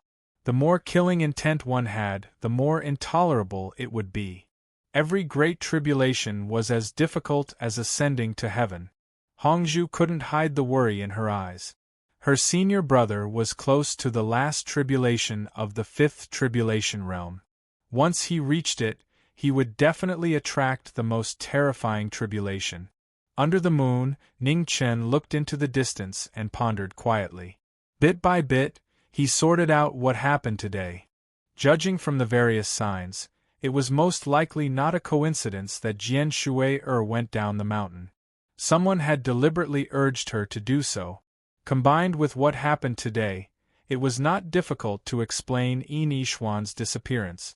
There was only one motive, which was for Jian Shui to go down the mountain. 20 years ago, something happened to the previous sect master Yu Heng's lineage, and this woman's safety became the top priority. She was personally protected by a few grand elders of the previous generation. Today was the first time Jian Shui had left the mountain, and the killing intent had arrived. If it was a coincidence, it was truly too coincidental. It was impossible for there to be so many coincidences in the world. Perhaps even the Grand Supreme Elders of the previous generation did not expect that the crisis that had been dormant for more than 20 years would eventually befall Jian Shui. If one were to talk about the person with the greatest suspicion, it would undoubtedly be the current sect master Yu Heng. However, he had seen many hypocrites and true villains, and sect master Yu Heng was indeed not one of them. Of course, this did not eliminate sect master Yu Heng's suspicions. This was merely his intuition. The newcomer had used his true essence to cover his face, not wanting others to know his identity. This made it even harder for sect master Yu Heng to wash away his suspicions. "Young master, if you can't figure it out, then don't think about it." She walked forward and said softly. Ning Chen came back to his senses, and a smile appeared on his face as he nodded gently. Today's matter came too suddenly, and it was difficult to determine the true identity in a short period of time. He could only put it aside for now. The most important thing now was still the 100 Empire competition. Jian Shui replacing Yin Yishuan's position was not a small problem for him. Although Jian Shui's talent was extraordinary, she was still limited by her cultivation time. Her cultivation was still at the fifth tribulation realm, and there was quite a gap between her and Yin Yishuan. He was not familiar with the major legacies of South Tomb, but he was not completely ignorant. Not to mention the rest, just the two geniuses of Swallow Song City were not easy to deal with. Nan Mingtian and Bei Gongyu's cultivation were both at the fifth tribulation. In terms of cultivation alone, Jian Shui and Hongzhu were not inferior to the two of them. In fact, they were even inferior. However, in a real battle, the outcome would be very clear.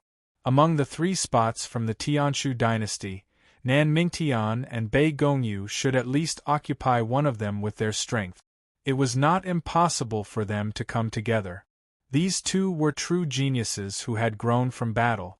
Neither of them was someone that Jian Shui could deal with.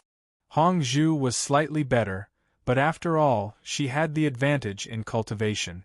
Even if she could not defeat them, she could still protect herself.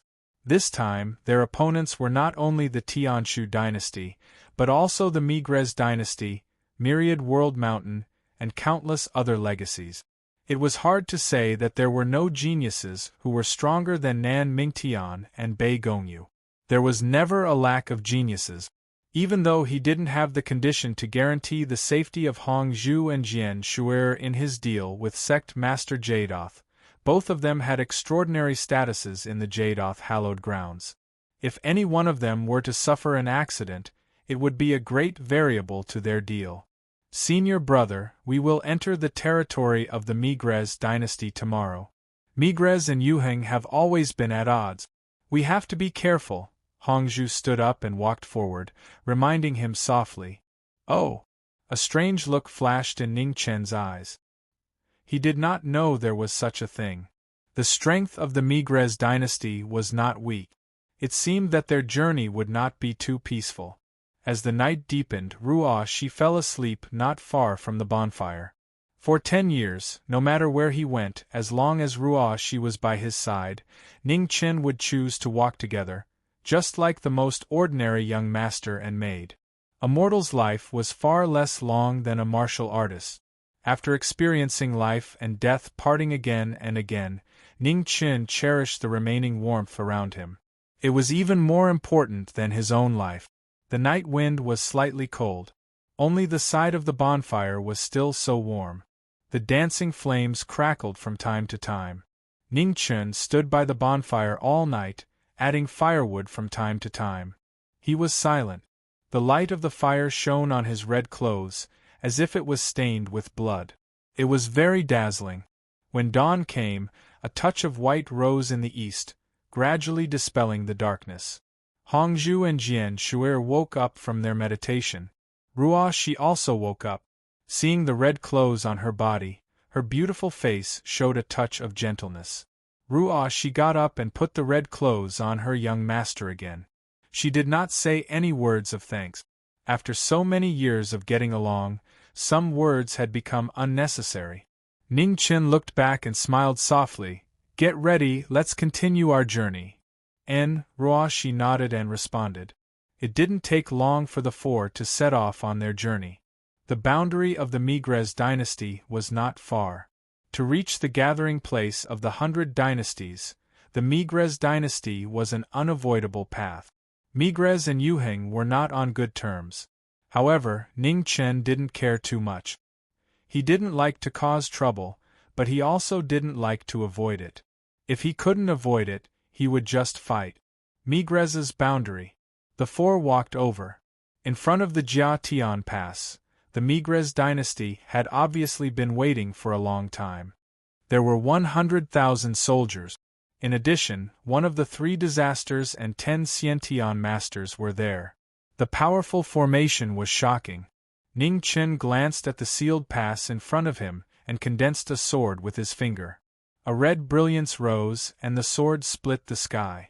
The giant gate in front of the Chaotian Pass was split open with a bang. A large number of soldiers were shaken out and smashed to the ground. The sword was merciful and didn't take their lives. The soldiers who were sent flying stood up awkwardly and looked at the red-clothed young man in front of them with horror. The gate was broken, and the 3 disasters took action. A heavy oppressive force fell from the sky. 10 Xiantian masters then appeared. Their auras were connected and blotted out the sky. Hongzhu, Jian Shuer, I'll leave it to you. Follow me as soon as possible. Ning Chen said to the 2 of them, and then no longer said anything. He took Ruoshi step by step and walked into the pass. The soldiers formed a formation and blocked the red-clothed young man in front of them. However, where the red-clothed young man passed, sword intent and surging streamers shook away all the obstacles in his way. Even the molten iron waves couldn't stop the red-clothed young man's advance. Seeing this, the leader of the 3 disasters looked serious. His figure flashed and instantly appeared above the red-clothed young man. His heavy palm fell with the momentum of breaking mountains and rivers. Your opponent isn't me. Ning Chen raised his hand and condensed sword intent to block the heavy palm. Immediately, the sword momentum changed and a cold sword light swept out, forcing the attacker to retreat. In an instant, the enemy was pushed back by a sword. Not Ling Zhifang followed up. Unfortunately, Hong Zhu blocked in front of the enemy with her sword. On the other side, Jian Shui'er faced 10 Xiantian masters. The battle had just begun and reached a climax. Ning Chen no longer paid attention to them and left with Ruo Shi. Young master. After passing through Jiatian Pass, Ruo Shi couldn't help but look back. Her eyes flashed with worry. Isn't the young master pushing them too hard? Don't worry, the two of them will have to go through this sooner or later. Compared to the opponents they may encounter in the future, these people today aren't too strong. Ning Chen calmly responded. Ruo Shi sighed softly and said no more. She knew how much her young master had suffered to reach this point. She really couldn't bear to see these two walk the same path. As the two moved forward, the sound of battle behind them was incessant. The shaking of the earth indicated the intensity of the battle. However, Hong Yi never looked back. Step by step, they gradually walked away. In front of Jiatian Pass, not Ling Zhifang fought against Migres dynasty's consecrator. Unfortunately, Hong Zhu hadn't been in the 3 disasters for long. Her cultivation didn't have the advantage. Although her sword was strange, it was difficult for her to gain the upper hand. On the other side of the battle, Jian Shui'er was besieged by 10 Xiantian masters. Her sword was restrained, and the situation wasn't optimistic. Outside Jiatian Pass, in a pavilion more than 20 miles away, Ning Chen and Ruo Shi sat at a stone table, waiting quietly. At this moment, a man in black clothes and a black hat came from afar. Without invitation, he walked into the pavilion and sat down. "Are you in a hurry?" the man asked. "Yes." Ning Chen nodded. "100 Empire competition?" the man asked again. "Yes, are you also?" Ning Chen said lightly. "Heh." The man pressed the black hat on his head. His eyes flashed with a cold smile. "My age has passed. I'm not qualified." Chapter 422. In a pavilion in the wilderness, 2 people sat opposite each other. One was dressed in red, while the other was dressed in black. Their conversation was as calm as water, but an indescribable atmosphere spread out in the pavilion, making it hard for people to breathe. The man who had suddenly arrived was different from the experts he had seen before. His killing intent was condensed but not released. It was not targeted, but the bloodiness that had accumulated over many years. "How should I address you?" Ning Chen asked calmly. "Yi Jingdo. Perhaps you can also call me the 3rd sect master of Yu Luo," Yi Jingdo replied. "So it's the 3rd sect master of the Yu Luo life extermination sect. I'm honored to have you here," Ning Chen said without much surprise. "You're too polite. I've also heard of your reputation." "As expected, heroes come from the young," Yi Jingdo said calmly. "3rd sect master is too kind." Ning Chen's eyes narrowed slightly as he said, "Since 3rd sect master has personally come, it means that Hong Wulei has lost. I didn't expect her to be so impatient in the end." "She is indeed a little too impatient. Perhaps in another 10 years she will succeed." As he spoke, admiration and regret flashed through Yi Jingdo's eyes. In just a few months, Hong Wulei's growth had already amazed him. He had originally wanted to see how far this vengeful seedling could grow. Unfortunately, Hong Wulei had chosen to challenge her in advance, making him unable to convince himself to continue tolerating her. He had killed her parents. Of course, he was very expensive. If he wanted to kill someone, someone had to be able to pay the price. Yi Jingdo tapped his finger on the stone table and said calmly, "I'm very curious about the person who taught her the sword moves. Seeing him today is a pleasant surprise. However, business is business. I wonder if you are interested in Hong Wulei's life?" "What's the price?" Ning Chen asked calmly. "Your hands that use the sword." A cold smile flashed through Yi Jingdo's eyes as he replied. Ning Chen raised his eyebrows slightly and said with a faint smile, "3rd sect master, do you think Hong Wulei is worth this price?" "To me it's not, but to you it might be worth it," Yi Jingdo replied. 3rd sect master's ability to ask for sky-high prices is impressive.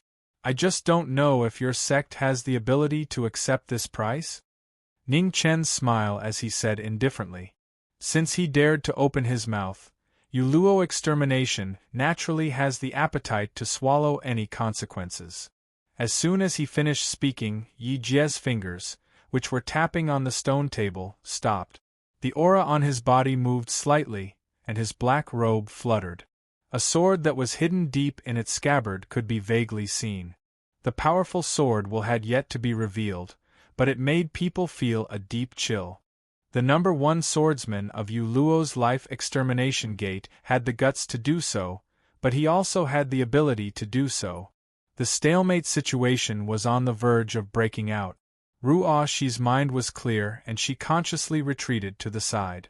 Just as the great battle was about to begin, Yi Jingdo suddenly retracted his aura. A cold smile appeared on his face as he stood up and said, "It seems like today is not the time to talk business. When you have the sincerity to talk business, the Yaluo life extermination cult will look for you again.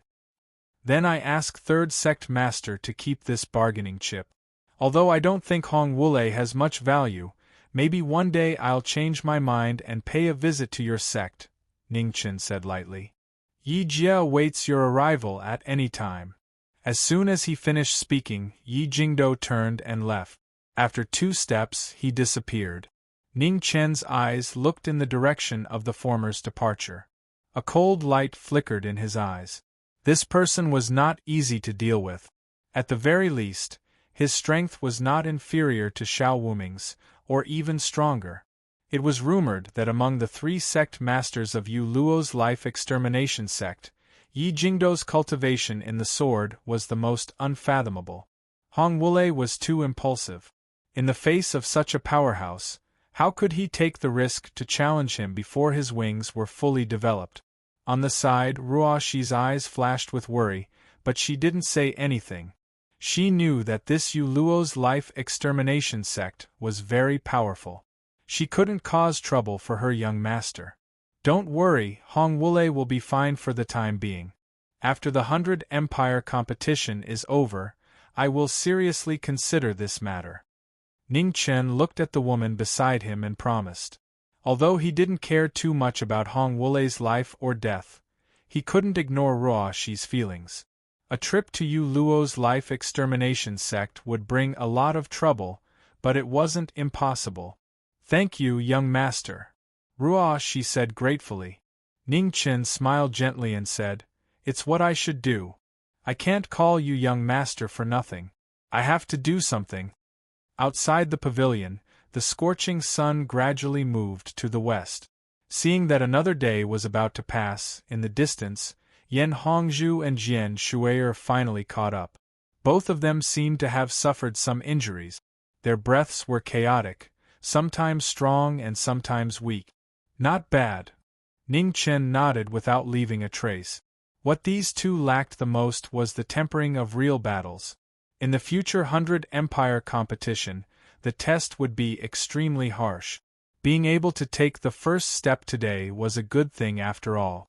Yan Hongzhu and Jian Shui'er caught up and immediately sat down to adjust their breathing, stabilizing the chaotic breaths in their bodies. Ning Chen wasn't in a hurry. He patiently waited for the 2 to wake up before continuing on the road. Fortunately, the 2 didn't spend too much time. After a quarter of an hour, Yan Hongzhu and Jian Shui'er woke up one after another, barely suppressing the injuries in their bodies. "Let's go. Before it gets dark, try to get to the nearest city." Ning Chen greeted the 2 and immediately took Ruoxi to the north. Yan Hongzhu and Jian Shui'er got up and stepped forward to follow. Late at night, in a strange and desolate place, a strange mountain city was located on top of it. It was strange and magnificent, like a city of immortals in the human world, but also like a city of demons. A cold wind blew, and a black stream of light flashed. A cold murderous aura came out. Yi Jingdu, dressed in black clothes and a black hat, stepped into the city in front of him. The city of assassins, Yu Luo life extermination sect, the most terrible forbidden area in the southern tomb. Today, the three sect masters returned and silently walked into a hall. With a rumbling sound, the door of the hall opened. In the dark hall, rows of red candles were lit, illuminating the silent hall. Yi Jingdu walked into the hall. After a few steps, he stopped. "Fengdu, how is it?" At this moment, a beautiful young woman appeared and asked. "Unfathomable, a great enemy," Yi Jingdu replied. "Oh? I've never seen you have such a high evaluation of anyone. It seems that this young man is really not simple. Interesting." Mei Xue's mouth curved into a smile. "Fengdu advises second sister that this person is not easy to deal with. He's not someone you can play with. Be careful not to set yourself on fire." Yi Jingdu lightly said. "Men always have weaknesses. Sometimes, a woman's body can be a better killing weapon than the cold sword in your hand." Mei Xue chuckled. "Oh, I've said what I should say. I have no right to interfere with second sister's decision. Take care of yourself." Yi Jingdu raised his hand and pressed the edge of his black hat. Without saying anything more, he walked towards the back of the hall. In the hall, the red candles flickered, reflecting a charming face. Mei Xue's eyes flashed with a touch of playfulness as she looked towards the distant north. It had been a long time since she had met someone so worthy of killing. Days without waves were really lonely and unbearable. In the territory of the Migres dynasty, the road to the north was long and far. Half a month later, in the boundless wilderness, the four of them met a caravan that was also heading north. The leader was a middle-aged man around 40 years old. He was friendly and hospitable and dragged the four of them along. Ning Chen did not refuse, but he did not expect to cause a lot of trouble for himself. In a caravan, under normal circumstances, it was not allowed to bring a wife or daughter. However, the middle-aged man leading the caravan this time, in addition to delivering goods, also happened to be on the way back to the ancestral home to visit his relatives, so he brought his wife along. The leader's wife, Yao Shi, looked very young, only around 30 years old. She was very charming and did not lose out to Ruo Shi. She was very enthusiastic towards Ning Chen and the others who were traveling along the way, so enthusiastic that it was a little unbearable. In just a few days, the four women had gotten along well with each other, whispering to each other and giggling. After rushing for 3 days, the group arrived at the most prosperous hinterland of the Migres dynasty. The caravan stopped in Elan City to rest temporarily. The night was like water and the lights were waning. In the room, Hong Yi sat quietly at the table, her eyes looking at the flickering lights. No one knew what she was thinking. It was late at night, and most of the people in the caravan had fallen asleep. After rushing for so many days, everyone was exhausted and went back to their rooms early to rest. Dang dang, at this moment, the door was knocked, and a charming voice sounded from outside the door. "Young Master Ning, may I come in?" Hearing the voice of the person who came, Ning Chen frowned slightly. This lady, why did she come at this time? With a creak, before the person in the room could answer, Yao Shi had already pushed the door and entered. Her charming face had a gentle smile, and she was wearing a thin red and pink dress, looking very charming. "Sister Ruo Shi is asleep, so I was worried that no one would take care of you. I'm not used to it, so I came to ask if you need anything." Yao Shi stepped forward and said softly, "Thank you for your concern, Madam Yao. I was just about to go to sleep. There's nothing I'm not used to. It's getting late, so please go back and rest early." Ning Chen wasn't a fool. Naturally, he could see that Madame Yao didn't just come to greet him. There was no euphemism in her words, and she directly sent him off. Yao Shi gently laughed and took 2 steps forward.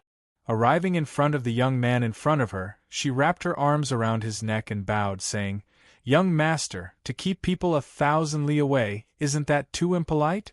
Also, tell me, if I shout right now and say that it was young master who forcefully brought this servant here, who would everyone believe?" With a warm jade in his arms, Ning Chen's eyes gradually turned cold. "Madam, do I look like someone who's afraid of being criticized?" Heh, if young master isn't afraid of being criticized, then are you not afraid of Sister Raw? She misunderstanding? Yao Shi's body leaned closer until her whole body was in his arms. Her soft body pressed against the former's chest as she whispered. Ning Chen's eyes narrowed, and a dangerous light flickered in them. Then what does madam mean? What should I do? A night of pleasure, sharing the joy of being intimate. Speaking of which, young master won't lose out. Yao Shi's red lips stopped next to the former's ear. Chapter 423. As the saying goes, wine is poison to the intestines and lust is a steel knife to the bone. Ning Chen wasn't someone who was easily bewitched by beauty, but this woman definitely wasn't Madame Yao. With a soft and fragrant body in his arms, the seductive fragrance of orchids constantly lingering at the tip of his nose, Ning Chen's eyes grew colder and colder. He was very curious, how could there be such a bold woman in this world? No one can deny Madame Yao's charm. She was at her most mature and beautiful age, charming and charming. Unfortunately, a blockhead like Ning Chen was an example. Heaven knows, if this woman was Ruo Shi, Mu Qingxue, or Ah Man, would a certain someone still be so indifferent? Unfortunately, the women Ning Chen knew either had a cold temperament or a pure heart. None of them would think of using such means to charm others. In the next room, Ruo Shi woke up. Originally, she wanted to see if her young master was asleep. But when she saw the light in his room was on and the door wasn't closed, she was about to knock on the door. However, she suddenly stopped when she heard a voice from inside the room. She could recognize Madame Yao's voice, and of course she could also recognize her young master's voice. It's already so late, what is Madame Yao doing in her young master's room? Through the gap in the door, she could clearly see the situation inside the room. She didn't know if Madame Yao deliberately didn't close the door or if she forgot. At this moment, Ruo Shi was standing in front of the door, quietly watching the scene in the room. A faint smile flashed across her beautiful face. She knew her young master's temperament better than anyone else. If he was really greedy for beauty, then he wouldn't have quarreled with his eldest grandson in the heavenly mandate palace. There were many beautiful women in this world, but among those she had seen, there were two that surpassed everyone. One was Mu Qingxue, and the other was the 9th princess of the Xia kingdom, Xia Xinyu. Needless to say, Mu Qingxue's temperament and appearance were extraordinary. The only one who could stand shoulder to shoulder with her was the stunning 16-year-old 9th princess of the Xia kingdom. Unfortunately, her young master was a blockhead. When his eldest grandson appointed the marriage, he rejected this marriage that in her eyes was a match made in heaven. Looking at the current situation, she didn't need to think to know that her young master was forced. Because Madame Yao was just an ordinary person, he didn't want to show his skills and only hurt her. Ruo Shi's mouth curved into a smile. She didn't intend to push the door open and disturb the young master's good time. Anyway, she can't sleep if she goes back now. Might as well watch the show. Inside the room, Ning Chen could feel Ruo Shi's aura outside the door. Seeing that the girl didn't come in to help him, he couldn't help but feel angry and amused. This girl's burden was too big. She was actually laughing at him. "Teacher, please respect yourself." Ning Chen reached out to push Yao Shi away. Just as he was about to get up, his breathing suddenly became sluggish, and his entire body felt weak. "Young master, tonight you are mine." Yao Shi gently smiled. Her arms were soft and boneless, as they wrapped around the former once more. Her entire body leaned forward once more. Her red lips parted slightly, and the fragrance of spring filled the room, causing the fire in one's body to rise rapidly. Poison? Ning Chen felt the unusual changes in the phoenix's body and narrowed his eyes. It seemed that he was blind this time. Although there were many strange poisons in the world, the ones that could affect an innate rancor could be counted on one's fingers. This Madame Yao obviously came prepared. When did Madame realize that I have martial arts? Or rather, what is Madame's objective? Ning Chen asked indifferently. Does young master have martial arts? This servant really didn't know. If young master is worried about this aphrodisiac, then you can rest assured. As long as young master and this servant have a night of pleasure, this poison will naturally be cured. Outside the room, Ruoshi noticed that the situation inside the room was a bit strange. Not daring to be careless, she immediately pushed the door open and walked in. Ruoshi, you go out first. Ning Chen's expression changed slightly. With a flip of his palm, he wanted to send Ruoshi out of the room. Unexpectedly, Yao Shi waved her delicate hand and dispersed the former's palm. Her delicate face flashed with a charming smile. Young master doesn't need to send Sister Ruoshi out. This servant doesn't care if there is one more person to serve young master. So Madam also knows martial arts. To be able to hide it so perfectly, this servant is impressed. Ning Chen's eyes flashed with a cold light. Aside from Fan Lingyu, who had the Book of Chaos, this was the first time he saw someone who could hide their martial arts aura so flawlessly. Young master overpraises me. To walk the Jianghu, one must have some ability. However, this servant's performance in bed will make young master even more impressed. Yao Shi reached out to touch the former's handsome face. Her eyes were full of splendor. Such a young master was truly shameful. Countless old monsters who had lived for hundreds of years would die of shame. But for this night, this person was hers. To be honest, she was really reluctant to kill this infatuating young man. Unfortunately, such a young master was too much of a threat. Once he escaped the influence of the aphrodisiac, she wasn't sure she could suppress him. Ning Chen felt the killing intent from Yao Shi at this moment. Flatly, he said, "It seems that after tonight, this servant's life will also be given to Madam. This is the only way. However, before tonight is over, this servant will let young master taste the best taste in the world." Yao Shi smiled, her tone not without regret. "Then before I die, can this servant know Madam's true identity? So I can be a ghost under your skirt?" Ning Chen finally asked. Yao Shi leaned forward and gently said, "Young master, please carefully remember this servant's name. This servant's surname is Mei, and my name is Ying Shui. I am the second sect master of Yu Luo's Life Extermination Gate." "Many thanks. This servant will remember. When erecting a monument for Madam, there is no need to replace it with a nameless monument." As he spoke, Ning Chen stood up. Red phoenix flames rose around his body, burning away the strange poison on his body. In the next instant, a red light flashed past. A sword was pointed at his throat. Mei Yingshue's eyes narrowed. Before she could recover, a strand of hair flew up and quietly scattered. The sword intent penetrated her body, and blood dripped down like plum blossoms in winter. It was dazzling. Whether it was Mei Yingshue or Mei Yingshue, it was impossible to tell. She did not understand just what had gone wrong.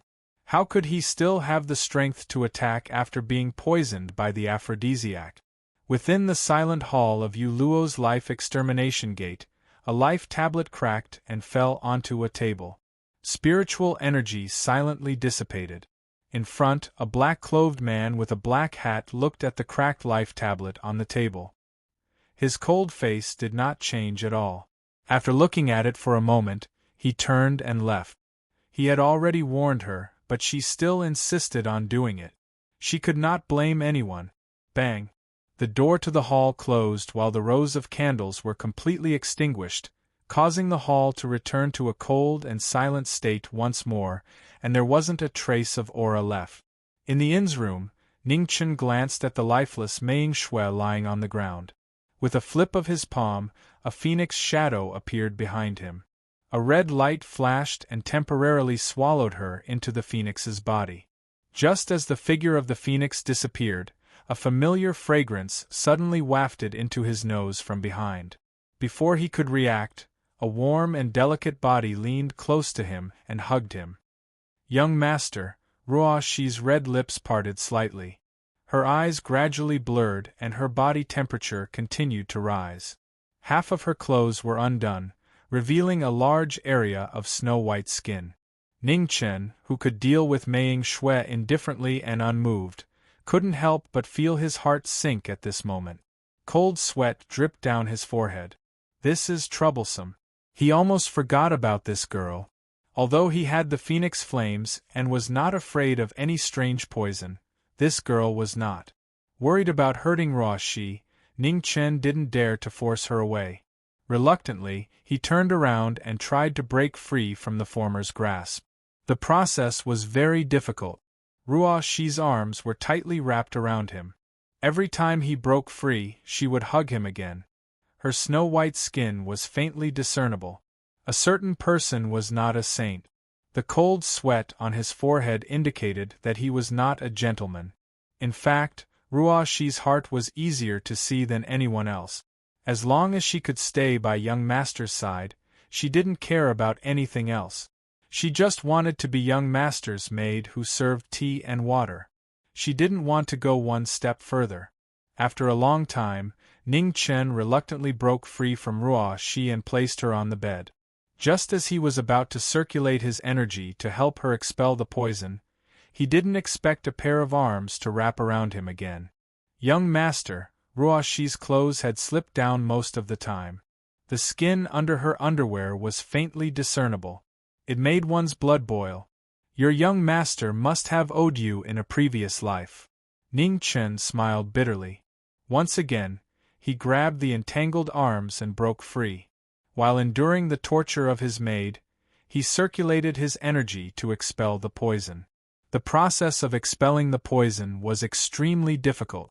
It took nearly half an hour. It wasn't until dawn broke that Ning Chen barely forced the aphrodisiac out of Ruoshi's body. His clothes were soaked in sweat. It was more difficult than fighting with a powerhouse of the three disasters.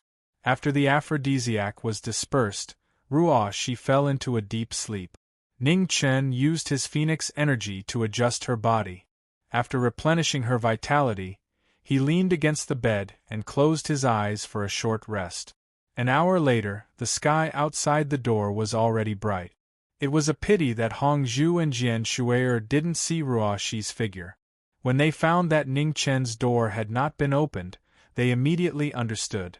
Sure enough, it's a pervert. Jian Shui'er wrinkled her small nose and said. She knew that Ruoshi would not be able to escape the claws of this pervert. How could there be a man in this world who wasn't lustful? Not to mention, Ruoshi was a woman who could make any woman's heart flutter. In the room, Ruoshi woke up. After a short period of confusion, memories came flooding back. Thinking of her performance last night, her face suddenly turned red. When Ruoshi woke up, Ning Chen also felt it and opened his eyes. Seeing the girl's red face, he stood up and couldn't help but smile. Now you know to be shy. Last night, your young master wasn't light. Young master, don't laugh. You go out first, I want to put on my clothes. Ruoshi's face was very hot. She covered half of her face with the quilt and said, "Oh." Ning Chen no longer teased the girl and turned to walk out the door. Beast. Seeing the former finally willing to come out, Jian Shui'er whispered softly. Ning Chen didn't care about it. No matter how beastly he was, he wouldn't be a beast to her.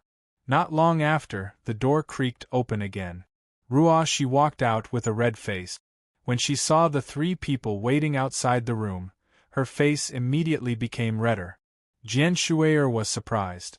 Seeing that the former's virginity was still intact, she couldn't help but glance at Ning Chen and spit out 4 words in disdain, worse than a beast. Chapter 424. Under the plum tree, Ning Chen waved his hand and a red light flashed. Meng Xue was sent out of the phoenix's body. Then, with a flip of his palm, the ground in front of him cracked open and swallowed the body of Yu Luo's second master. Hong Zhu and Jian Shui'er were shocked and didn't understand what was going on. Ruoshi sighed softly and explained what happened last night. The young master sealed his sword for 10 years so that he wouldn't kill anyone. He didn't expect that he wouldn't get what he wanted in the end. The plum tree swayed and rustled. Ning Chen stood under the tree and waved his hand to build a new grave. He carved a wooden tablet and placed it in front of the grave. Hopefully, when the plum blossoms bloom next year, the cold plum blossoms reflect the snow. Let's go. Ning Chen turned and walked back. He called out to the three and then continued to walk forward. In the divine continent, 10 years had passed. The emperor of the Great Xia had grown up. His political and military skills were not inferior to the sages of the past. He tried his best to govern the country that was greatly damaged by the divine tribulation. Kong Yu and Marquis Anling did their best to assist the emperor in governing the country. The fate of the Great Xia gradually recovered. Above the heavenly mandate palace, purple clouds appeared again. In the north and south, the northern Meng imperial court and the barbarian dynasty had also reached their peak. After the divine tribulation, the divine continent finally survived the most difficult time and showed signs of a new era. In front of the Ascension Valley, figures appeared one after another. They were all comrades who fought against Pluto. Today was the last time they met before parting. Have you decided? Mu Qingxue looked at the red-haired man in front of him and asked. Yes, Luan Fengchen nodded and sighed. There can't be any more wars. Sealing the two realms is the best choice. Mu Qingxue didn't say anything else. He looked at the three people in front of him and said seriously, See you never. See you never. Daylily and Meng Xuanji showed a nostalgic smile and said goodbye. In the next moment, the yearning blade appeared in Luan Fengchen's hand. Majestic and colorful fate gathered the fate of the entire realm. Today, the passage between the two realms would be completely sealed. Daylily walked forward and gathered the spirit energy in 100 miles around her blade. In an instant, an endless stream of energy burst out and entered the space passage in front of them. The energy of the world and the fate of the entire realm poured in. The passage between the two realms trembled and gradually disappeared.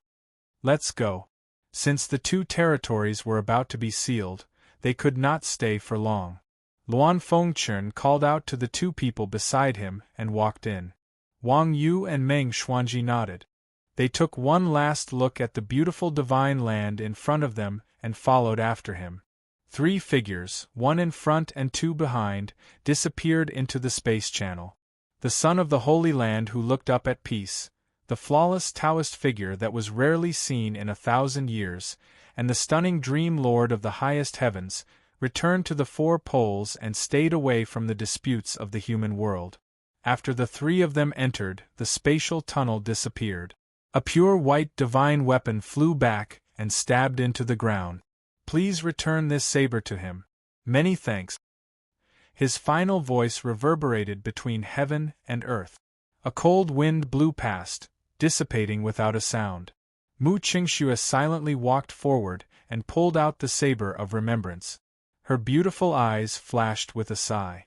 In the blink of an eye, her white clothes scattered and disappeared. In the ruins of desolate city, white light gathered and a beautiful figure walked out. Step by step, she walked to the front of the collapsed sword pool.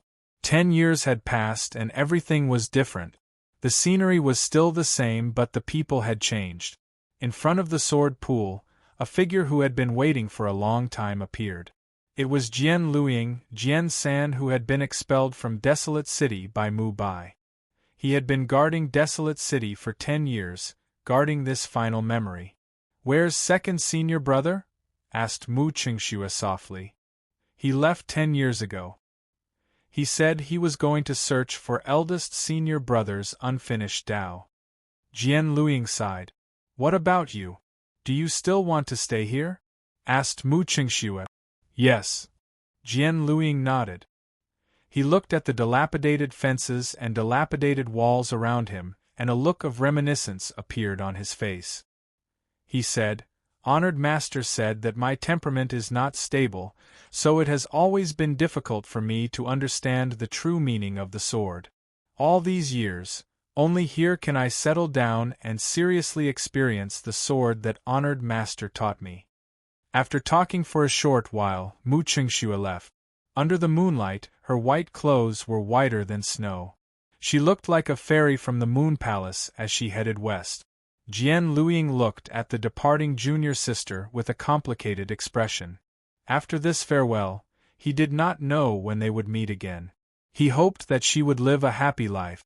Great Xia Imperial City, Jiming Manor. Jiming had left 10 years ago. However, as the only martial marquis of the previous generation and the teacher of the current emperor of Great Xia, no one dared to disrespect him. After hearing that her eldest grandson had passed away 10 years ago, Mu Qingxue fell silent. She knew that he might not come back.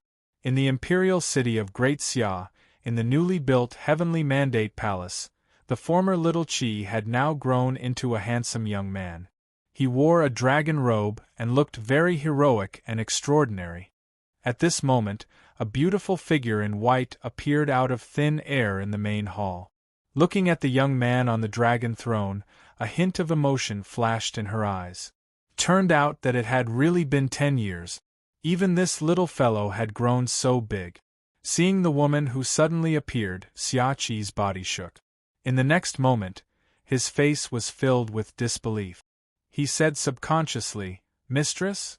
When he was young, he had seen this ridiculously beautiful woman in the Marquis estate and had a deep impression of her.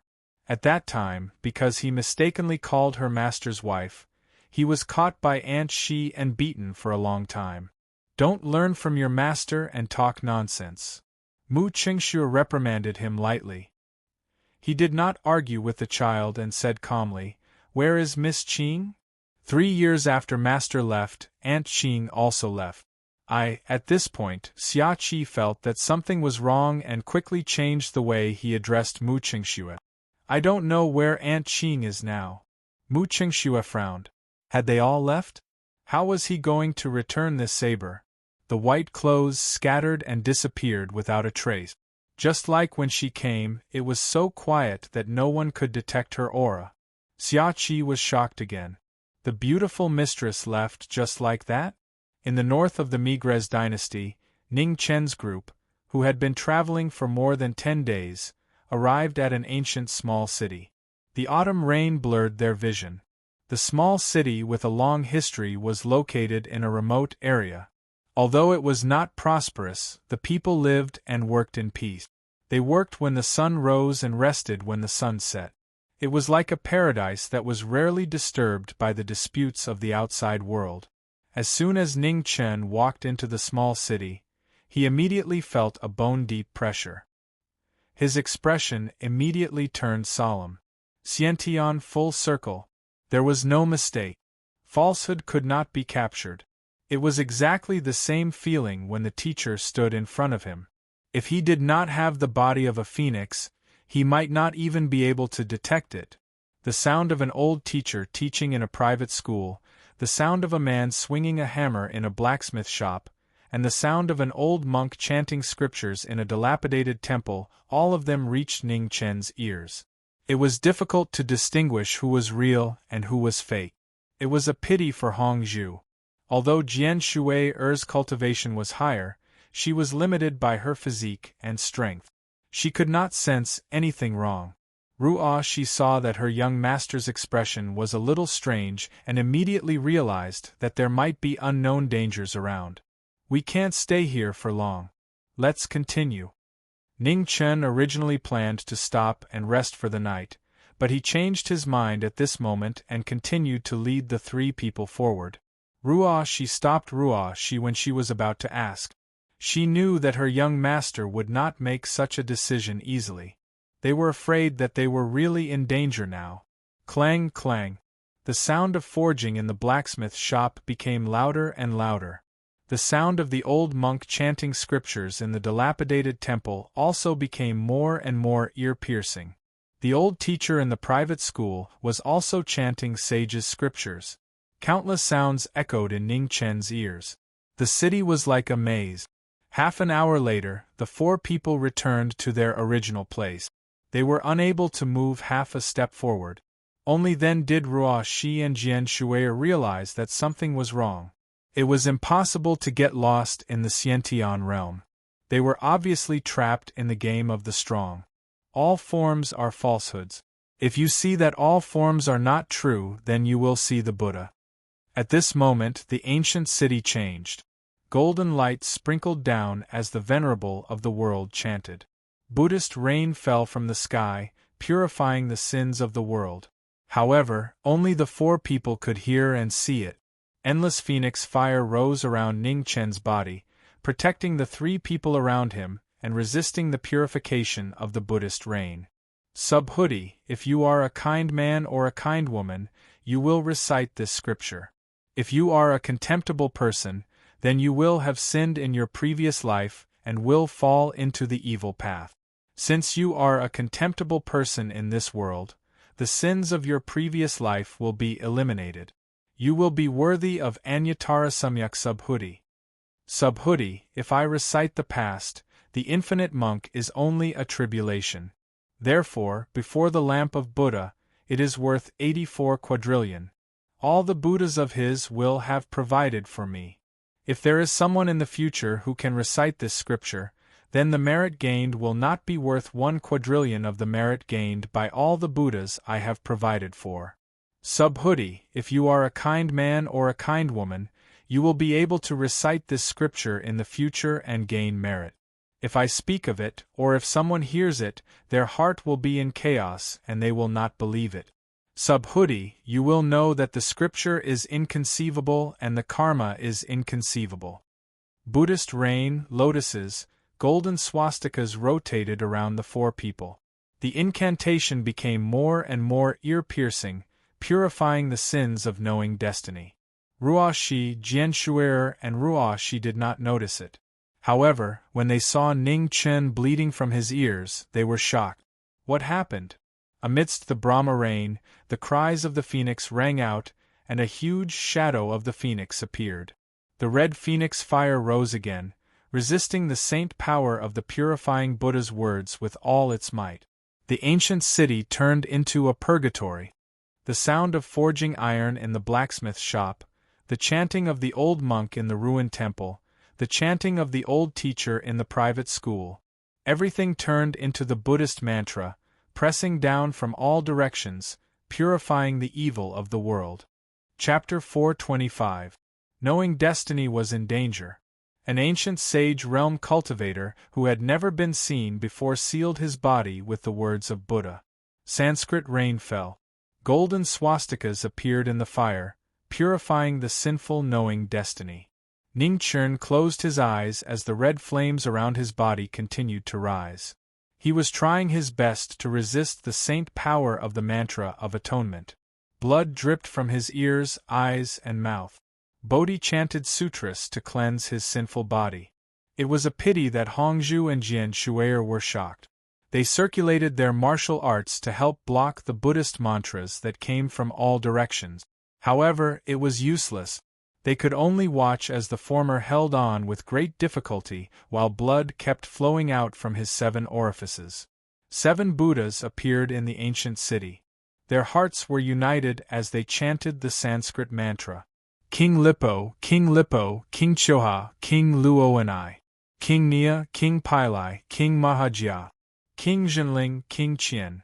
With the 7 Buddhas eradicating sins, the power of Brahma increased dramatically. Clear saints' Brahma chants passed through the mortal body and reached the deepest part of the sinner's consciousness. Ning Chen let out a stuffy groan, finding it even harder to hold on. Blood dripped down from his 7 orifices, dyeing the ground in front of him red. With the Sanskrit mantra, Ning Chen could no longer suppress the murderous intent that he had suppressed for 10 years. In an instant, the murderous intent surged out. It was dark and cold. A terrifying force that could almost materialize rushed into the sky and turned into a strange giant rock. Buddha is merciful. In the Sanskrit mantra, the blacksmith, the old monk, the old master, the Dharma images of the Buddhas dissipated. In the blink of an eye, they condensed into one and turned into a white-robed Buddha. His face was calm, without any murderous intent. 108 prayer beads in his hand swayed in the wind. Most of them had changed color. It was hard to eliminate all evil in the world. The Buddha killed all evil. Each of the prayer beads that changed color represented the death of a great evil. The sage appeared. He had white hair and a white robe. The prayer beads danced in the air. the Sanskrit mantra pressed down from heaven and earth. The phoenix fire could not stop it. The supreme human being in the realm of consummation showed his supreme power. He chanted the Sanskrit mantra.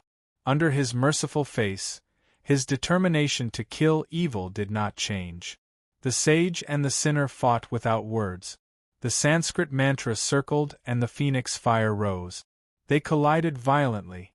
Among the 108 rosary beads, the one that symbolized the knowing destiny state had been corrupted by half. Great evils must be punished and should not be tolerated. Lippo Emperor, Chio-hi Emperor, Luo and I Emperor, Emperor Neha Luo, Emperor Pailai, Emperor Maha Jia, Zhen Ling Qian Emperor Sha Pahi. A faintly discernible wall of incantations was built amidst the phoenix flames. The golden swastika swayed between heaven and earth, trapping the sinful body. Trapped, the phoenix let out a deafening shriek. Inside the phoenix, the ghostly lady in the ice coffin was affected by the holy power, and her ghostly aura was showing signs of dissipating.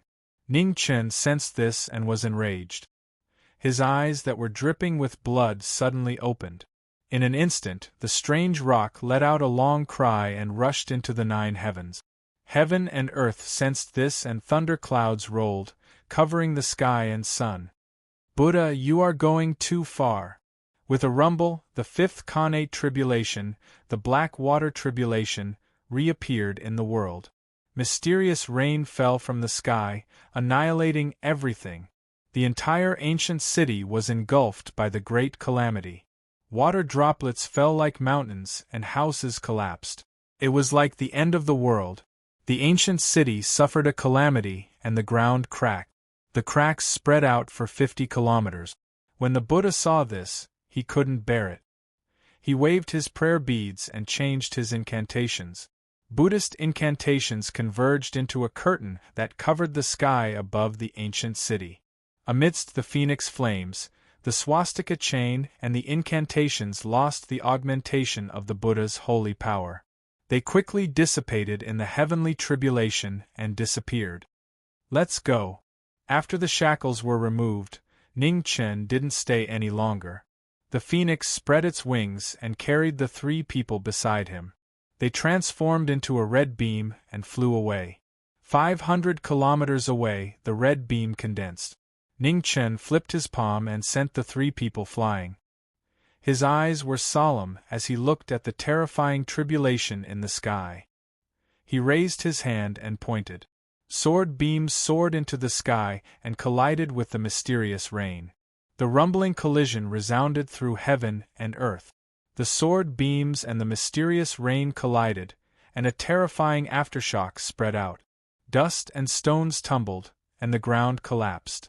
The last tribulation of a 5th tribulation eminence wasn't the most difficult tribulation to transcend. However, due to knowing destiny's demonic killing intent, it became abnormally terrifying. The rain fell like a mountain. Within the heavenly tribulation's range, the ground collapsed and was destroyed. Under the mysterious rain, Red Robe appeared extremely fast. The flowing light was extinguished as he avoided the endless rain. He focused his mind and focused his sword to shake the heavenly tribulation. In the distance, Yen Hongzhu and Jian Shuier looked at this terrifying tribulation. Their faces were slightly pale. Only he could survive such a tribulation. An hour later, the dark clouds dispersed and the sun set. The afterglow of the setting sun shone on the damaged ground ahead. It was indescribable shock. On the destroyed ground, Ning Chen looked at the ancient city in the distance. His eyes shone. It was not a fortunate thing to encounter such a powerful person in this place. Let's go. Let's continue on our way. Ning Chen's figure flashed and walked in front of the 3. He called out to them, and then continued to walk north. According to the journey, the gathering place of the 100 Dynasties competition should not be far away. He hoped that he would not encounter trouble like today. In the homeland of West Buddha, in the ancient land of Chongling, Su Yi was cultivating with her eyes closed in the ancient formations. She had not come out for 10 years. She had once made a promise that could not be shaken. Not far away, Nu Chang looked at the young person in the formation. Light flashed through her eyes. In a few more days, the life scroll would be peeled off. This person's mind was really impressive. It was not easy for her avatar to enter the realm of great perfection. This meant that this person had to cultivate again and again. Such pain and loneliness was not something that ordinary people could endure. Actually, to him, handing over the cultivation method of the birth scroll would allow him to obtain a few tens of years, or even 100 years of freedom. Unfortunately, a promise from when he was young actually allowed him to persist until now. Whether he was stubborn or inflexible, it wasn't important now. At this moment, a strange phenomenon appeared in the heavens and earth far away. Almost at the same time, the divine palace, the demon temple, and the giant dragon gate manifested and solidified. The purple celestial palace and the demon Buddha had improved further. They were not far from breaking into the next realm. At this moment, every powerful person in the homeland of West Buddha felt something. They looked at the divine palace and the Yao temple with grave expressions. They are still one step ahead of us. Nu Chang narrowed her eyes. These two people had seized most of the original power of the divine land of the eastern region. They were one step ahead of everyone else on the road to the next realm. Whether she could catch up or not depended on whether this person could help her cultivate this avatar to the realm of great perfection as soon as possible. On the peak of Tianfo Mountain, the legendary Zhan Guang Zun and the Abyss Ancient Sword flattened the smoke and beacons. Their clothes were torn apart, and their hair fluttered in the wind. The undecided contest shocked the master of the Competitive Edge Pavilion, the master of the Discipline Pavilion, and the other powerful cultivators of Tianfo Mountain. In 10 years, this terrifying swordsman had become stronger. Although his cultivation was still lingering on the edge of the third disaster, his combat strength had surpassed all the powerful people of the third disaster realm. He was close to the realm of great perfection. It was hard to believe that there was such a legendary person in this world.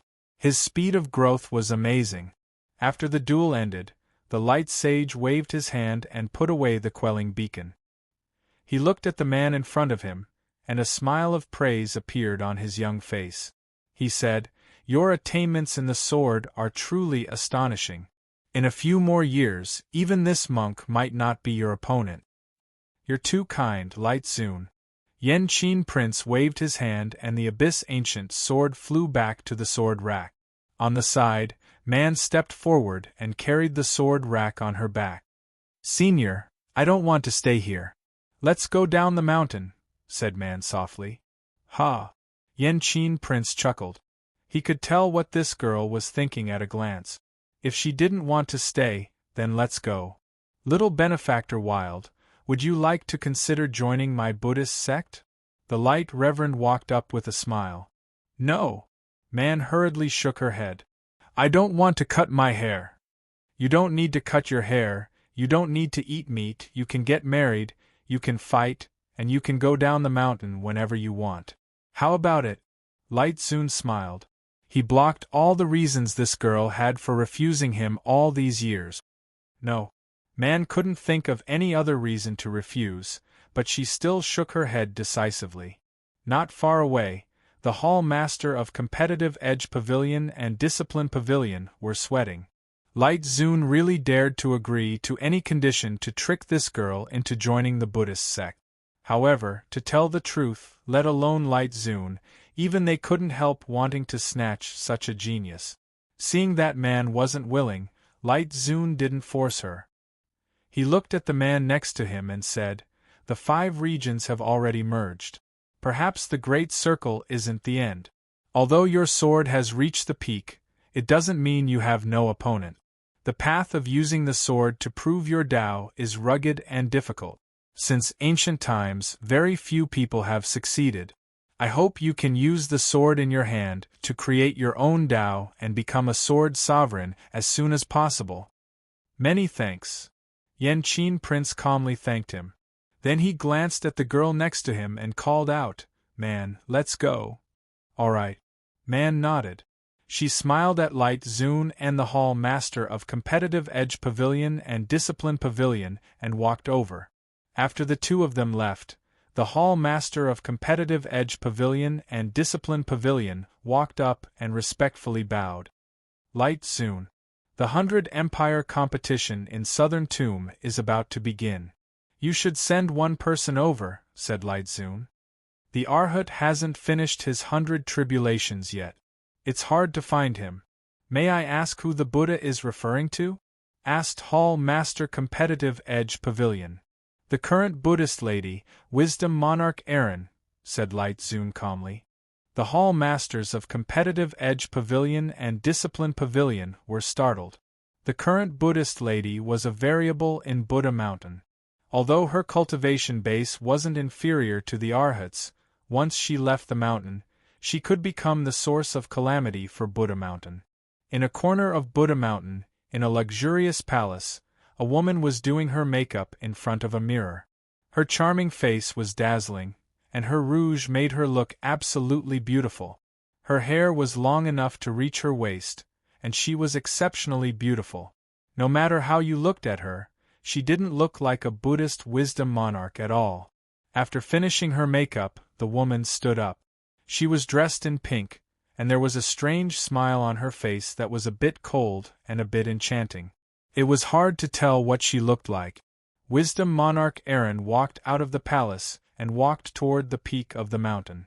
Wherever her pink robes passed, flowers bloomed and withered. Light Zune's decree and Wisdom Monarch Aaron leaving the mountain would cause a huge commotion. Chapter 426. Nanling, the day of the 100 Dynasties competition, was getting closer and closer.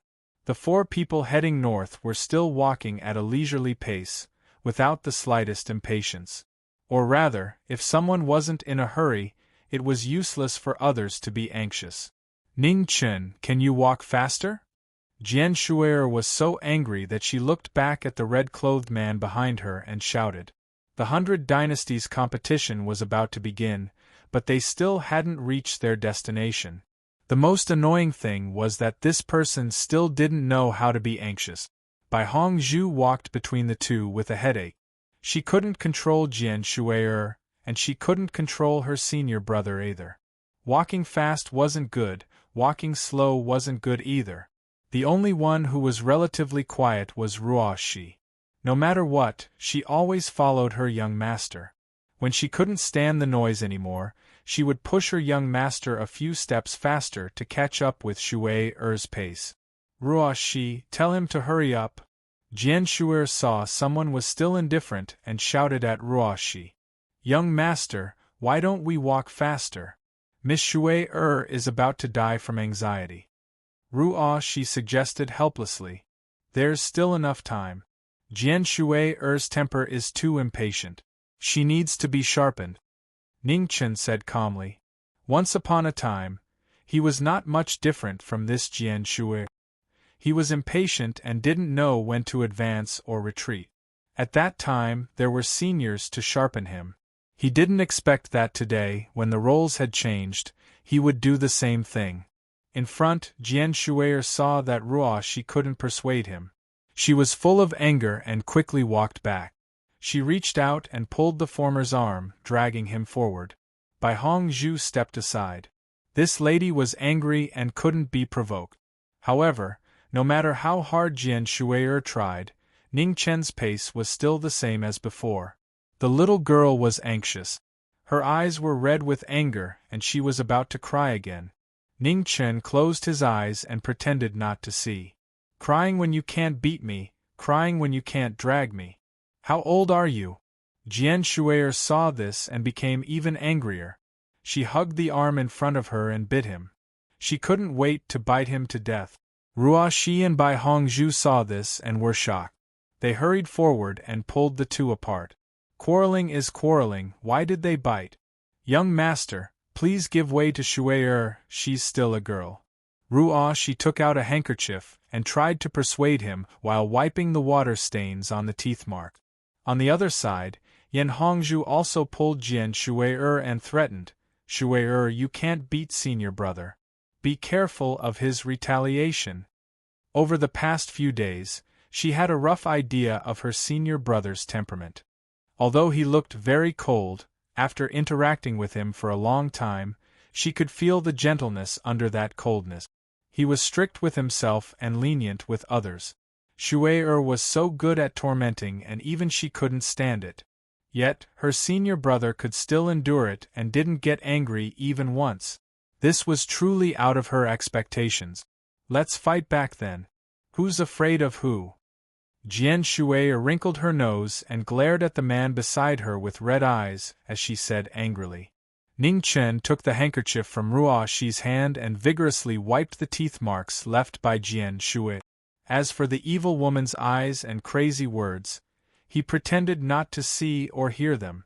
Ruo Shi really couldn't control these two ancestors. She took her handkerchief and let them do whatever they wanted. In the end, the struggle was won by Ning Chen, who wasn't afraid of being bitten. The speed of the four people was still neither fast nor slow. Looking at their posture, it was 100% impossible to arrive in advance before the start of the 100 Empire competition. Time passed day by day. Unknowingly, the day of the gathering of the 100 Empire competition was approaching. The four people's journey finally came to an end. In the competition city, the gathering of the 100 Empire competition was glorious and shocking. Wild beasts flew across the sky, strange beasts pulled carriages, and golden palanquins flew past. The extraordinary momentum set off the strength of the owner. In contrast, the four people who walked here were travel-worn.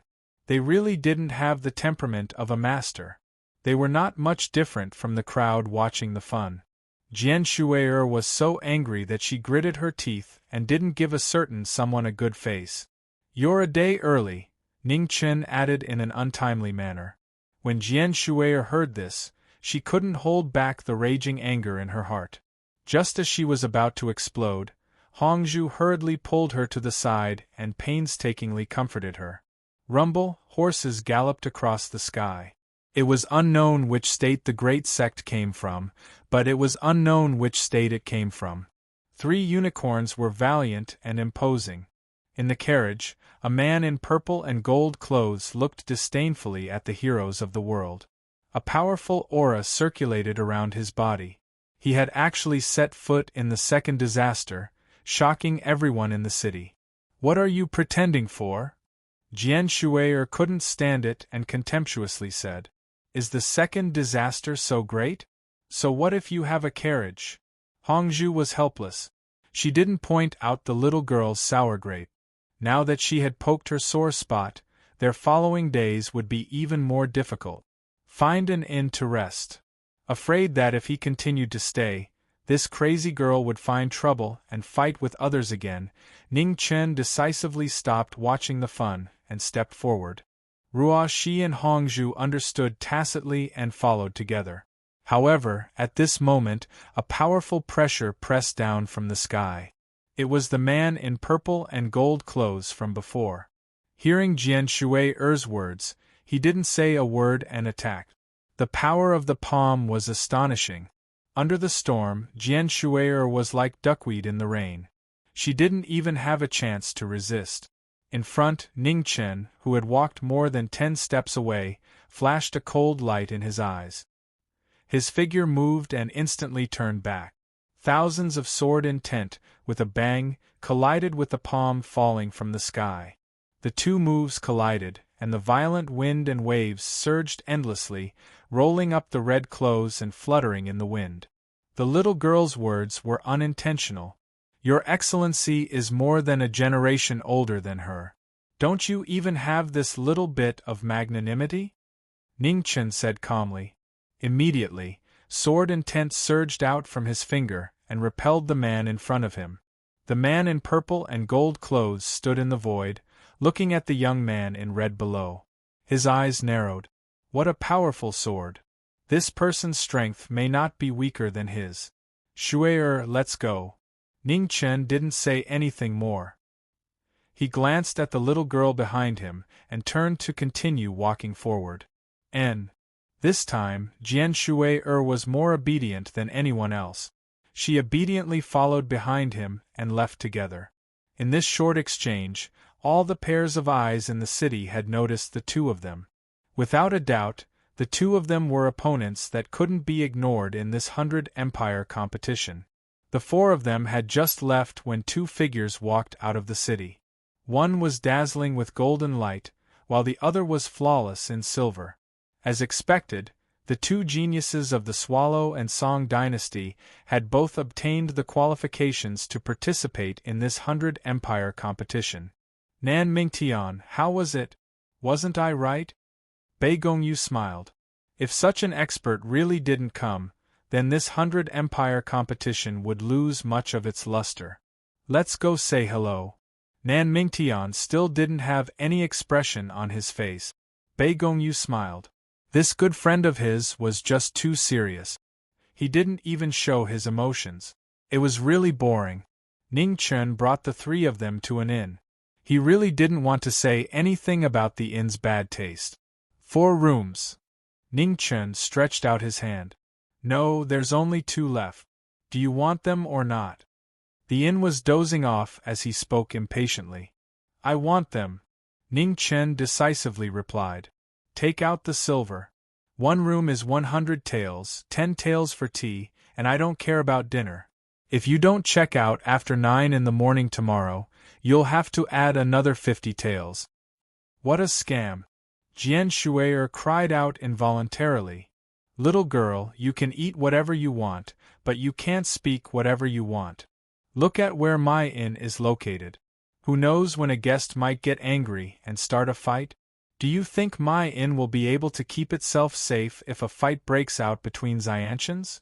This is a high-risk business, so of course the price has to be higher, the innkeeper said seriously. That's reasonable. Ning Chen nodded.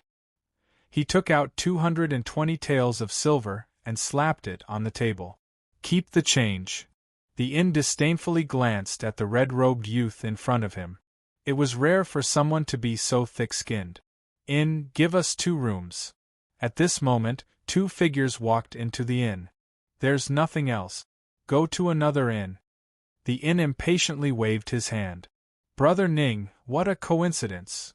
Bei Gongyu looked at the figure at the counter and smiled. To the side, Nan Mingtian also looked over and nodded. Oh? Since you know each other, then it's easy. 2 rooms are enough, and we'll add 20 taels for tea. How about it? The inn immediately took advantage of the opportunity and began to calculate.